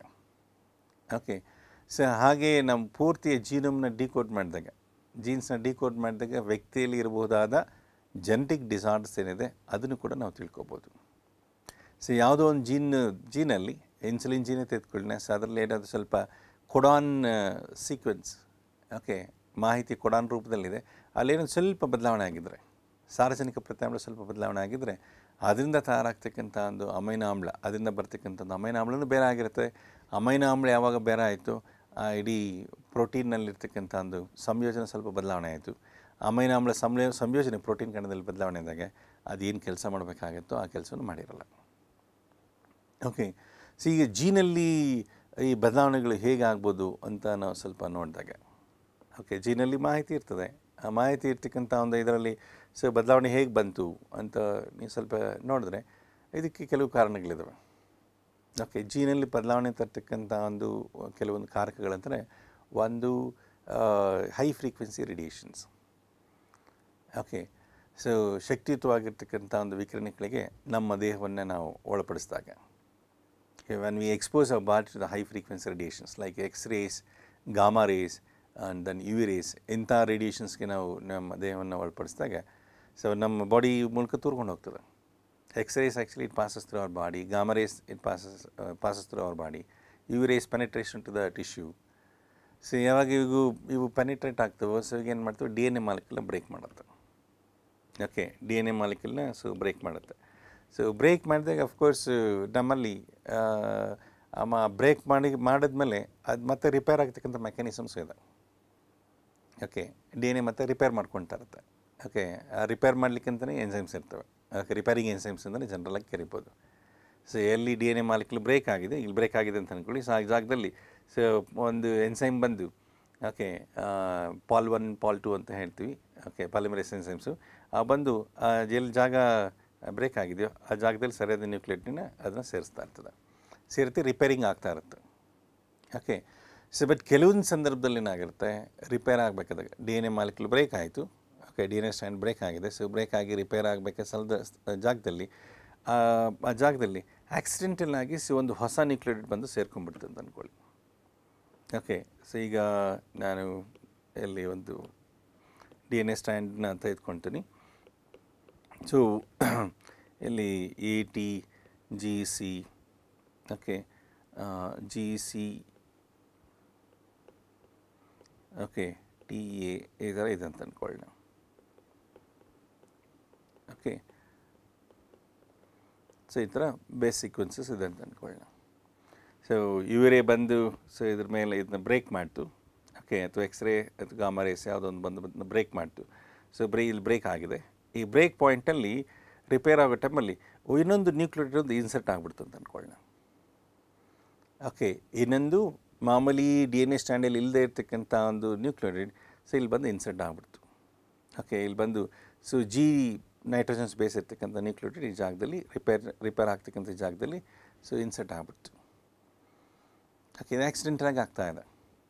ಓಕೆ, ಸೊ ಯಾವಾಗ ಈ ಜಾಗದಲ್ಲಿ ಒಂದು ಹೊಸ ನ್ಯೂಕ್ಲಿಯೇಟ್ ಸೇರ್ಕೊಂಡ್ಬಿಡ್ತು, ಸೊ ಈಗ ಈ ಭಾಗ, ಈ DNA ಭಾಗ ಇದಿಷ್ಟು ಒಂದು ಪ್ರೋಟೀನ್ ತಯಾರಿಕೆಗೆ ಮಾಹಿತಿನ ಹೊಂದಿರತಕ್ಕಂಥ ಒಂದು ಭಾಗ ಅಂತ ಅಂದ್ಕೊಳ್ಳೋಣ. ಓಕೆ, ಇದನ್ನು ಜೀನ್ ಅಂತ ಅಂದ್ಕೊಳ್ಳೋಣ. ಸೊ ಜೀನಲ್ಲಿ ಏನಾಗಿದೆ, RNA ಸೊ X-ray ಪಾಸ್ ಆಗಿದೆ ಜೀನ್ ಭಾಗದಲ್ಲಿ. X-ray ಪಾಸ್ ಆದಾಗ ಸೊ ಆ ಭಾಗದಲ್ಲಿ ಸೊ ಎಲ್ಲ ಒಂದು ಕಡೆ ಬ್ರೇಕೇಜ್ ಆಗಿದೆ. ಆ ಬ್ರೇಕೇಜ್ ಪಾಯಿಂಟಲ್ಲಿ ಸೊ ಒಂದು ನ್ಯೂಕ್ಲಿಯೇಟ್ ಇನ್ಸರ್ಟ್ ಆಗಿಬಿಟ್ಟಿದೆ. ಓಕೆ, ಇನ್ಸರ್ಟ್ ಆದಾಗ ಏನಾಯಿತು, ಸೊ ಮುಂಚೆ ATG ಅನ್ನೋದು ಸೊ ಒಂದು ಕೋಡಾನ್ ಆಗಿತ್ತು. So CGA codon, CTA codon. So next TGC ಇದೊಂದು ಕೋಡಾನ್ ಆಗಿತ್ತು, ATC ಒಂದು ಕೋಡಾನ್ ಆಗಿತ್ತು. ಯಾವಾಗ ಈ ಜಾಗದಲ್ಲಿ ಹೊಸ ನ್ಯೂಕ್ಲಿಯೇಟ್ ಓಕೆ G ಇನ್ಸರ್ಟ್ ಆಯಿತು, ಸಿಗೇನಾಯಿತು ನ್ಯೂಕ್ಲಿಯೋಟೈಡ್ ಇಲ್ಲಿ ಈ ಟ್ರಿಪ್ಲೆಟ್ ಕೊಡಾನ್ ಇಲ್ಲಿಂದ ಶುರು ಆಗ್ತದೆ. ಓಕೆ, GTG ಅಂತ ಕೊಡಾನ ಬಂದ್ಬಿಡ್ತು. ಸೊ ನೆಕ್ಸ್ಟ್ ಕೊಡಾನ್ ATC ಇದ್ದಿದ್ದು. ಸೊ ಅಫ್ಕೋರ್ಸ್ ಇಲ್ಲಿ ಮತ್ತೆ ಸಿ ಇದು ಈ ಕಡೆಯಿಂದ ಹೊರಗೆ ಬಂದಿದೆ. ಸೊ CAT ಕೊಡಾನ ಆಗ್ಬಿಡ್ತು. ಓಕೆ, ನೀವು ಜಸ್ಟ್ ಇಮ್ಯಾಜಿನ್ ಮಾಡ್ಕೊಳ್ಳಿ, ಸ್ಟೂಡೆಂಟ್ಸ್ 2 ಲೈನ್ ಮಾಡಿದ್ದಾರೆ. 2 ಲೈನ್ ಮಾಡಿರೋದು ಆಪೋಸಿಟ್ ಡೈರೆಕ್ಷನಲ್ಲಿ ಇದೆ. ಓಕೆ, 2 ಲೈನ್ ಆಪೋಸಿಟ್ ಡೈರೆಕ್ಷನ್, ಇದು ಹುಡುಗರು ಮತ್ತು ಹುಡುಗಿರನ್ನ ಸೇರಿಸಿ ಲೈನ್ ಮಾಡಿದ್ದಾರೆ ಅಂತ ಅಂದ್ಕೊಳ್ಳೋಣ. IAS ಮತ್ತು KAS ಸ್ಟೂಡೆಂಟ್ಸ್ ಸೇರಿಸಿ ಲೈನ್ ಮಾಡಿದ್ದಾರೆ ಅಂತ ಅಂದ್ಕೊಳ್ಳೋಣ. ಓಕೆ, ಸೊ ಇಲ್ಲಿ IAS ಸ್ಟೂಡೆಂಟ್ಸ್ನ ಅವ್ರನ್ನ ಪ್ಯೂರೈನ್ಸ್ ಅಂತ ತೆಗೆದುಕೊಳ್ಳೋಣ. ಓಕೆ, ಸೊ ಇದರಲ್ಲಿ ಬಾಯ್ಸ್ ಆ್ಯಂಡ್ ಗರ್ಲ್ಸ್ ಇಬ್ಬರು ಇದ್ದಾರೆ. ಓಕೆ, ಸೊ IAS ಬಾಯ್ನ ಅವ್ರನ್ನ ಆರ್ಡಿನೈನ್ ಅಂತ ತೆಗೆದುಕೊಳ್ಳೋಣ. ಓಕೆ, ಹಾಗೆ IAS ಗರ್ಲ್ನ, ಓಕೆ, IAS ಪ್ರಿಪೇರ್ ಆಗ್ತಾ ಇರ್ತಕ್ಕಂಥವ್ರನ್ನ ಹುಡುಗಿನ, ಸೊ ಅವ್ರನ್ನ ಗ್ವಾನಿನ್ ಅಂತ ತೆಗೆದುಕೊಳ್ಳೋಣ. ಓಕೆ, ಹಾಗೆ ಈ KAS girl, okay, so KAS ಗರ್ಲ್ನ ಅವ್ರನ್ನ ಥೈಮಿನ್ ಅಂತ ತಗೊಳ್ಳೋಣ. ಓಕೆ, ಸೊ ಹಾಗೆ ನಾವು KAS ಬಾಯ್, ಓಕೆ, ಸೊ KAS ಬಾಯ್ ಅವ್ರನ್ನ ಸೈಟೋಸಿನ್ ಅಂತ ತೆಗೆದುಕೊಳ್ಳೋಣ. ಸೊ ನಾನೀಗ IAS ಸ್ಟೂಡೆಂಟ್ಸ್ನ ಯೂಸ್ ಮಾಡಿಕೊಂಡು, IAS ಮತ್ತು KAS ಸ್ಟೂಡೆಂಟ್ಸ್ನ ಯೂಸ್ ಮಾಡಿಕೊಂಡು ಸೊ 2 DNA ಸ್ಟ್ಯಾಂಡ್ಸ್ನ ಮಾಡೋಣ. ಓಕೆ, ಸೊ ಈಗ ಸ್ಟೂಡೆಂಟ್ಸ್ನ ಹೇಗೆ ಅರೇಂಜ್ ಮಾಡಿರ್ತೀನಿ ಅಂತಂದರೆ, ಸೊ ಒಂದು ಕಡೆಗೆ ಒಂದು ಸ್ಟೂಡೆಂಟ್ ಚೈನಲ್ಲಿ, ಸೊ ಈ ಕಡೆ IAS ಬಾಯ್ ಇದ್ದರೆ, ಈ ಕಡೆ IAS ಬಾಯ್ ಇದ್ದರೆ, ಆ ಕಡೆ ಸೊ KAS ಗರ್ಲ್ನ ಅವ್ರಿಗೆ ಆಪೋಸಿಟಾಗಿ ನಿಲ್ಲಿಸಿರ್ತೀನಿ.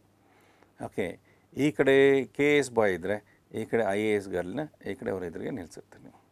ಓಕೆ, ಸೊ ಇಲ್ಲಿ IAS ಗರ್ಲ್ ಇದ್ದರೆ, ಸೊ ಇಲ್ಲಿ KAS ಬಾಯ್ ಇರ್ತಾನೆ. Okay, complementary. ಓಕೆ, ಒಬ್ಬ IAS ಕ್ಯಾಂಡಿಡೇಟ್ಗೆ so KAS candidate complementary. So ಅದು ಇನ್ನೂ ಸ್ವಲ್ಪ ನಿಮ್ಗೆ ಅರ್ಥ ಆಗೋ ರೀತಿಯಲ್ಲಿ. ಓಕೆ, ಸೊ IAS ಬಾಯ್ ಇದ್ದರೆ ಆ ಕಡೆ KAS ಗರ್ಲ್. ಓಕೆ, ಈ ಕಡೆ KAS ಬಾಯ್ ಇದ್ದರೆ ಆ ಕಡೆ IAS ಗರ್ಲ್. ಸೊ ಈ ರೀತಿ ಜೋಡಿಸಿರ್ತೀನಿ. ಈಗ ಆ 2 ಲೈನಲ್ಲಿರ್ತಕ್ಕಂಥ ಒಂದು IAS ಮತ್ತು KAS ಕ್ಯಾಂಡಿಡೇಟ್ಸು ಸೊ ಒಬ್ಬರು ಕೈ ಹಿಡ್ಕೊಂಡಿದ್ದಾರೆ.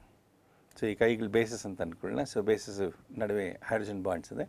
ಸೊ ಹಾಗಾಗಿ ಸೊ ಬೇಸಸ್ಸು ಹೈಡ್ರೋಜನ್ ಬಾಂಡ್ಸಿಂದ ಸೊ ಒಂದಕ್ಕೊಂದು ಏನು ಹಿಡಿದಿಟ್ಕೊಂಡಿದ್ದಾವೆ. 2 ಚೈನ್ಸು ಒಟ್ಟಿಗೆ ಹಿಡಿದಿಟ್ಕೊಂಡಿದ್ದಾವೆ.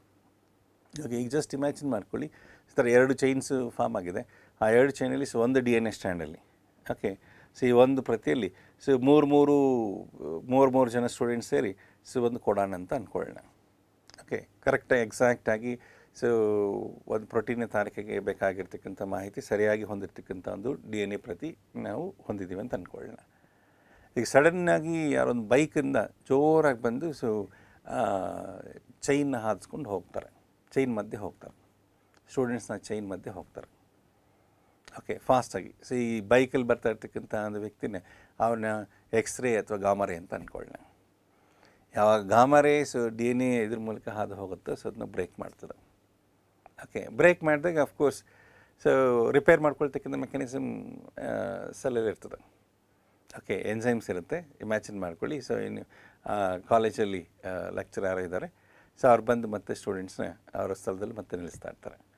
ಬಟ್ ಈ ರೀತಿ ಸೊ ರಿಪೇರ್ ಮಾಡಬೇಕಾದಾಗ ಸಡನ್ನಾಗಿ ಸೊ ಇನ್ನೊಬ್ಬರು ಯಾರೋ ಒಬ್ಬ ಕ್ಯಾಂಡಿಡೇಟ್, ಓಕೆ, ಮೂಲ ಚೈನ್ ಇಲ್ಲದೆ ಇರ್ತಕ್ಕಂಥ ಒಂದು ಕ್ಯಾಂಡಿಡೇಟ್ ಬಂದು ಅಲ್ಲಿ ಸೇರ್ಕೊಂಬಿಟ್ಟಾಗ ಏನಾಯಿತು, ಆ ಕ್ಯಾಂಡಿಡೇಟ್ ಜಾಗದಿಂದ ಈಗ ಟ್ರಿಪ್ಲೆಟ್ ಕೊಡಾನ್ ಬದಲಾಗ್ಬಿಡ್ತದೆ. ಕೊಡಾನ್ ಲ್ಯಾಂಗ್ವೇಜ್ ಚೇಂಜ್ ಆಗ್ಬಿಡುತ್ತೆ. ಓಕೆ, ಇಲ್ಲಿ ನೋಡಿ. ಸೊ ಇಲ್ಲಿ ಗ್ವಾನಿನ್ ಬೇಸಿರ್ತಕ್ಕಂಥ ನ್ಯೂಕ್ಲಿಯೋಟೈಡ್ ಇಲ್ಲಿ ಇನ್ಸರ್ಟ್ ಆದ ತಕ್ಷಣ ಸೊ ಇಲ್ಲಿಂದ ಕೊಡಾನ್ ಲ್ಯಾಂಗ್ವೇಜ್ ಚೇಂಜ್ ಆಗಿಬಿಟ್ಟು ಕೊಡಾನ್ ಫ್ರೇಮೇ ಚೇಂಜ್ ಆಗ್ಬಿಡ್ತು. ಓಕೆ, ನ್ಯೂ ಕ್ಯಾಂಡಿಡೇಟು ಕೊಡಾನ್ ಇದರಲ್ಲಿ ಬಂದುಬಿಡ್ತಾನೆ, ಕೋಡ್ ಲ್ಯಾಂಗ್ವೇಜ್ ಬಂದುಬಿಟ್ಟಿರ್ತಾನೆ. ಸೊ ಯಾವ ಕೋಡ್ ಲ್ಯಾಂಗ್ವೇಜಲ್ಲಿ ಅವನು ಸೇರ್ಕೊಳ್ತಾನೋ ಅಲ್ಲಿಂದ ಮುಂಚೆ ಇದ್ದ ಒಂದು ಕೊಡಾನ್ ಲ್ಯಾಂಗ್ವೇಜ್ ಏನಾಯಿತು, ಸೊ ಆ ಒಬ್ಬ ವ್ಯಕ್ತಿ ಇನ್ಸರ್ಷನಿಂದ ಫುಲ್ ಕಂಪ್ಲೀಟ್ ಕೊಡಾನ್ ಲ್ಯಾಂಗ್ವೇಜ್ ಚೇಂಜ್ ಆಗೋಯಿತು. ಓಕೆ, ಯಾವಾಗ ಕೊಡಾನ್ ಲ್ಯಾಂಗ್ವೇಜ್ ಚೇಂಜ್ ಆಯಿತು, ಸೊ ಇಲ್ಲಿ ಅಮೈನ ಆಮ್ಲಗಳು ಮುಂಚೆ ಏನು ಅಮೈನ ಆಮ್ಲಗಳು ಸಹ ಕೊಡಾನ್ಗೆ ಅದು ಎನ್ಕೋಡ್ ಆಗ್ತಿದ್ವು, ಈಗ ಹೊಸ ಒಂದು ನ್ಯೂಕ್ಲಿಯೋಟೈಡ್ ಇನ್ಸರ್ಷನಿಂದ ಸೊ ಎಲ್ಲಿ ಇನ್ಸರ್ಷನ್ ಆಗಿದೆಯೋ ಆ ಇನ್ಸರ್ಷನ್ ಜಾಗದಿಂದ ಸೊ ಅಮೈನ ಆಮ್ಲಗಳು ಪೂರ್ತಿ ಬದಲಾವಣೆ ಆಗ್ತಾ ಹೋಯಿತು. ಅಮೈನೋ ಆ್ಯಸಿಡ್ಸ್ ಬೇರೆ ಬೇರೆ ಆಗ್ತಾ ಹೋಗ್ತು. ಯಾಕೆ, ಅಲ್ಲಿಂದ ಕೊಡಾನ್ ಫ್ರೇಮ್ ಶಿಫ್ಟ್ ಆಗೋಯಿತು, ಕೊಡಾನ್ ಫ್ರೇಮ್ ಶಿಫ್ಟ್ ಆಯಿತು. ಸೊ ಕೊಡಾನ್ ಫ್ರೇಮ್ ಶಿಫ್ಟ್ ಆಗಿದ್ದನೇ ಆ ಜಾಗದಿಂದ ಅಮೈನ ಆಮ್ಲ ಕೂಡ ಬೇರೆ ಆಗ್ತಾ ಹೋಯಿತು. ಓಕೆ, ಯಾವಾಗ ಅಮೈನೋ ಆಮ್ಲಗಳು ಸಹ ಪ್ರೋಟೀನಲ್ಲಿ ಬೇರೆ ಆಗ್ತಾ ಹೋಯಿತು, ಈಗ ಆ ಪ್ರೋಟೀನ್ ಮಾಲಿಕ್ಯೂಲ್ ಏನು ಕೆಲಸ ಮಾಡಬೇಕಾಗಿತ್ತು ಆ ಕೆಲಸ ಮಾಡಲಿಕ್ಕೆ ಆಗಲ್ಲ. ಓಕೆ, ಇನ್ಸುಲಿನ್ ಮಾಲಿಕಲ್ಲಿ ಚೇಂಜಸ್ ಆಗಿದೆ ಅಂತ ಅಂದ್ಕೊಳ್ಳಿ. ಅಮೈನೋ ಆ್ಯಸಿಡ್ ಸೀಕ್ವೆನ್ಸ್ ಚೇಂಜ್ ಆಗ್ಬಿಡ್ತು. ಅಮೈನೋ ಆ್ಯಸಿಡ್ ಸೀಕ್ವೆನ್ಸ್ ಚೇಂಜ್ ಆಗಿದ್ದೆ, ಈಗ ಇನ್ಸುಲಿನ್ ಬಿಕಮ್ಸ್ ಡಿಸ್ಫಂಕ್ಷನಲ್. ಅದು ಮಾಡಬೇಕಾದಂಥ ಕೆಲಸವನ್ನು ಮಾಡಲಿಕ್ಕೆ ಆಗೋದಿಲ್ಲ.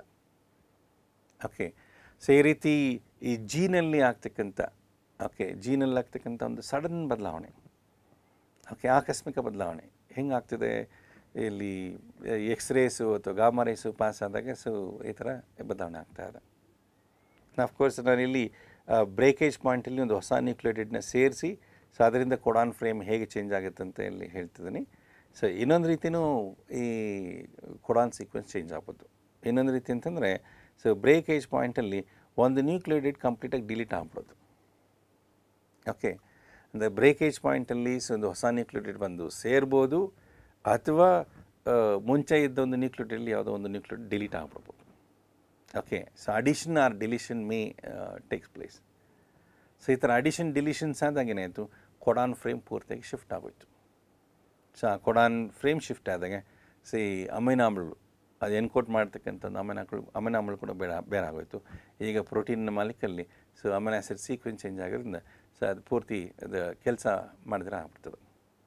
ಓಕೆ, ಸೊ ಜೀನಲ್ಲಿ ಆಗ್ತಕ್ಕಂಥ ಈ ಬದಲಾವಣೆಯನ್ನೇ ಓಕೆ ಇದನ್ನೇ ನಾವು ಮ್ಯುಟೇಷನ್ ಅಂತ ಹೇಳ್ತೀವಿ. ಮ್ಯುಟೇಷನ್, ಓಕೆ, ಕನ್ನಡದಲ್ಲಿ ವಿಕೃತಿ ಅಂತ ಹೇಳ್ತೀವಿ. ಓಕೆ, ಜೀನಲ್ಲಿ ವಿಕೃತಿಗಳು ಉಂಟಾಗ್ತಕ್ಕಂಥದ್ದು. ಓಕೆ, ಸೊ ಜೀನಲ್ಲಿ ಆಗಿರ್ತಕ್ಕಂಥ ಈ ಬದಲಾವಣೆಯಿಂದ ಏನಾಯಿತು, ಹೊಸ ಗುಣಲಕ್ಷಣ ಬಂದುಬಿಟ್ಟಿರ್ತದೆ. ಇಮ್ಯಾಜಿನ್ ಮಾಡ್ಕೊಳ್ಳಿ, ಸೊ ನಮ್ಮ ಜೀವಕೋಶಗಳು ಇದರಿಂದ ಮೆಲ್ಲಿನ್ ಪ್ರೋಟೀನ್ ತಯಾರಾಗಬೇಕು.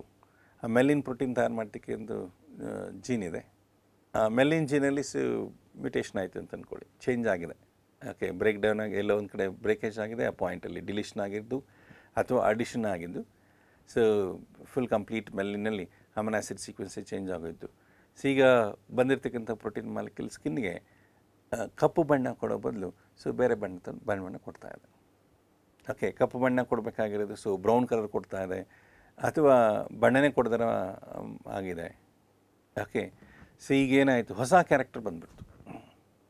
ಯಾವಾಗ ಜೀನಲ್ಲಿ ಸೊ ಬದಲಾವಣೆ ಆಯಿತು, ಸೊ ಆ ಜೀನ್ನ ಬದಲಾವಣೆಯಿಂದ ಸೊ ಆ ಜೀವಿಯಲ್ಲಿ ಒಂದು ಹೊಸ ಗುಣಲಕ್ಷಣ ಬಂದುಬಿಟ್ಟಿರ್ತದೆ. ಓಕೆ, ಈ ಹೊಸ ಗುಣಲಕ್ಷಣನೇ ಇದನ್ನೇ ನಾವು ಮ್ಯುಟೇಟೆಡ್ ಕ್ಯಾರೆಕ್ಟರ್ ಅಂತಲೇ ಹೇಳ್ತೀವಿ. Okay, new character mutated character. Okay, ವಿಕೃತಿಯ ಲಕ್ಷಣ ಅಂತ ಹೇಳ್ತೀವಿ. ಅರ್ಥೇ? ಸೊ ನಮ್ಮ ದೇಹದಲ್ಲಿ ಸೊ ಈ ಥರ ಬದಲಾವಣೆಗಳಾಗ್ತಾನೆ ಇರ್ತವೆ, ಜೀನಲ್ಲಿ ಬದಲಾವಣೆಗಳಾಗ್ತಾನೆ ಇರ್ತದೆ.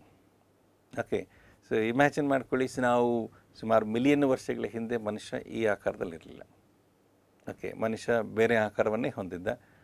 ಸೊ ಈ ಜೀನ್ಸಲ್ಲಿ ಓಕೆ ಮ್ಯುಟೇಷನ್ಸ್ ಆಗಿ ಆಗಿ ಆಗಿ ಆಗಿ ಸೊ ರೂಪ ಬದಲಾವಣೆ ಆಗ್ತಾ ಬಂತು. ಈಗ ನಾವು ಈ ಸ್ವರೂಪದಲ್ಲಿ ಇದ್ದೀವಿ. ಈಗ ಇನ್ನೊಂದು 1000 ವರ್ಷಗಳಿಗೆ ಅಥವಾ ಒಂದು 5000 ವರ್ಷಗಳಿಗೆ 10,000 ವರ್ಷಗಳಿಗೆ ಮನುಷ್ಯ ಇದೇ ರೀತಿ ಇರ್ತಾನಂದರೆ ಇಲ್ಲ. ಓಕೆ, ಮನುಷ್ಯನಲ್ಲಿ ಸೊ ಮನುಷ್ಯನ ಒಂದು ರೂಪದಲ್ಲಿ ಕೆಲವೊಂದು ಬದಲಾವಣೆಗಳನ್ನ ನಾವು ಕಾಣ್ತಾ ಹೋಗ್ಬೋದು. ದೈಹಿಕ ಒಂದು ಲಕ್ಷಣಗಳಲ್ಲಿ ಕೆಲವೊಂದು ಬದಲಾವಣೆಗಳು ಕಾಣ್ತಾ ಹೋಗ್ಬೋದು. ಹೇಗೆ, ಸೊ ನಮ್ಮಲ್ಲಿರ್ತಕ್ಕಂಥ ಜೀನ್ಸಲ್ಲಿ ಮ್ಯುಟೇಷನ್ಸ್ ಆಗ್ತಾ ಹೋಗುತ್ತೆ. ಮ್ಯುಟೇಷನ್ಸ್ ಆದಂಗೆ ಸೊ ಹೊಸ ಹೊಸ ಗುಣಲಕ್ಷಣಗಳು ನಮ್ಮಲ್ಲಿ ಬರ್ಬೋದು. ಓಕೆ, ಸೊ ಈಗ ನೀವು ಇದೆಲ್ಲ ಈ ಕರೋನಾ ವೈರಸ್ ಇದನ್ನು ನೀವು ಅದ್ರ ಬಗ್ಗೆ ನ್ಯೂಸ್ ಪೇಪರ್ಸಲ್ಲಿ ಓದಬೇಕಾದ್ರೆ ನೀವು ಓದಿರ್ತೀರ. ಓಕೆ, ಮ್ಯುಟೇಟೆಡ್ ವೆರೈಟಿ ಬಂದಿದೆ ಅಂತ ಹೇಳ್ತಿರ್ತೀವಿ. ಓಕೆ, ಮ್ಯುಟೇಟೆಡ್ ವೆರೈಟಿ ಅಂತಂದರೆ ಕರೋನಾ ವೈರಸಲ್ಲಿ ಇರ್ತಕ್ಕಂಥ ಒಂದು ಜೆನೆಟಿಕ್ ಮೆಟೀರಿಯಲ್ ಇದೆಯೋ, ಸೊ ಜೆನೆಟಿಕ್ ಮೆಟೀರಿಯಲ್ ಚೇಂಜಸ್ ಆಗಿರುತ್ತೆ. ಸೊ ಚೇಂಜ್ ಆಗಿ ಇದು ಹೊಸ ಸ್ವರೂಪವನ್ನು ಪಡ್ಕೊಂಡಿರ್ತದೆ. ಈಗ ಹೊಸ ಸ್ವರೂಪ ಪಡ್ಕೊಂಡಿರ್ತಕ್ಕಂಥ ಒಂದು ವೈರಸ್ಸು ಸೊ ಮನುಷ್ಯನಲ್ಲಿ ಸೊ ಬೇರೆ ರೀತಿಯ ಒಂದು ಪರಿಣಾಮವನ್ನು ಉಂಟು ಮಾಡ್ಬೋದು. ಓಕೆ, ಅಂದರೆ ಮೊದಲ ಬಂದ ಒಂದು ಕರೋನಾ ವೈರಸ್ಸು ಈಗ ಬರ್ತಾ ಇರ್ತಕ್ಕಂಥ ಒಂದು ಕರೋನಾ ವೈರಸ್ಸು ಇವು ಸೇಮ್ ಇಲ್ಲ. ಓಕೆ, ಕರೋನಾ ವೈರಸಲ್ಲಿ ಈ ಮ್ಯುಟೇಷನ್ ರೇಟ್ ತುಂಬ ಜಾಸ್ತಿ ಇರ್ತದೆ. ವೈರಸ್ಗಳಲ್ಲಿ ಸೊ ಜೆನೆಟಿಕ್ ಮೆಟೀರಿಯಲ್ ಕಡಿಮೆ ಇರೋದ್ರಿಂದ ಸೊ ಅಲ್ಲಿ ಫ್ರೀಕ್ವೆಂಟಾಗಿ ಮ್ಯುಟೇಷನ್ಸ್ ಆಗ್ತಾ ಇರುತ್ತೆ. ಮ್ಯುಟೇಷನ್ಸ್ ಆದಂಗೆ ಸೊ ಅದರ ಸ್ವರೂಪ ಬದಲಾವಣೆ ಆಗ್ತಾ ಹೋಗ್ತಾ ಇರ್ತದೆ. ಸೊ ಹಾಗಾಗಿ ಮ್ಯೂಟೆಂಟ್ ವೆರೈಟೀಸು ಆಫ್ಕೋರ್ಸ್ ನಮ್ಮ ಮನುಷ್ಯನಿಗೆ ಮೊದಲು ಬಂದ ಒಂದು ಕರೋನಾ ವೈರಸ್ ಅಷ್ಟು ಅದಕ್ಕಿಂತ ತೀವ್ರತರವಾದ ಒಂದು ಕಾಯಿಲೆಯ ಲಕ್ಷಣಗಳನ್ನು ತರ್ಬೋದು. ಇಲ್ಲ ಮೊದಲು ಬಂದ ಒಂದು ಕರೋನಾ ವೈರಸ್ ಏನಿದೆ ಸೊ ಅದಕ್ಕಿಂತ ಕಡಿಮೆ ತೀವ್ರತೆ ಇರ್ತಕ್ಕಂಥ ಒಂದು ಕಾಯಿಲೆ ಲಕ್ಷಣನ ಉಂಟು ಮಾಡ್ಬೋದು. ಓಕೆ, ಎರಡೂ ರೀತಿಯ ಸಾಧ್ಯತೆಗಳು ಇದ್ದಾವೆ. ಓಕೆ, ಸೊ ಇದನ್ನೇ ನಾವು ಮ್ಯೂಟೆಂಟ್ ವೆರೈಟೀಸ್ ಅಂತಲೇ ಹೇಳ್ತೀವಿ. ಓಕೆ, ಕಾರಣ ಪ್ರತಿ ಸಂದರ್ಭದಲ್ಲಿ ಅದು ಮ್ಯೂಟೇಟ್ ಆಗಿ ಸೊ ಹೊಸ ಒಂದು ಸ್ವರೂಪವನ್ನು ಪಡ್ಕೊಂಡು ಗುಣಲಕ್ಷಣ ಪಡ್ಕೊಂಡು ಸೊ ಮತ್ತು ಮನುಷ್ಯನಿಗೆ ಸೋಂಕನ್ನು ಉಂಟು ಮಾಡ್ತಾ ಇರ್ತದೆ. ಓಕೆ, ಸೊ ಆ ಮ್ಯೂಟೆಂಟ್ ವೆರೈಟೀಸ್ ಕೆಲವೊಂದು ಸಲ ತೀವ್ರತರವಾದ ಒಂದು ಕಾಯಿಲೆ ಲಕ್ಷಣಗಳನ್ನು ಉಂಟು ಮಾಡ್ಬೋದು, ಇಲ್ಲ ಮೊದಲನೇದಕ್ಕಿಂತ ಅಷ್ಟೊಂದು ತೀವ್ರತೆಯನ್ನು ಹೊಂದದೇ ಇರ್ತಕ್ಕಂಥ ಒಂದು ಮೈಲ್ಡ್ ಒಂದು ಸಿಂಪ್ಟಮ್ಸ್ ಇರ್ತಕ್ಕಂಥ ಕಾಯಿಲೆಯನ್ನು ಬೇಕಾದರೂ ಉಂಟು ಮಾಡ್ಬೋದು. ಓಕೆ, ಈ ಥರ ಮ್ಯುಟೇಷನ್ಸ್ ಅನ್ನೋದು ಎಲ್ಲ ಜೀವಿಗಳಲ್ಲೂ ಆಗ್ತಾ ಇರ್ತದೆ. So mutation is a sudden change in the genetic material or in the gene, so it's can be inheritable. Okay, ಆಕಸ್ಮಿಕವಾಗಿ ಸೊ ಜೀನಲ್ಲಾಗಿರ್ತಕ್ಕಂಥ ಒಂದು ಬದಲಾವಣೆ ಅದು ಮುಂದಿನ ಪೀಳಿಗೆಗೂ ಹರಿತಾ ಇರ್ತದೆ. ಓಕೆ, ಈಗ ಇನ್ಸುಲಿನ್ ಜೀನಲ್ಲಿ ಒಬ್ಬ ವ್ಯಕ್ತಿಯಲ್ಲಿ ಇನ್ಸುಲಿನ್ ಜೀನಲ್ಲಿ ಅದು ಮ್ಯುಟೇಷನ್ ಆಗಿದೆ, ಎಸ್ಪೆಷಲಿ ರಿಪ್ರೊಡಕ್ಟಿವ್ ಸೆಲ್ಸಲ್ಲಿ ಮ್ಯುಟೇಷನ್ಸ್ ಆಗಿದೆ ಅಂತ ಅಂದ್ಕೊಳ್ಳಿ. ಈಗ ರಿಪ್ರೊಡಕ್ಟಿವ್ ಸೆಲ್ಸಲ್ಲಿ ಉತ್ಪತ್ತಿಯಾಗಿರ್ತಕ್ಕಂಥ ವೀರ್ಯಕಣಗಳು ಸೊ ಮ್ಯುಟೇಟೆಡ್ ಜೀನ್ ಹಾಗೆಯೇ ಪಾಸ್ ಆಯಿತು. ಸೊ ನೆಕ್ಸ್ಟ್ ಜನ್ರೇಷನ್ಗೆ ಆ ಕ್ಯಾರೆಕ್ಟರ್ ಹಾಗೆಯೇ ಪಾಸ್ ಆಗಿರ್ತದೆ. Okay, mutated character. ಸೊ ಈ ಥರ ಸೊ ನಾವು ಎಲ್ಲ ಜೀವಿಗಳಲ್ಲೂ ಮ್ಯುಟೇಷನ್ಸ್ ಆಗ್ತಾ ಇರೋದನ್ನು ನಾವು ಕಾಣ್ಬೋದು, ವಿಕೃತಿಗಳು ಉಂಟಾಗ್ತಾ ಇರೋದನ್ನು ಕಾಣ್ತಾ ಇರ್ಬೋದು. ಸೊ ಈ ವಿಕೃತಿಗಳು ಉಂಟಾಗ್ತಾ ಇರೋದ್ರಿಂದನೇ ನಾವು ಜೀವಿಗಳಲ್ಲಿ ವಿಕಾಸ ಆಗೋದನ್ನು ಕಾಣ್ತಿದ್ದೀವಿ. Okay, so we are witnessing this evolution of life due to mutation. So mutation is one of the factor which contributes to the evolution. But ಇಲ್ಲಿ ಜೀವಿಗಳ ವಿಕಾಸಕ್ಕೆ ಬರೀ ಮ್ಯುಟೇಷನ್ ಒಂದೇ ರೀಸನ್ ಅಂತಲ್ಲ, ಬೇರೆ ರೀಸನ್ಸ್ ಇದ್ದಾವೆ. Okay, gene flow, migration, and then exchange of genetic material. Okay, ಈ ಥರ ಹಲವು ರೀಸನ್ಸ್ ಇದ್ದಾವೆ. ಈವನ್ ಕೆಲವು ಈ ಕ್ಲೈಮೆಟಿಕ್ ಕಂಡೀಷನ್ಸ್ ಅವು ಕೂಡ ಜೀವಿಯ ಒಂದು ಲಕ್ಷಣಗಳು, ಸ್ವಭಾವಗಳು ಸೊ ಬೇರೆ ಬೇರೆ ಆಗಲಿಕ್ಕೆ ಅದು ಕೂಡ ಕಾರಣ ಆಗಿರ್ತದೆ. ಈ ಥರ ಹಲವು ಕಾರಣಗಳಿದೆ ಎವಲ್ಯೂಷನ್ಗೆ, ವಿಕಾಸಕ್ಕೆ, ಜೀವ ವಿಕಾಸಕ್ಕೆ ಹಲವು ರೀತಿಯ ಕಾರಣಗಳನ್ನು ಹೇಳ್ಬೋದು. ಓಕೆ, ಸೊ ಈಗ ನಮ್ಮಲ್ಲಿ ಮ್ಯುಟೇಷನ್ಸ್ ಫ್ರೀಕ್ವೆಂಟಾಗಿ ಇದು ನಿರಂತರವಾಗಿ ಆಗ್ತಾ ಇರುತ್ತೆ ಎಲ್ಲ ಜೀವಿಗಳಲ್ಲಿ. ಸೊ ಮ್ಯುಟೇಷನ್ಸ್ ಅನ್ನೋದು ನಿರಂತರವಾಗಿ ನಡೀತಾ ಇರ್ತದೆ. ಆ್ಯಂಡ್ ಅಫ್ಕೋರ್ಸ್ ಪ್ರತಿ ಸಂದರ್ಭದಲ್ಲೂ ಸೊ ಮ್ಯುಟೇಷನ್ಸ್ ದೊಡ್ಡ ಪ್ರಮಾಣದಲ್ಲಿ ಆಗಬೇಕು ಅಂತಲ್ಲ, ಸೊ ಸಣ್ಣ ಸಣ್ಣ ಪ್ರಮಾಣದಲ್ಲಿ ಆಗ್ತಾ ಇರ್ತದೆ. ಹೀಗಾಗಿ ಸಣ್ಣ ಸಣ್ಣ ಒಂದು ಬದಲಾವಣೆಗಳನ್ನು ನಾವು ಕಾಣ್ತಾ ಹೋಗ್ಬೋದು. ಸೊ ಮೈಕ್ರೋ ಎವಲ್ಯೂಷನ್ ಅಂತಲೇ ಹೇಳ್ತೀವಿ. ಓಕೆ, ಸೊ ಮೈಕ್ರೋ ಎವಲ್ಯೂಷನ್ಸ್ ಆಡಪ್ ಆಗಿ ಸೊ ಒಂದು ಹಂತದಲ್ಲಿ ಅದು ಮ್ಯಾಕ್ರೋ ಎವಲ್ಯೂಷನ್ ಆಗಿ ಸೊ ನಮ್ಮಲ್ಲಿ ನಾವು ನೋಡಲಿಕ್ಕೆ ಸಾಧ್ಯ ಆಗಿರ್ತದೆ. ಓಕೆ, ಸೊ ಈಗ ಈ full complete D N A, okay, ನ್ಯೂಕ್ಲಿಯಸ್ನ ಒಳಗಡೆ ಇರ್ತಕ್ಕಂಥ ಒಂದು D N A cell divide ಆಗಬೇಕಾದಾಗ, ಜೀವಕೋಶ ವಿಭಜನೆ ಆಗೋ ಸಂದರ್ಭದಲ್ಲಿ, ಓಕೆ, ವಿಭಜನೆ ಆಗೋ ಸಂದರ್ಭದಲ್ಲಿ ಈ ಡಿ ಎನ್ ಎ ಇದು ಪೂರ್ತಿ ಇದು ಕಂಡೆನ್ಸ್ ಆಗಿ ಸೊ ಈ ರೀತಿ ಆಕಾರವನ್ನು ಪಡ್ಕೊಳ್ತಿರ್ತವೆ. ಓಕೆ, ಕಂಡೆನ್ಸ್ ಆಗಿ. ಓಕೆ, ಸೊ ಈ ಆಕಾರದಲ್ಲಿ ಡಿ ಎನ್ ಎ ಇದ್ದಾಗ, ಓಕೆ, ಈ ರಚನೆಗಳನ್ನೇ ನಾವು ಇದನ್ನೇ ಕ್ರೋಮೋಸೋಮ್ಸ್ ಅಂತ ಹೇಳ್ತೀವಿ. ಕ್ರೋಮೋಸೋಮ್ಸ್ ಅಂತ ಹೇಳ್ತೀವಿ. ಓಕೆ, ಸೊ ಅಫ್ಕೋರ್ಸ್ ಜಸ್ಟ್ ಈಗ ಇಮ್ಯಾಜಿನ್ ಮಾಡ್ಕೊಳ್ಳಿ, ಡಿ ಎನ್ ಎ ಮಾಲಿಕ್ಯೂಲ್ ಒಂದು ಹಗ್ಗ ಅಂತ ಅಂದ್ಕೊಳ್ಳೋಣ. ಓಕೆ, ರೋಪ್ ಅಂತ ಅಂದ್ಕೊಳ್ಳಿ. ಈಗ ಹಗ್ಗ ಮನೆಗೆ ತೊಗೊಂಡು ಹೋಗಬೇಕು, ಮನೆಗೆ ಒಂದಷ್ಟು ಹಗ್ಗ ತೆಗೆದುಕೊಂಡು ಹೋಗ್ಬೇಕಾಗಿದೆ. ಯಾಕೆ ಬಾವಿ ನೀರು ಸೇದಲಿಕ್ಕೆ ಸೊ ಒಂದಷ್ಟು ಉದ್ದದ ಹಗ್ಗ ಬೇಕು, ದನಕರಿಗೆ ಕಟ್ಟೋಕ್ಕೆ ಸೊ ಒಂದಷ್ಟು ಉದ್ದದ ಹಗ್ಗ ಬೇಕು, ಇನ್ಯಾವುದೋ ಒಂದು ಮನೆಯಲ್ಲಿರ್ತಕ್ಕಂಥ ಒಂದು ವಸ್ತುಗಳನ್ನ ಅದನ್ನು ಕಟ್ಟಲಿಕ್ಕೆ ಸೊ ಹಗ್ಗ ಬೇರೆ ಬೇರೆ ಲೆನ್ಸಲ್ಲಿ ಬೇಕಾಗಿದೆ. ನೀವು ಹಗ್ಗದ ಅಂಗಡಿಗೆ ಹೋಗ್ತೀರ, ಕೇಳ್ತೀರ ನನಗೊಂದು 100 ಮೀಟ್ರ್ ಹಗ್ಗ ಬೇಕು ಅಂತ ಕೇಳ್ತೀರ. ಸೊ 100 ಮೀಟ್ರ್ ಕಟ್ ಮಾಡ್ತಾನೆ. ಅಫ್ಕೋರ್ಸ್ ಅಲ್ಲೇ ನೀವು ಅಂಗಡಿಯಲ್ಲಿ ಏನು ಮಾಡ್ತೀರ, ನಿಮಗೆ ಬಾವಿಗೆ ನೀರು ಸೇದಲಿಕ್ಕೆ ಮತ್ತು ಎತ್ತುಕಟ್ಟಕ್ಕೆ ಎಷ್ಟೆಷ್ಟು ಉದ್ದ ಬೇಕಿದೆ ಅಲ್ಲೇ ಆ ಉದ್ದಗಳು ಹೇಳ್ಬಿಟ್ಟು ಸೊ ಅಷ್ಟು ನೀವು ಕಟ್ ಮಾಡಿಸ್ಕೊಂಡ್ಬಿಡ್ತೀರ. ಕಟ್ ಮಾಡಿಸ್ಕೊಂಡು ಈಗ ಮನೆಗೆ ತರಬೇಕು. ಸೊ ಇದನ್ನೇನು ಮಾಡ್ತೀರಾ, ಒಂದು ಕೋಲ್ ತೊಗೊಂಡು ಸೊ ಪ್ರತಿ ಹಗ್ಗದ ತುಂಡನ್ನ ಆ ಕೋಲಿಗೆ ಸುತ್ತಕೊಂಡು ಒಂದು ಬಂಡಲ್ ಥರ ಮಾಡ್ಕೊಳ್ತೀರ. ಓಕೆ, ಈ ಥರ ಒಂದು 10 ಬಂಡಲ್ ಮಾಡ್ಕೊಂಡಿದ್ದೀರ ಅಂತ ಅಂದ್ಕೊಳ್ಳಿ. 10 ಬಂಡಲ್ ಮಾಡಿಕೊಂಡು ಸೊ ಮನೆಗೆ ಹಂಗೆ ತೊಗೊಂಡ್ಬರ್ತೀರ. ಓಕೆ, ಸೊ ಇಲ್ಲೂ ಅಷ್ಟೇ, ಜೀವಕೋಶದಲ್ಲೂ ಅಷ್ಟೇ, ಜೀವಕೋಶ ವಿಭಜನೆ ಆಗೋ ಸಂದರ್ಭದಲ್ಲಿ, ಜೀವಕೋಶ ವಿಭಜನೆ ಆಗೋ ಟೈಮಲ್ಲಿ ಆ ನ್ಯೂಕ್ಲಿಯಸ್ನಲ್ಲಿ ಒಳಗಡೆ ಇರ್ತಕ್ಕಂಥ ಅಷ್ಟು ಡಿ ಎನ್ ಏನಾಗುತ್ತೆ, ಆ D N A so protein ಸುತ್ತಕೊಂಡು ಈ ಥರ ಒಂದು ಬಂಡಲ್ಸ್ ಥರ ಫಾರ್ಮ್ ಆಗಿರ್ತದೆ. ಓಕೆ, ಬಂಡಲ್ಸ್ ಥರ ಸೊ ಫಾರ್ಮ್ ಆಗಿರುತ್ತೆ. ಸೊ ಸುಮಾರು 46 D N A bundles form ಆಗಿರುತ್ತೆ. Okay, 46 D N A bundles. Okay, so ಈ 46 ಡಿ ಎನ್ ಎ ಬಂಡಲ್ಸ್ನೇ ಇದನ್ನೇ ನಾವು ಕ್ರೋಮೋಸೋಮ್ಸ್ ಅಂತ ಹೇಳ್ತಾ ಇದ್ದೀವಿ.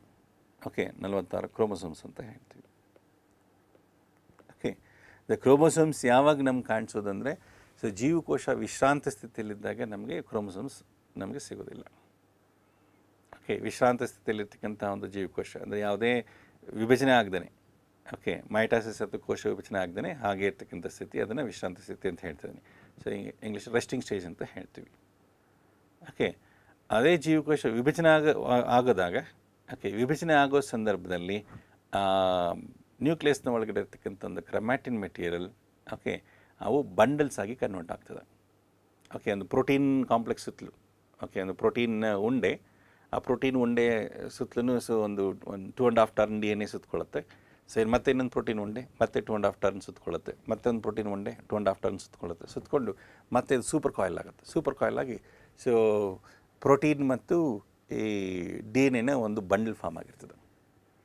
ಓಕೆ, ಆ ಬಂಡಲೇ ನಾವು ಕ್ರೋಮೋಸೋಮ್ ಅಂತ ಹೇಳ್ತಿದ್ದೀವಿ. ಅಂದರೆ ಕ್ರೋಮೋಸೋಮ್ ಕಂಪೋಸಿಷನ್ ಏನಂತ ಕೇಳಿದ್ರೆ, ಸೊ ಕ್ರೋಮೋಸೋಮಲ್ಲಿ ಏನಿದೆ ಅಂತ ಹೇಳಿದ್ರೆ ಏನು ಹೇಳ್ತೀವಿ, DNA ಮತ್ತು ಪ್ರೋಟೀನ್. ಓಕೆ, ಸೊ ಇಲ್ಲಿ DNA ಸುತ್ತಕೊಂಡಿರ್ತಕ್ಕಂಥ ಪ್ರೋಟೀನ್ಸ್ ಇದಿಲ್ಲ, ಆ ಪ್ರೋಟೀನ್ಸ್ನ ನಾವು ಇದನ್ನು ಹಿಸ್ಟೋನ್ಸ್ ಅಂತ ಹೇಳ್ತೀವಿ. ಓಕೆ, ಇದನ್ನು ಹಿಸ್ಟೋನ್ಸ್ ಅಂತ ಹೇಳ್ತೀವಿ. ಅದರಲ್ಲಿ ಮತ್ತೆ ಬೇರೆ ಬೇರೆ ರೀತಿ histones, H2A, H2B, so H1 ಈ ಥರ ಹಿಸ್ಟೋನ್ಸ್ ಇದ್ದಾವೆ. ಸೊ ನಾವು ಅಷ್ಟು ಡೀಟೇಲಾಗಿ ಹೋಗೋದು ಬೇಡ. Okay, so chromosomes chromatin metal chromosomes ಆಗಿ ಕನ್ವರ್ಟ್ ಆಗ್ತಕ್ಕಂಥದ್ದು ಸೊ ಜೀವಕೋಶ ವಿಭಜನೆ ಆಗೋ ಸಂದರ್ಭದಲ್ಲಿ. ಓಕೆ, ವಿಶ್ರಾಂತ ಸ್ಥಿತಿಯಲ್ಲಿರ್ತಕ್ಕಂಥ ಜೀವಕೋಶದಲ್ಲಿ ನಾವು ಕ್ರೋಮೋಸೋಮ್ಗಳನ್ನ ನೋಡಲಿಕ್ಕೆ ಸಾಧ್ಯ ಇಲ್ಲ. ಓಕೆ, ಸೊ ಇಲ್ಲಿಗೆ ಕ್ರೊಮ್ಯಾಟಿನ್ ಮೆಟೀರಿಯಲ್ ಮತ್ತು ಕ್ರೋಮೋಸೋಮ್ ಎರಡಕ್ಕೂ ವ್ಯತ್ಯಾಸ ಇದೆ. ವ್ಯತ್ಯಾಸ ಏನಲ್ಲಿ ಮೆಟೀರಿಯಲ್ ಅಲ್ಲ, ಕ್ರೊಮ್ಯಾಟಿನ್ ಮೆಟೀರಿಯಲ್ ಇರೋದು DNA, ಸೊ ಕ್ರೋಮೋಸೋಮಲ್ಲೂ DNA ನೋಡ್ಬೋದು, ಆದರೆ ಸ್ವರೂಪ. Okay, chromatin material just DNA ನ್ಯೂಕ್ಲಿಯಸ್ನ ನ್ಯೂಕ್ಲಿಯೋಪ್ಲಾಸ್ಮಲ್ಲಿ ಎಲ್ಲ ಕಡೆ ಸ್ಪ್ರೆಡ್ ಆಗಿರುತ್ತೆ, ಥ್ರೆಡ್ಸ್ ಥರ ಸ್ಪ್ರೆಡ್ ಆಗಿರುತ್ತೆ. ಸೊ ಅದನ್ನು ಕ್ರೊಮ್ಯಾಟಿನ್ ಮೆಟೀರಿಯಲ್ ಅಂತ ಹೇಳ್ತಾ ಇದ್ದೀವಿ. ಅದೇ DNA ವಿಭಜನೆ ಆಗೋ ಸಂದರ್ಭದಲ್ಲಿ ಸೊ ಈ ಪ್ರೋಟೀನ್ ಕಾಂಪ್ಲೆಕ್ಸ್ಗೆ ಸುತ್ತಕೊಂಡು ಸೊ ಅದು ಒಂದು ಸೂಪರ್ ಕಾಯಿಲ್ಡ್ ಒಂದು DNA ಬಂಡಲಾಗಿ ನಮಗೆ ಸಿಗುತ್ತೆ. ಇದನ್ನ ಕ್ರೋಮೋಸೋಮ್ ಅಂತ ಹೇಳ್ತೀವಿ. ಓಕೆ, ಸೊ ಈ ಮಾನವನ ಜೀವಕೋಶದಲ್ಲಿ 46 ಕ್ರೋಮೋಸೋಮ್ಸ್ ಇದ್ದಾವೆ. ಓಕೆ, 46 ಕ್ರೋಮೋಸೋಮ್ಸ್ ಹೇಗಿದೆ, ಈಗ ನಮ್ಮ ಸೆಲ್ಸಲ್ಲಿರ್ತಕ್ಕಂಥ 46 ಕ್ರೋಮೋಸೋಮ್ಸ್ ನಮಗೆ ಎಲ್ಲಿಂದ ಬಂತು? ನಮ್ಮ ಜೀವಕೋಶದಲ್ಲಿರ್ತಕ್ಕಂಥ 46 ಕ್ರೋಮೋಸೋಮ್ಸಲ್ಲಿ ಸೊ 23 ಕ್ರೋಮೋಸೋಮ್ಸು ತಂದೆ ಕಡೆಯಿಂದ ಬಂದಿದೆ, ಇನ್ನು 23 ಕ್ರೋಮೋಸೋಮ್ಸು ತಾಯಿ ಕಡೆಯಿಂದ ಬಂದಿರುತ್ತೆ. ಓಕೆ, ತಂದೆ ಕಡೆ ತಾಯಿ ಕಡೆಯಿಂದ ಹೇಗೆ ಬಂದಿತ್ತು ಅಂತಂದರೆ, ಸೊ ತಂದೆಯ ವೀರ್ಯಕಣ, ಓಕೆ, ತಂದೆಯ ವೀರ್ಯಕಣ ಸೊ ಇದರಲ್ಲಿ 23 ಕ್ರೋಮೋಸೋಮ್ಸ್ ಇರ್ತದೆ. ಹಾಗೆ ತಾಯಿಯ ಅಂಡಾಣು ಸೊ ಇದರಲ್ಲಿ 23 ಕ್ರೋಮೋಸೋಮ್ಸ್ ಇರುತ್ತೆ. ಓಕೆ, ಇವೆರಡೂ ಸೆಲ್ಸನೇ. ಓಕೆ, ವೀರ್ಯಕಣ ಹಾಗೆ ಅಂಡಾಣು ಇವೆರಡೂ ಜೀವಕೋಶಗಳೇ. ಈ ಎರಡೂ ಜೀವಕೋಶಗಳು ಸೊ ಇವು ಬೇರೆ ಬೇರೆ ಸೆಕ್ಸಸ್ಸಲ್ಲಿ ಪ್ರೊಡ್ಯೂಸ್ ಆಗಿದೆ. ಓಕೆ, ಬೇರೆ ಬೇರೆ ಲಿಂಗಗಳಲ್ಲಿ, ಒಂದು ಪುರುಷ ಲಿಂಗದಲ್ಲಿ ಉತ್ಪತ್ತಿ ಆಗಿದೆ, ಇನ್ನೊಂದು ಹೆಣ್ಣಿನ ಒಂದು ದೇಹದಲ್ಲಿ ಉತ್ಪತ್ತಿ ಆಗಿದೆ. ಹಾಗಾಗಿ ಇವನ್ನು ನಾವು ಸೆಕ್ಸ್ ಸೆಲ್ಸ್ ಅಂತಲೇ ಹೇಳ್ತೀವಿ. So sperms and ova, so they are produced in different sexes. So that's why so these cells are said to be sex cells. So sperms are said to be male sex cells and ova are said to be female sex cells. Okay, so ಗಂಡಲ್ಲಿ ಅಂಡಾಣುಗಳು ಉತ್ಪತ್ತಿ ಆಗೋದಿಲ್ಲ, ಬರೀ ವೀರ್ಯಕಣಗಳು ಮಾತ್ರ ಉತ್ಪತ್ತಿ ಆಗ್ತಾ ಇರ್ತದೆ. ಹಾಗೆ ಹೆಣ್ಣಿನ ಒಂದು ಅಂಡಾಶಯಗಳಲ್ಲಿ ಅಂಡಾಣುಗಳು ಉತ್ಪತ್ತಿ ಆಗುತ್ತೆ, ಅಲ್ಲಿ ವೀರ್ಯಕಣಗಳು ಉತ್ಪತ್ತಿ ಆಗಿರೋದಿಲ್ಲ. ಸೊ ಒಂದು ಪರ್ಟಿಕ್ಯುಲರ್ ಸೆಕ್ಸ್ ಸೆಲ್ ಮಾತ್ರ ಈ ಸೆಲ್ಸ್ ಪ್ರೊಡ್ಯೂಸ್ ಆಗ್ತಿರೋದ್ರಿಂದ ನಾವು ಸೆಕ್ಸ್ ಸೆಲ್ಸ್ ಅಂತಲೇ ಹೇಳ್ತಿದ್ದೀವಿ. ಈ ಸೆಕ್ಸ್ ಸೆಲ್ಸಲ್ಲಿ ಅಫ್ಕೋರ್ಸ್ ಕ್ರೋಮೋಸೋಮ್ ಸಂಖ್ಯೆ ಎಷ್ಟಿದೆ?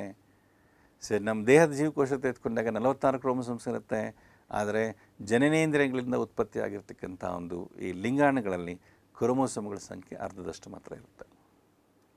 ಓಕೆ, ಸೊ ಅರ್ಧ 23 ಇರ್ತಕ್ಕಂಥ ಒಂದು ಈ ಜೀವಕೋಶಗಳು ಸೊ ಇವರು ಸಮ್ಮಿಳನ ಹೊಂದಾಗ ವೀರ್ಯಕಣ ಬಂದು ಸೊ ಇದನ್ನು ಸಮ್ಮಿಳನ ಹೊಂದುತ್ತೆ. ಸೊ ವೀರ್ಯಕಣ ಸಮ್ಮಿಳನ ಹೊಂದಾಗ ಸೊ ತನ್ನಲ್ಲಿರ್ತಕ್ಕಂಥ 23 ಕ್ರೋಮೋಸೋಮ್ಸ್ನ ಅಂಡಾಣುಗೆ ಅದನ್ನ ದಾನ ಮಾಡ್ತದೆ. ಓಕೆ, ಯಾವಾಗ ವೀರ್ಯಕಣದಲ್ಲಿನ 23 ಕ್ರೋಮೋಸೋಮ್ಸು ಅಂಡಾಣುಗೆ ಸೇರಿಕೊಂಡು ಈಗ ಈ ಸೆಲ್ ಈ ಜೀವಕೋಶದಲ್ಲಿ ಸೊ ಕ್ರೋಮೋಸೋಮ್ ಸಂಖ್ಯೆ 46 ಆಯಿತು. ಸಮ್ಮಿಳನಗೊಂಡ ನಂತರ ಈ ಅಂಡಾಣುವನ್ನು ಇದರ ಯುಗ್ಮಾಣು ಅಂತ ಹೇಳ್ತೀವಿ. ಯುಗ್ಮಾಣು. ಓಕೆ, ಸೊ ಇಂಗ್ಲೀಷಲ್ಲಿ ಝೈಗೋಟ್ ಅಂತ ಹೇಳ್ತೀವಿ. ಝೈಗೋ ಅಂದರೆ ಝೈಗೋಸ್ ಅಂದರೆ ಪೇರಿಂಗ್ ಅಂತ ಅರ್ಥ. ಓಕೆ, ಸೊ ಸಮ್ಮಿಳನಕ್ಕೆ ಮುಂಚೆ ಅಂಡಾಣು ಅಂತ ಕರಿತೀವಿ. ಓಕೆ, ಇಂಗ್ಲೀಷಲ್ಲಿ ಒಂದನ್ನು ಓಮ್ ಅಂತ ಹೇಳ್ತೀವಿ. Okay, so when sperm fertilises the ovum, now the egg, so it gets diploid number of chromosomes. Now this cell is said to be zygote. Okay, ಈ 46 ಕ್ರೋಮೋಸೋಮ್ಸ್ ಇದೆ. 46 ಕ್ರೋಮೋಸೋಮ್ಸ್ ಇರ್ತಕ್ಕಂಥ ಝೈಗೋಟಿಂದ ಏನಾಯ್ತು ಈಗ ವಿಭಜನೆ ಆಗುತ್ತೆ. ಓಕೆ, ತಾಯಿಯ ಒಂದು ಗರ್ಭಾಶಯದಲ್ಲಿ ಸೊ ಇದು ವಿಭಜನೆ ಆಗ್ತಾ ಹೋಗ್ತಾ ಇರ್ತದೆ. ಓಕೆ, ಸೊ 1 2 ಆಯಿತು, 2 4 ಆಯಿತು, ಸೊ 4 8 ಆಯಿತು, ಈ ಥರ ವಿಭಜನೆ ಆಗಿ ನಂಬರ್ ಆಫ್ ಸೆಲ್ಸ್ ಪ್ರೊಡ್ಯೂಸ್ ಆಗ್ತಾ ಹೋಗ್ತಾ ಇರ್ತದೆ. ಒಂದು ಸೆಲ್ಲಿಂದ ನಂಬರ್ ಆಫ್ ಸೆಲ್ಸ್ ಪ್ರೊಡ್ಯೂಸ್ ಆಗಿರುತ್ತೆ. ಈಗ ಅದನ್ನೇ ನಾವು ಭ್ರೂಣ ಅಂತ ಹೇಳ್ತೀವಿ, ಎಂಬ್ರಿಯೋ ಅಂತ ಹೇಳ್ತೀವಿ. ಓಕೆ, ಎಂಬ್ರಿಯೋ ನಂತರ ಆ ಎಂಬ್ರಿಯೋದಿಂದ ಸಣ್ಣದಾಗಿ ದೇಹದ ಅಂಗಗಳು ಹುಟ್ಕೊಳ್ತಾ ಬರ್ತಾ ಇರ್ತದೆ, ಆರ್ಗನ್ಸು ಡೆವಲಪ್ ಆಗ್ತಾ ಬರುತ್ತೆ. ಓಕೆ, ಆರ್ಗನ್ಸ್ ಡೆವಲಪ್ ಆದಮೇಲೆ ಅದನ್ನ ಫೀಟಸ್ ಅಂತ ಹೇಳ್ತೀವಿ. ಓಕೆ, ಇಂದ ನಾವೆಲ್ಲ ಹುಟ್ಕೊಂಡಿರೋದು, ಓಕೆ, ನಾವಂತಲ್ಲ ಎಲ್ಲ ಪ್ರಾಣಿಗಳು ಎಲ್ಲ ಜೀವಿಗಳು ಹುಟ್ಕೊಂಡಿರೋದು ಒಂದೇ ಜೀವಕೋಶದಿಂದ. ಓಕೆ, ಆ ಒಂದು ಜೀವಕೋಶ ಬರೀ ತಾಯಿಯ ಅಂಡಾಣು ಅಲ್ಲ, ಸೊ ತಂದೆಯ ವೀರ್ಯಕಣ ಬಂದು, ಓಕೆ, ಮೇಲ್ ಸೆಕ್ಸ್ ಸೆಲ್ ಸ್ಪಾಮ್ ಬಂದು ಅದನ್ನ ಫರ್ಟಿಲೈಸ್ ಮಾಡಿದೆ, ಓವನ್ ಫರ್ಟಿಲೈಸ್ ಮಾಡಿದಾಗ ಈಗ ಆ ಸೆಲ್ ಕಂಪ್ಲೀಟ್ ಆಯಿತು. ಅದು cell is actually so it gets diploid number of chromosomes. Now the cell undergoes division. Okay, ಈಗ ಬರೀ ಅಂಡಾಣುವಿಂದನೇ ಒಂದು ಮರಿ ಹುಟ್ಕೊಂಡಾಗ, ಓಕೆ, ಅಂಡಾಣುವಿಂದನೇ ಮರಿ ಹುಟ್ಕೊಂಡಾಗ ಅದನ್ನೇ ಪಾರ್ಥೆನೋಜೆನೆಸಿಸ್ ಅಂತ ಹೇಳ್ತೀವಿ. ಲಾಸ್ಟ್ ಒಂದು ಎಕ್ಸಾಂಪಲ್ ಇದನ್ನೇ ಕ್ವಶನ್ ಕೇಳಿದರು. Okay, without fertilization if egg gives rise to new individuals means so then it to be parthenogenesis. Okay, so ಈಗ ನಾವು ಈ ಕ್ರೋಮೋಸೋಮ್ಸ್ನ ನೋಡಿದಾಗ, ಓಕೆ, ಈ ಈ ಝೈಗೋಟಲ್ಲಿರ್ತಕ್ಕಂಥ ಕ್ರೋಮೋಸೋಮ್ಸ್ನ ಸ್ವಲ್ಪ ನೀವು ಗಮನಿಸಿದ್ರೆ, ಸೊ ಅಂಡಾಣುವಿನಲ್ಲಿ ಮುಂಚೆ ಸೊ ಒಂದೊಂದು ಕ್ರೋಮೋಸೋಮೇ ಇದೆ ಅಂತ ಅಂದ್ಕೊಳ್ಳೋಣ. ಓಕೆ, ಸೊ ಒಂದೊಂದು ಫಸ್ಟ್ ಕ್ರೋಮೋಸೋಮ್ ಒಂದು ಹಿಂಗಿದೆ, ಸೆಕೆಂಡ್ ಕ್ರೋಮೋಸೋಮ್ ಹಿಂಗಿದೆ, 3ನೇ ಕ್ರೋಮೋಸೋಮ್ ಹಿಂಗಿದೆ. ಸೊ ಈ ಥರ 23 ಕ್ರೋಮೋಸೋಮ್ಸು ಬೇರೆ ಬೇರೆ ಆಕಾರದಲ್ಲಿದ್ದಾವೆ. ಕ್ರೋಮೋಸೋಮ್ಸ್ ಅಂದರೆ DNA bundles. Okay, 23 DNA bundles ಇದ್ದಾವೆ. ಸೊ ಪ್ರತಿ ಕ್ರೋಮೋಸೋಮಲ್ಲೂ ಜೀನ್ಗಳು ಒಂದು ನಿರ್ದಿಷ್ಟ ಸಂಖ್ಯೆಯಲ್ಲಿ ಇರ್ತದೆ. ಓಕೆ, ಪ್ರತಿ ಕ್ರೋಮೋಸೋಮಲ್ಲೂ ಎಲ್ಲ ಕ್ರೋಮೋಸೋಮ್ಸಲ್ಲೂ 23 ಕ್ರೋಮೋಸೋಮ್ಸಲ್ಲೂ ಇದು ಒಂದೇ ಸಂಖ್ಯೆಯಲ್ಲಿ ಜೀನ್ಗಳಿರಬೇಕು ಅಂತೇನಿಲ್ಲ. ಓಕೆ, ಈಗ ಕ್ರೋಮೋಸೋಮ್ ನಂಬರ್ 1, ಓಕೆ, ಒಂದು ನಿರ್ದಿಷ್ಟ ಆಕಾರ ಇರ್ತಕ್ಕಂಥ ಒಂದು ಕ್ರೋಮೋಸೋಮ್ ತೆಗೆದುಕೊಂಡಾಗ, ಸೊ ಈ ಕ್ರೋಮೋಸೋಮ್ 1 ಅಂತ ತಿಳ್ಕೊಳ್ಳೋಣ. ಸೊ ಈ ಕ್ರೋಮೋಸೋಮ್ 1ಅಲ್ಲಿ ಸೊ 2968 ಜೀನ್ಸ್ ಇರ್ತದೆ. Okay, so highest number of jeans ಇರ್ತಕ್ಕಂಥ ಒಂದು ಕ್ರೋಮೋಸೋಮ್ ಅಂದರೆ ನಂಬರ್ 1. ಓಕೆ, ಸಂಖ್ಯೆ ಕೊಟ್ಕೊಂಡು ಹೋಗಿರ್ತೀವಿಲ್ಲ, ಬೇರೆ ಬೇರೆ ಆಕಾರದ ಮೇಲೆ, ಅದರ ರಚನೆ ಮೇಲೆ ಈ ಥರ ಸಂಖ್ಯೆ ಕೊಟ್ಕೊಂಡು ಹೋಗಿರ್ತೀವಿ. ಸೊ ಈಗ ಫಸ್ಟ್ ಕ್ರೋಮೋಸೋಮಲ್ಲಿ ಸೊ 2968 ಅಷ್ಟು ಜೀನ್ಸ್ ಇರ್ತದೆ. ಸೊ ಇನ್ನು ತುಂಬ ಕಡಿಮೆ ಜೀನ್ಸ್ ಇರ್ತಕ್ಕಂಥ ಒಂದು ಕ್ರೋಮೋಸೋಮ್ ಅಂದರೆ ವೈ ಕ್ರೋಮೋಸೋಮ್. ಸೊ ವೈ ಕ್ರೋಮೋಸೋಮಲ್ಲಿ ಸೊ ಅರೌಂಡ್ 231 ಜೀನ್ಸನ್ನು ಇರ್ತದೆ. ಸೊ ಅದು ಕಡಿಮೆ ಜೀನ್ಸ್ ಇರ್ತಕ್ಕಂಥ ಒಂದು ಕ್ರೋಮೋಸೋಮ್ ಅಂತ ಹೇಳ್ಬೋದು. ಈ ಥರ ಪ್ರತಿ ಕ್ರೋಮೋಸೋಮಲ್ಲೂ ಜೀನ್ಗಳ ಸಂಖ್ಯೆ ಬೇರೆ ಬೇರೆ ಆಗ್ತಾ ಹೋಗ್ತದೆ. ಸೊ ಟೋಟಲ್ ಕಲೆಕ್ಟಿವ್ ಆಗಿ ನಾವು ಜೀನ್ಸ್ ತೆಗೆದುಕೊಂಡಾಗ ಸೊ ಅದು ಸೊ 20,000ದಿಂದ 25,000ವರೆಗೂ ಇರುತ್ತೆ ಅಂತ ಹೇಳ್ದೆ. ಸೊ ಅಷ್ಟು ಜೀನ್ಸನ್ನು ನಾವು ಜೀನೋಮ್ ಅಂತ ಕರಿತಾ ಇರೋದು. ಓಕೆ, ಈಗ ಮೊದಲನೇ ಕ್ರೋಮೋಸೋಮಲ್ಲಿ ಸುಮಾರು ಸೊ 2968 ಪ್ರೋಟೀನ್ಸ್ ತಯಾರಿಕೆಗೆ ಬೇಕಾಗಿರ್ತಕ್ಕಂಥ ಮಾಹಿತಿ ಅಲ್ಲಿದೆ ಅಂತ ತಗೋಬೋದು. ಸೊ ವೈ ಕ್ರೋಮೋಸೋಮ್ಗೆ ಸುಮಾರು 230 ಪ್ರೋಟೀನ್ಗಳ ತಯಾರಿಕೆಗೆ ಬೇಕಾಗಿರ್ತಕ್ಕಂಥ ಒಂದು ಜೀನ್ಗಳು ಅದರಲ್ಲಿದೆ ಅಂತ ತಗೊಳ್ಬೋದು. ಓಕೆ, ಸೊ ಈಗ ನಾವು ಅಂಡಾಣುವಲ್ಲಿ ತೆಗೆದುಕೊಂಡಾಗ ಅಂಡಾಣುವಲ್ಲಿ ಈ ವೈ ಕ್ರೋಮೋಸೋಮ್ ಇರೋದಿಲ್ಲ, ಎಕ್ಸ್ ಕ್ರೋಮೋಸೋಮ್ ಇರುತ್ತೆ. ಸೊ 23 ಕ್ರೋಮೋಸೋಮ್ಸು ಅಂಡಾಣುವಲ್ಲಿದೆ ಅಂತ ಅಂದ್ಕೊಳ್ಳೋಣ. ವೀರ್ಯಕಣ ಸಮ್ಮಿಳನ ಮಾಡಿದಾಗ, ವೀರ್ಯಕಣ ಅಂಡಾಣುವನ್ನು ಸಮ್ಮಿಳನಗೊಳಿಸಿದಾಗ ಅದು 23 ಕ್ರೋಮೋಸೋಮ್ಸ್ನ ದಾನ ಮಾಡುತ್ತೆ. Okay, and sperm fertilizes the egg, so it donates 23 chromosomes to the egg.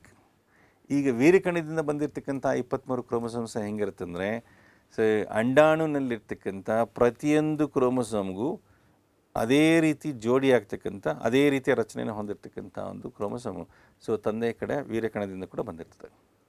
ಅಂದರೆ ತಾಯಿಯ ಅಂಡಾಣುವಿನ ಒಂದು ಮೊದಲನೇ ಕ್ರೋಮೋಸೋಮ್ ಈ ಆಕಾರದಲ್ಲಿದೆ ಅಂತ ಅಂದ್ಕೊಳ್ಳಿ.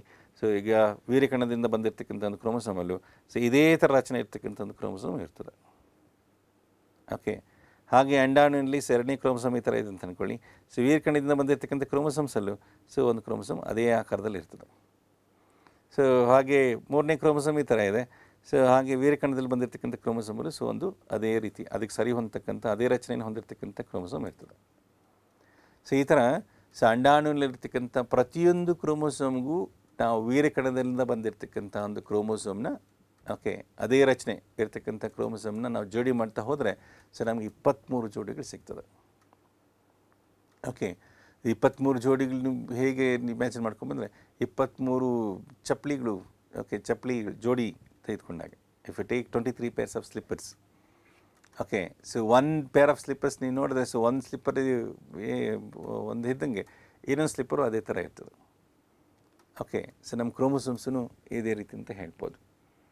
ಓಕೆ, ಅಂದರೆ ಅಂಡಾಣುನಲ್ಲಿರ್ತಕ್ಕಂಥ ಪ್ರತಿಯೊಂದು ಕ್ರೋಮೋಸೋಮ್ಗೂ ಅದೇ ರೀತಿ ರಚನೆ ಇರ್ತಕ್ಕಂಥ, ಓಕೆ, ಸೊ ಅದಕ್ಕೆ ಸರಿಯಾದ ಒಂದು ಹೋಲಿಕೆಯನ್ನು ಹೊಂದಿರತಕ್ಕಂಥ, ಓಕೆ, ಒಂದೇ ಉದ್ದ ಒಂದೇ ರಚನೆಯನ್ನು ಹೊಂದಿರತಕ್ಕಂಥ ಒಂದು ಕ್ರೋಮೋಸೋಮ್ ಸೊ ವೀರ್ಯಕಣದಿಂದ ಬಂದಿರ್ತದೆ. ಈ ಥರ 23 ಕ್ರೋಮೋಸೋಮ್ಗಳಿಗೂ ಸೊ 23 ತಂದೆಯ ಒಂದು ಕ್ರೋಮೋಸೋಮ್ಗಳು ಜೋಡಿಯಾಗುತ್ತೆ ಅಂತ ಹೇಳ್ಬೋದು, ಅಥವಾ ವೀರ್ಯಕಣದ ಕ್ರೋಮೋಸೋಮ್ಗಳು ಜೋಡಿಯಾಗುತ್ತೆ ಅಂತ ಹೇಳ್ಬೋದು. ಓಕೆ, ಇಲ್ಲಿ ಬರೀ ಉದ್ದದಷ್ಟಲ್ಲೇ ಜೋಡಿ ಅಂತಲ್ಲ. ಸೊ ಈಗ ನಾನು ಈಗ ಜೋಡಿ ತೆಗೆದುಕೊಂಡಾಗ ಈ ಜೋಡಿಯಲ್ಲಿಗ ಇದು ತಾಯಿಯ ಕ್ರೋಮೋಸೋಮ್, ಓಕೆ, ಮೆಟರ್ನಲ್ ಕ್ರೋಮೋಸೋಮ್ ಅಂತ ಹೇಳ್ತೀನಿ, ಮೆಟರ್ನಲ್. ಸೊ ಈ ಕಡೆ ಇರೋದು ತಂದೆ ವೀರ್ಯಕಣದಿಂದ ಬಂದಿರತಕ್ಕಂಥ ಕ್ರೋಮೋಸೋಮ್, ಪ್ಯಾಟರ್ನಲ್ ಕ್ರೋಮೋಸೋಮ್ ಅಂತ ಹೇಳ್ತೀನಿ, paternal. Okay, maternal paternal chromosome. Okay, so 2 chromosomes ಒಂದೇ ಥರ ಇದೆ. ಇದು ಬರೀ ಅಷ್ಟೇ ರಚನೆ ಅಷ್ಟೇ ಅಲ್ಲ, ಈಗ ಇದರಲ್ಲಿರ್ತಕ್ಕಂಥ ಜೀನ್ಗಳು ಅಷ್ಟೇ. ಈಗ ಜಸ್ಟ್ ಇಮ್ಯಾಜಿನ್ ಮಾಡ್ಕೊಳ್ಳಿ, ಮೆಲ್ಲಿನ್ ಜೀನ್ ಇಲ್ಲಿ ತಂದೆ ಕ್ರೋಮೋಸೋಮಲ್ಲಿ ಈ ಜಾಗದಲ್ಲಿ ಇದೆ ಅಂತ ಅಂದ್ಕೊಳ್ಳೋಣ. ಓಕೆ, ಇದು ಮೆಲ್ಲಿನ್ ಜೀನ್ನ ಒಂದು ಲೋಕಸ್. ಓಕೆ, ಲೋಕಸ್ ಮೀನ್ಸ್ ಸ್ಥಳ. ಸೊ ಈಗ ತಾಯಿ ಕ್ರೋಮೋಸೋಮ್ ತೆಗೆದುಕೊಂಡಾಗ, ಓಕೆ, ಮೆಟರ್ನಲ್ ಕ್ರೋಮೋಸೋಮ್ ತೆಗೆದುಕೊಂಡಾಗ ಮೆಟರ್ನಲ್ ಕ್ರೋಮೋಸೋಮ್ನ ಫಸ್ಟ್ ಕ್ರೋಮೋಸೋಮಲ್ಲಿ ಸೊ ತಂದೆ ಕ್ರೋಮೋಸೋಮ್ ಮೇಲೆ ಮೆಲ್ಲಿನ್ ಜೀನ್ ಯಾವ ಜಾಗದಲ್ಲಿ ಇದೆಯೋ ಸೊ ಅದಕ್ಕೆ ಜೋಡಿಯಾಗಿರ್ತಕ್ಕಂಥ ಒಂದು ಮೆಟರ್ನಲ್ ಕ್ರೋಮೋಸೋಮಲ್ಲಿ ಕೂಡ ಮೆಲ್ಲಿನ್ ಇದರ ಸ್ಕಿನ್ ಕಲರ್ ಡಿಸೈಡ್ ಮಾಡ್ತಕ್ಕಂಥ ಜೀನ್ ಇಲ್ಲೇ ಇರ್ತದೆ. ಓಕೆ, ಅಂದರೆ ಈಗ ಸೊ ನಮ್ಮ ಸ್ಕಿನ್ ಕಲರ್ನ 2 ಜೀನ್ಸ್ ಡಿಸೈಡ್ ಮಾಡ್ತಾ ಇದೆ.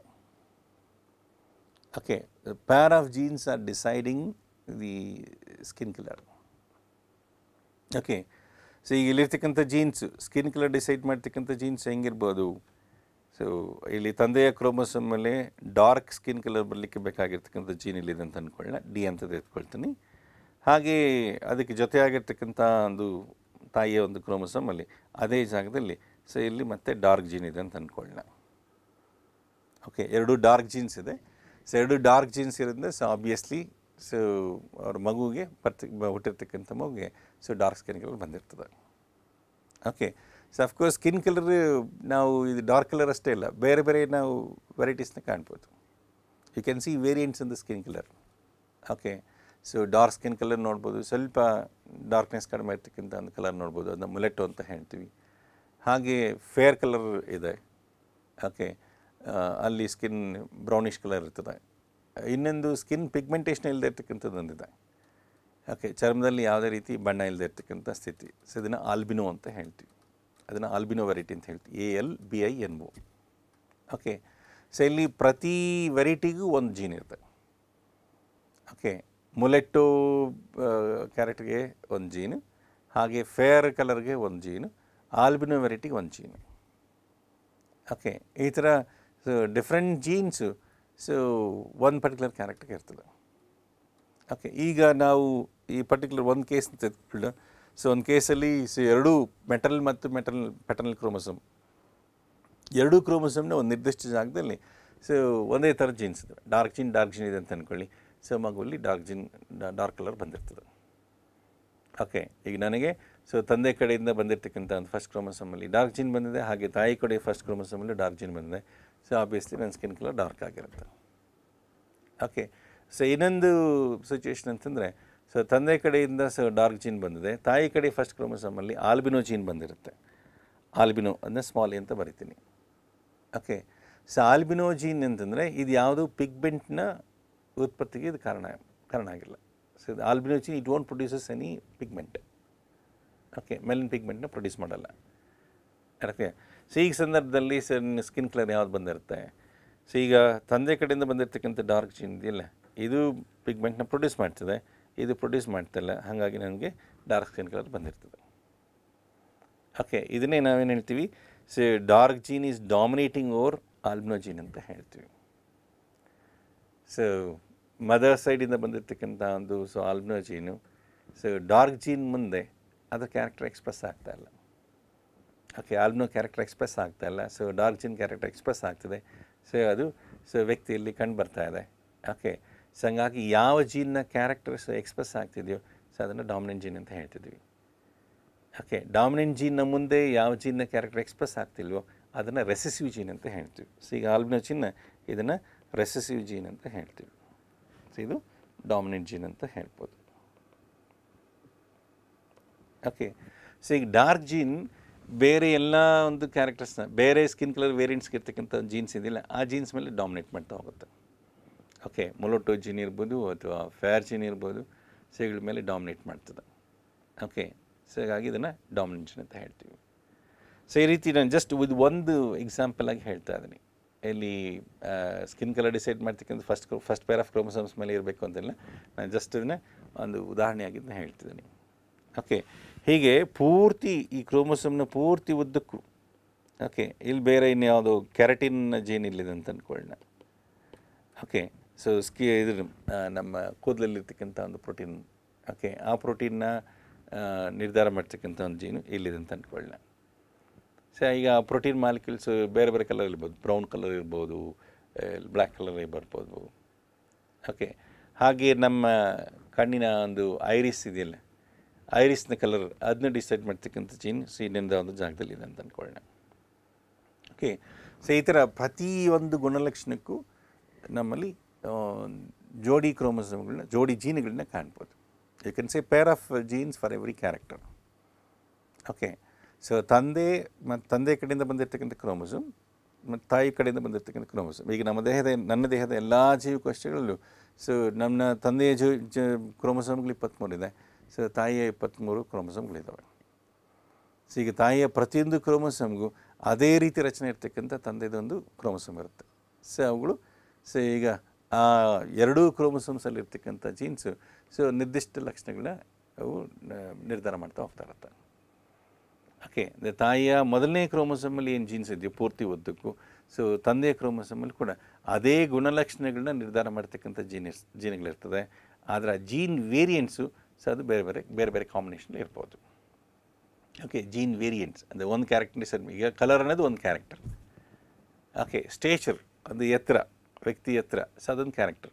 ಮತ್ತು ಆ ಎತ್ತರದಲ್ಲಿ ಸ್ಟೇಚರಲ್ಲಿ ಮತ್ತು ಅದರಲ್ಲಿ there are two contrasting varieties ಅಂತ ಹೇಳ್ಬೋದು. Okay, tall and dwarf, so these are contrasting traits. Okay, so skin colour is a character. Again you have several traits in the skin. Okay, skin colour so albino, so ಮೊಲೆಟೋ, fair ಅಂತ ಹೇಳ್ಬಿಟ್ಟು so ನಾವು ಹಲವು ಟ್ರೈಟ್ಸ್ನ ಇದು ಕಾಣ್ತಾ ಹೋಗ್ತೀವಿ. Okay, ಇಲ್ಲಿ ಪ್ರತಿ ಟ್ರೈಟಿಗೂ ಒಂದು ಜೀನ್ ಇದೆ. ಓಕೆ, ಈಗ ಒಂದು ಜೋಡಿ ಕ್ರೋಮೋಸೋಮ್ನ ಮೇಲೆ ಒಂದು ನಿರ್ದಿಷ್ಟ ಜಾಗದಲ್ಲಿ ಓಕೆ ಯಾವ ಟ್ರೈಟ್ಸ್ನ ಜೀನ್ ಇದೆ, ಓಕೆ ಆ ಜೀನ್ಸ್ ಈಗ ಇಂಟ್ರ್ಯಾಕ್ಟ್ ಆಗಿ ಅದರಲ್ಲಿ ಡಾಮಿನೆಂಟ್ ಆಗಿರ್ತಕ್ಕಂಥ ಜೀನ್ ಯಾವುದಿದೆಯೋ ಆ ಕ್ಯಾರೆಕ್ಟರ್ ಎಕ್ಸ್ಪ್ರೆಸ್ ಆಗಿರುತ್ತೆ. ಓಕೆ, ಇನ್ನು ರೆಸೆಸಿವ್ ಜೀನ್ ಏನಿದೆ ಅದರ ಕ್ಯಾರೆಕ್ಟರ್ ಎಕ್ಸ್ಪ್ರೆಸ್ ಆಗಿರೋದಿಲ್ಲ. ಓಕೆ, ಸೊ ಈ ರೀತಿ ನಾವು ಜೀನ್ಸ್ ಎಕ್ಸ್ಪ್ರೆಸ್ ಆಗೋದನ್ನ ಕಾಣ್ಬೋದು. ಅಫ್ಕೋರ್ಸ್ ಎಲ್ಲ ಸಂದರ್ಭದಲ್ಲೂ ಈ ಥರನೇ ಒಂದು ಡಾಮಿನೆಂಟ್ ಜೀನ್, ರೆಸೆಸಿವ್ ಜೀನ್ ಇದೇ ರೀತಿ ಇರ್ತವೆ ಅಂತ ಹೇಳೋದು ತಪ್ಪು. ಸೊ ಜೀನ್ಸಲ್ಲಿ ನಾವು ಹಲವು ರೀತಿ ಇಂಟ್ರಾಕ್ಷನ್ಸ್ನ ಕಾಣ್ಬೋದು. ಓಕೆ, ಕೆಲವೊಂದು ಗುಣಲಕ್ಷಣಗಳಿಗೆ ಸೊ ಎರಡೂ ಜೀನ್ಸು ಈಕ್ವಲಾಗಿ ಎಕ್ಸ್ಪ್ರೆಸ್ ಆಗ್ತಾ ಇರ್ತದೆ. ಓಕೆ, ಎಕ್ಸಾಂಪಲ್ ನಾನು ಹೇಳೋದಾದರೆ ಈಗ 9ನೇ ಜೋಡಿ ಕ್ರೋಮೋಸೋಮ್ ತೆಗೆದುಕೊಳ್ಳಿ. ಇದು 9ನೇ ಜೋಡಿ ಕ್ರೋಮೋಸೋಮ್ ತೆಗೆದುಕೊಳ್ಳೋಣ. ಸೊ 9ನೇ ಜೋಡಿ ಕ್ರೋಮೋಸೋಮ್ ಮೇಲೆ 9th pair of chromosomes. 9th pair of chromosomes. Okay, so ಇದ್ರ ಬೇರೆ ಇಲ್ಲಿ ಒಂದು ಕಡೆಗೆ ಈ ಬ್ಲಡ್ ಗ್ರೂಪ್ನ ಡಿಸೈಡ್ ಮಾಡ್ತಕ್ಕಂಥ ಜೀನ್ಸ್ ಇರ್ತವೆ, ರಕ್ತದ ಗುಂಪನ್ನೇ. ಓಕೆ, ನಾನು ಜಸ್ಟ್ ಒಂದು ಜೀನ್ ಮಾತ್ರ ತೋರಿಸ್ತಾ ಇದ್ದೀನಿ. ಪೂರ್ತಿ ಕ್ರೋಮೋಸೋಮಲ್ಲಿ ಪೂರ್ತಿ ಉದ್ದಕ್ಕೂ ನಾವು ಜೀನ್ಸ್ನ ಕಾಣ್ಬೋದು. ಸೊ ಈಗ ರಕ್ತದ ಗುಂಪನ್ನು ಡಿಸೈಡ್ ಮಾಡ್ತಕ್ಕಂಥ ಜೀನ್ಸ್ ಇಲ್ಲೆಲ್ಲ ಇದೆ ಅಂತ ತಗೊಳ್ಳೋಣ. ಓಕೆ, ಎಲ್ಲಿದೆ ಅಂತ ತಗೊಳ್ಳೋಣ. ಸೊ 9ನೇ ಜೋಡಿ ಕ್ರೋಮೋಸೋಮ್ ಮೇಲೆ ಸೊ ಈ ಕ್ರೋಮೋಸೋಮ್ನ ಇದನ್ನು ಪ್ಯಾಟರ್ನಲ್ ಕ್ರೋಮೋಸೋಮ್ ಅಂತ ಎತ್ಕೊಳ್ಳೋಣ, ತಂದೆಯ ಕಡೆಯ ಕ್ರೋಮೋಸೋಮ್ ಅಂತ ಎತ್ಕೊಳ್ಳೋಣ. ಸೊ ಇದನ್ನು ಮ್ಯಾಟರ್ನಲ್ ಕ್ರೋಮೋಸೋಮ್ ಅಂತ ಎತ್ಕೊಳ್ಳೋಣ. ಓಕೆ, ಒಬ್ಬ ವ್ಯಕ್ತಿಯಲ್ಲಿ ಸೊ ತಂದೆ ಕಡೆಯಿಂದ ಬಂದಿರತಕ್ಕಂಥ 9ನೇ ಕ್ರೋಮೋಸೋಮ್, ಸೊ ಹಾಗೆ ತಾಯಿ ಕಡೆಯಿಂದ ಬಂದಿರತಕ್ಕಂಥ 9ನೇ ಕ್ರೋಮೋಸೋಮ್. ಓಕೆ, ಸೊ ಈಗ ತಂದೆಯ 9ನೇ ಕ್ರೋಮೋಸೋಮ್ ಮೇಲೆ ಇಲ್ಲಿ ಎ ಬ್ಲಡ್ ಗ್ರೂಪ್ನ ಡಿಸೈಡ್ ಮಾಡ್ತಕ್ಕಂಥ ಜೀನ್ ಇದೆ ಅಂತ ತಗೊಳ್ಳೋಣ. ಓಕೆ, ಸೊ ಅದೇ ತಾಯಿ ಕಡೆಯಿಂದ ಬಂದಿರತಕ್ಕಂಥ 9ನೇ ಕ್ರೋಮೋಸೋಮಲ್ಲಿ ಸೊ ಅದೇ ಅದೇ ಜಾಗದಲ್ಲಿ ಓಕೆ ಸೊ ತಂದೆಯ ಎ ಕ್ರೋಮೋಸೋಮ್ನ ಯಾವ ಜಾಗದಲ್ಲಿ ಈ ಬ್ಲಡ್ ಗ್ರೂಪ್ನ ಡಿಸೈಡ್ ಮಾಡ್ತಕ್ಕಂಥ ಜೀನ್ ಇದೆಯೋ ತಾಯಿಯ 9ನೇ ಕ್ರೋಮೋಸೋಮ್ನ ಮೇಲೆ ಕೂಡ ಅದೇ ಜಾಗದಲ್ಲಿ ಸೊ ಬ್ಲಡ್ ಗ್ರೂಪ್ನ ಡಿಸೈಡ್ ಮಾಡ್ತಕ್ಕಂಥ ಜೀನ್ ಇರುತ್ತೆ. ಬಟ್ ಇಲ್ಲಿ ಸೊ ಬಿ ಜೀನ್ ಇದೆ ಅಂತ ತೊಗೊಳ್ಳೋಣ, ಬಿ ಬ್ಲಡ್ ಗ್ರೂಪ್ನ ಡಿಸೈಡ್ ಮಾಡ್ತಕ್ಕಂಥ ಜೀನ್. ಸೊ ಈ ಸಿಚುವೇಶನ್ ತೆಗೆದುಕೊಂಡ್ರೆ ಇಲ್ಲಿ ಎ ಮತ್ತು ಬಿ ಈ ಎರಡೂ ಜೀನ್ಗಳು ಸೊ ಒಂದು ಇನ್ನೊಂದನ್ನು ಡಾಮಿನೇಟ್ ಮಾಡಲಿಕ್ಕೆ ಹೋಗೋದಿಲ್ಲ. So that means neither A dominates over B nor B dominates over A. Okay, A gene A ಕ್ಯಾರೆಕ್ಟರ್ನ ಎಕ್ಸ್ಪ್ರೆಸ್ ಮಾಡಿರ್ತದೆ, ಸೊ ಬಿ ಜೀನ್ ಬಿ ಕ್ಯಾರೆಕ್ಟರ್ನ ಎಕ್ಸ್ಪ್ರೆಸ್ ಮಾಡಿರ್ತದೆ. ಓಕೆ, ಸೊ 9ನೇ ಜೋಡಿ ಕ್ರೋಮೋಸೋಮ್ ಮೇಲೆ ಸೊ ಎ ಜೀನ್ ಮತ್ತು ಬಿ ಜೀನ್ ಎರಡೂ ಇದ್ದಾಗ ಇಲ್ಲಿ ಯಾವುದನ್ನು ಡಾಮಿನೇಟ್ ಮಾಡಲಿಕ್ಕೆ ಹೋಗೋದಿಲ್ಲ, ಎರಡೂ ಜೀನುಗಳು ವ್ಯಕ್ತವಾಗಿರ್ತದೆ. ಹಾಗಾಗಿ ಆ ವ್ಯಕ್ತಿಯ ರಕ್ತದ ಗುಂಪು ಎ ಬಿ ರಕ್ತದ ಗುಂಪಾಗಿರುತ್ತೆ. ಓಕೆ, ಸೊ ಈಗ ನೋಡಿ ಫಸ್ಟ್ ಕೇಸ್ಗೂ ಈ ಕೇಸ್ಗೂ ಸ್ವಲ್ಪ ಡಿಫ್ರೆಂಟ್ ಆಗಿದೆ. ಸೊ ನಾನು ಮೊದಲೇ ಹೇಳಿದ ಉದಾಹರಣೆಯಲ್ಲಿ ಸೊ ಒಂದು ಜೀನು ಸೊ ಇನ್ನೊಂದು ಮೇಲೆ ಕಂಪ್ಲೀಟಾಗಿ ಡಾಮಿನೇಟ್ ಮಾಡ್ತಕ್ಕಂಥದ್ದು. ಒಂದು ಜೀನ್ ಎಕ್ಸ್ಪ್ರೆಸ್ ಆಗಿರುತ್ತೆ, ಸೊ ಇನ್ನೊಂದು ಜೀನ್ ಎಕ್ಸ್ಪ್ರೆಸ್ ಆಗಿಲ್ಲ. ಸೊ ಎಕ್ಸ್ಪ್ರೆಸ್ ಆಗದೇ ಇರ್ತಕ್ಕಂಥ ಜೀನಸ್ ಅದನ್ನು ರೆಸಿವ್ ಜೀನ್ ಅಂತ ಹೇಳ್ತಾರೆ. ಸೊ ಅದೇ ನಾನು ಇದರಲ್ಲೇ ಸ್ಕಿನ್ ಕಲರಲ್ಲೇ ತೆಗೆದುಕೊಂಡಾಗ ಆಲ್ಬಿನೋ ರೆಸಿವ್ ಜೀನ್ ಅಂತ ಹೇಳಿದೆ. ಓಕೆ, ಆಲ್ಬಿನೋ ಅಂದರೆ ಸ್ಕಿನ್ನಲ್ಲಿ ಪಿಗ್ಮೆಂಟೇಷನ್ ಇಲ್ಲದೆ ಇರ್ತಕ್ಕಂಥ ಕ್ಯಾರೆಕ್ಟರ್. ಓಕೆ, ಸೊ ಅದೇ ಒಬ್ಬ ವ್ಯಕ್ತಿಯಲ್ಲಿ ಸೊ ಈಗ ಒಂದು ಜೋಡಿ ಕ್ರೋಮೋಸೋಮ್ನ ಮೇಲೆ ಒಂದು ನಿರ್ದಿಷ್ಟ ಜಾಗದಲ್ಲಿ ಎರಡೂ ಕಡೆ ಆಲ್ಬಿನೋ ಜೀನ್ಸ್ ಇದೆ ಅಂತ ಅಂದ್ಕೊಳ್ಳಿ. ಓಕೆ, ತಂದೆಯ ಕ್ರೋಮೋಸೋಮ್ ಮತ್ತು ತಾಯಿಯ ಕ್ರೋಮೋಸೋಮ್ಸ್ ಎರಡೂ ಕ್ರೋಮೋಸೋಮ್ಸ್ ಮೇಲೆ ಒಂದು ನಿರ್ದಿಷ್ಟ ಜಾಗದಲ್ಲಿ ಸಾಲ್ಬಿನೋ ಜೀನ್ಸ್ ಇದೆ. ಸಾಲ್ಬಿನೋ ಜೀನ್ಸ್ ಇದೆ ಅಂತಂದಾಗ ಅವ್ರಿಗೆ ಸ್ಕಿನ್ನಲ್ಲಿ ಮೆಲಿನ್ ಪಿಗ್ಮೆಂಟೇಷನ್ ಬರೋದಿಲ್ಲ. ಓಕೆ, ಸೊ ಚರ್ಮದಲ್ಲಿ ಮೆಲಿನ್ ಪಿಗ್ಮೆಂಟೇಷನ್ ಬರೋದಿಲ್ಲ, ಫುಲ್ ಕಂಪ್ಲೀಟಾಗಿ ಸೊ ಅವರು ಏನು ಆಲ್ಬಿನೋ ಕ್ಯಾರೆಕ್ಟರ್ನ ಹೊಂದಿರ್ತಾರೆ. ಇವ್ರನ್ನ ಆಲ್ಬಿನೋಸ್ ಅಂತಲೇ ಹೇಳ್ತೀವಿ. ಸಾಮಾನ್ಯವಾಗಿ ಆಲ್ಬಿನೋ ಕ್ಯಾರೆಕ್ಟರ್ನ ನಾವು ಯುರೋಪಿಯನ್ಸಲ್ಲಿ ನೋಡ್ತೀವಿ. ಓಕೆ, ಸೊ ಇಲ್ಲಿ ನೋಡಿ, ಸೊ ಆಲ್ಬಿನೋ ಕ್ಯಾರೆಕ್ಟರ್ ಯಾವಾಗ ಎಕ್ಸ್ಪ್ರೆಸ್ ಆಗ್ತದೆ? ಓಕೆ, ಎರಡೂ ರೆಸಿವ್ ಜೀನ್ಸು ಸೊ ಜೋಡಿ ಕ್ರೋಮೋಸೋಮ್ ಮೇಲೆ ಇದ್ದಾಗ. ಓಕೆ, ಸೊ ರೆಸಿಸಿವ್ ಕ್ಯಾರೆಕ್ಟರ್ ಈಗ ಆಲ್ಬಿನೋ ಕ್ಯಾರೆಕ್ಟರ್ನ ಓಕೆ ಚರ್ಮದಲ್ಲಿ ಸೊ ಮೆಲ್ಲಿನ್ ಇಲ್ಲದೆ ಇರ್ತಕ್ಕಂಥ ಒಂದು ಸ್ಥಿತಿ ಏನಿದೆ ಸೊ ಅದು ರೆಸಿಸಿವ್ ಗುಣಲಕ್ಷಣ ಅಂತ ಹೇಳಿ ದುರ್ಬಲ ಗುಣಲಕ್ಷಣ ಅಂತಲೇ ಹೇಳ್ತೀವಿ. ಸೊ ರೆಸಿವ್ ಕ್ಯಾರೆಕ್ಟರ್ ಅಂತ ಹೇಳ್ತೀವಿ. ರೆಸಿವ್ ಕ್ಯಾರೆಕ್ಟರ್ ಯಾವಾಗ ಎಕ್ಸ್ಪ್ರೆಸ್ ಆಗಿರುತ್ತೆ? ಸೊ ರೆಸಿವ್ ಕ್ಯಾರೆಕ್ಟರ್ ಕಾರಣ ಆಗಿರ್ತಕ್ಕಂಥ ಒಂದು ಜೀನ್ ಏನಿದೆ ಆ ಜೀನು ಎರಡೂ ಜೋಡಿ ಕ್ರೋಮೋಸೋಮ್ಸ್ ಮೇಲೆ ಇದ್ದಾಗ ಆ ಕ್ಯಾರೆಕ್ಟರ್ ಎಕ್ಸ್ಪ್ರೆಸ್ ಆಗಿರ್ತದೆ. ಓಕೆ, ಸೊ ಈ ಡಾಮಿನೆಂಟ್ ಕ್ಯಾರೆಕ್ಟರ್ ಯಾವಾಗ ಎಕ್ಸ್ಪ್ರೆಸ್ ಆಗಿರುತ್ತೆ? ಡಾಮಿನೆಂಟ್ ಕ್ಯಾರೆಕ್ಟರ್ ಜೋಡಿ ಕ್ರೋಮೋಸೋಮ್ನ ಮೇಲೆ ಎರಡೂ ಕಡೆಗೆ ಜೀನ್ಗಳಿದ್ದಾಗ ಡಾಮಿನೆಂಟ್ ಜೀನ್ಸ್ ಇದ್ದಾಗ ಎಕ್ಸ್ಪ್ರೆಸ್ ಆಗಿರ್ತದೆ. ಹಾಗೆ ಸೊ ಒಂದು ಜೋಡಿ ಕ್ರೋಮೋಸೋಮ್ನ ಮೇಲೆ ಒಂದು ಕ್ರೋಮೋಸೋಮ್ ಮೇಲೆ ಡಾಮಿನೆಂಟ್ ಜೀನ್ ಇದ್ದು ಇನ್ನೊಂದು ಕ್ರೋಮೋಸೋಮ್ ಮೇಲೆ ರೆಸಿವ್ ಜೀನ್ ಇದ್ದಾಗ ಈ ಸಂದರ್ಭದಲ್ಲೂ ಕೂಡ so dominant gene character express ಆಗಿರುತ್ತೆ. ಓಕೆ, ಸೊ ಇದನ್ನು ಸ್ವಲ್ಪ ಇನ್ನು ನಾವು ಸೈನ್ಸ್ ಟರ್ಮಿನಾಲಜಿ ಯೂಸ್ ಮಾಡ್ಕೊಂಡು ನಾನು ಹೇಳ್ಬೋದು, ಬಟ್ ಕಾಂಪ್ಲಿಕೇಟ್ ಮಾಡೋದು ಬೇಡ ಅಂತ ಹೇಳ್ಬಿಟ್ಟು ಸೊ ಆದಷ್ಟು ನಾರ್ಮಲ್ ಇದರಲ್ಲಿ ಹೇಳೋದು ಪ್ರಯತ್ನ ಮಾಡ್ತಾ ಇದ್ದೀನಿ. ಓಕೆ, ಸೊ ಈ ರೀತಿ ಜೀನ್ ಎಕ್ಸ್ಪ್ರೆಷನ್ ಬೇರೆ ಬೇರೆ ರೀತಿಯಲ್ಲಿ ಇರ್ತದೆ. ಓಕೆ, ಸೊ ಡಾಮಿನೆಂಟ್ ರೆಸೆಸಿವ್ ಅದು ಒಂದು ರೀತಿ ಇಂಟ್ರಾಕ್ಷನ್ ಆಯಿತು. ಎರಡು ಜೀನ್ಸ್ ಒಟ್ಟಿಗೆ ಎಕ್ಸ್ಪ್ರೆಸ್ ಆಗ್ತಕ್ಕಂಥದ್ದು ಸೊ ಇದೊಂದು ರೀತಿ ಆಯಿತು. ಓಕೆ, ಹಾಗೆ ಇನ್ನೊಂದು ರೀತಿ ಎಕ್ಸ್ಪ್ರೆಷನ್ ಅಂದರೆ ಒಂದು ಜೀನ್ ಇನ್ನೊಂದು ಜೀನ್ನ ಮಾಸ್ಕ್ ಮಾಡುತ್ತೆ, ಅದಕ್ಕೆ ಆ ಜೀನ್ ಎಕ್ಸ್ಪ್ರೆಸ್ ಆಗ್ದಂಗೆ ಸೊ ಅದನ್ನು ಮಾಸ್ಕ್ ಮಾಡ್ತಾ ಇರ್ತದೆ. ಸೊ ಈ ರೀತಿಯೂ ನಾವು ನೋಡ್ಬೋದು. ಹಾಗೆ ಒಂದು ಜೀನ್ ಹಲವು ಕ್ಯಾರೆಕ್ಟರ್ಸ್ನ ಕಂಟ್ರೋಲ್ ಮಾಡ್ತಕ್ಕಂಥದ್ದು ಅದನ್ನು ನಾವು ಕಾಣ್ತೀವಿ. ಇದನ್ನು ಪ್ಲಿಯೋಟ್ರೋಫಿಕ್ ಎಫೆಕ್ಟ್ ಅಂತಲೇ ಹೇಳ್ತಾರೆ. ಓಕೆ, ಈ ಥರ ಜೀನ್ ಎಕ್ಸ್ಪ್ರೆಷನ್ಸು ಸೊ ಹಲವು ರೀತಿಗಳಲ್ಲಿ ಆಗೋದನ್ನು ನಾವು ಕಾಣ್ಬೋದು. ಓಕೆ, ಸೊ ಈ ಜೀನ್ ಎಕ್ಸ್ಪ್ರೆಷನ್ಸ್ ಅಂದರೆ ನಮ್ಮಲ್ಲಿ ಅಫ್ಕೋರ್ಸ್ ಕ್ಯಾರೆಕ್ಟರ್ಸ್ ಜೀನ್ ಯಾವ ಕ್ಯಾರೆಕ್ಟರ್ ಜೀನ್ ಎಕ್ಸ್ಪ್ರೆಸ್ ಆಗ್ತಿದೆ ಸೊ ಅದು ಗುಣಲಕ್ಷಣ ನಮ್ಮಲ್ಲಿ ಬಂದಿರ್ತದೆ. ಓಕೆ, ಇಲ್ಲಿಗೆ ನಿಲ್ಲಿಸೋಣ. ನೆಕ್ಸ್ಟ್ ಕ್ಲಾಸಲ್ಲಿ ಡಿಸ್ಕಸ್ ಮಾಡೋಣ.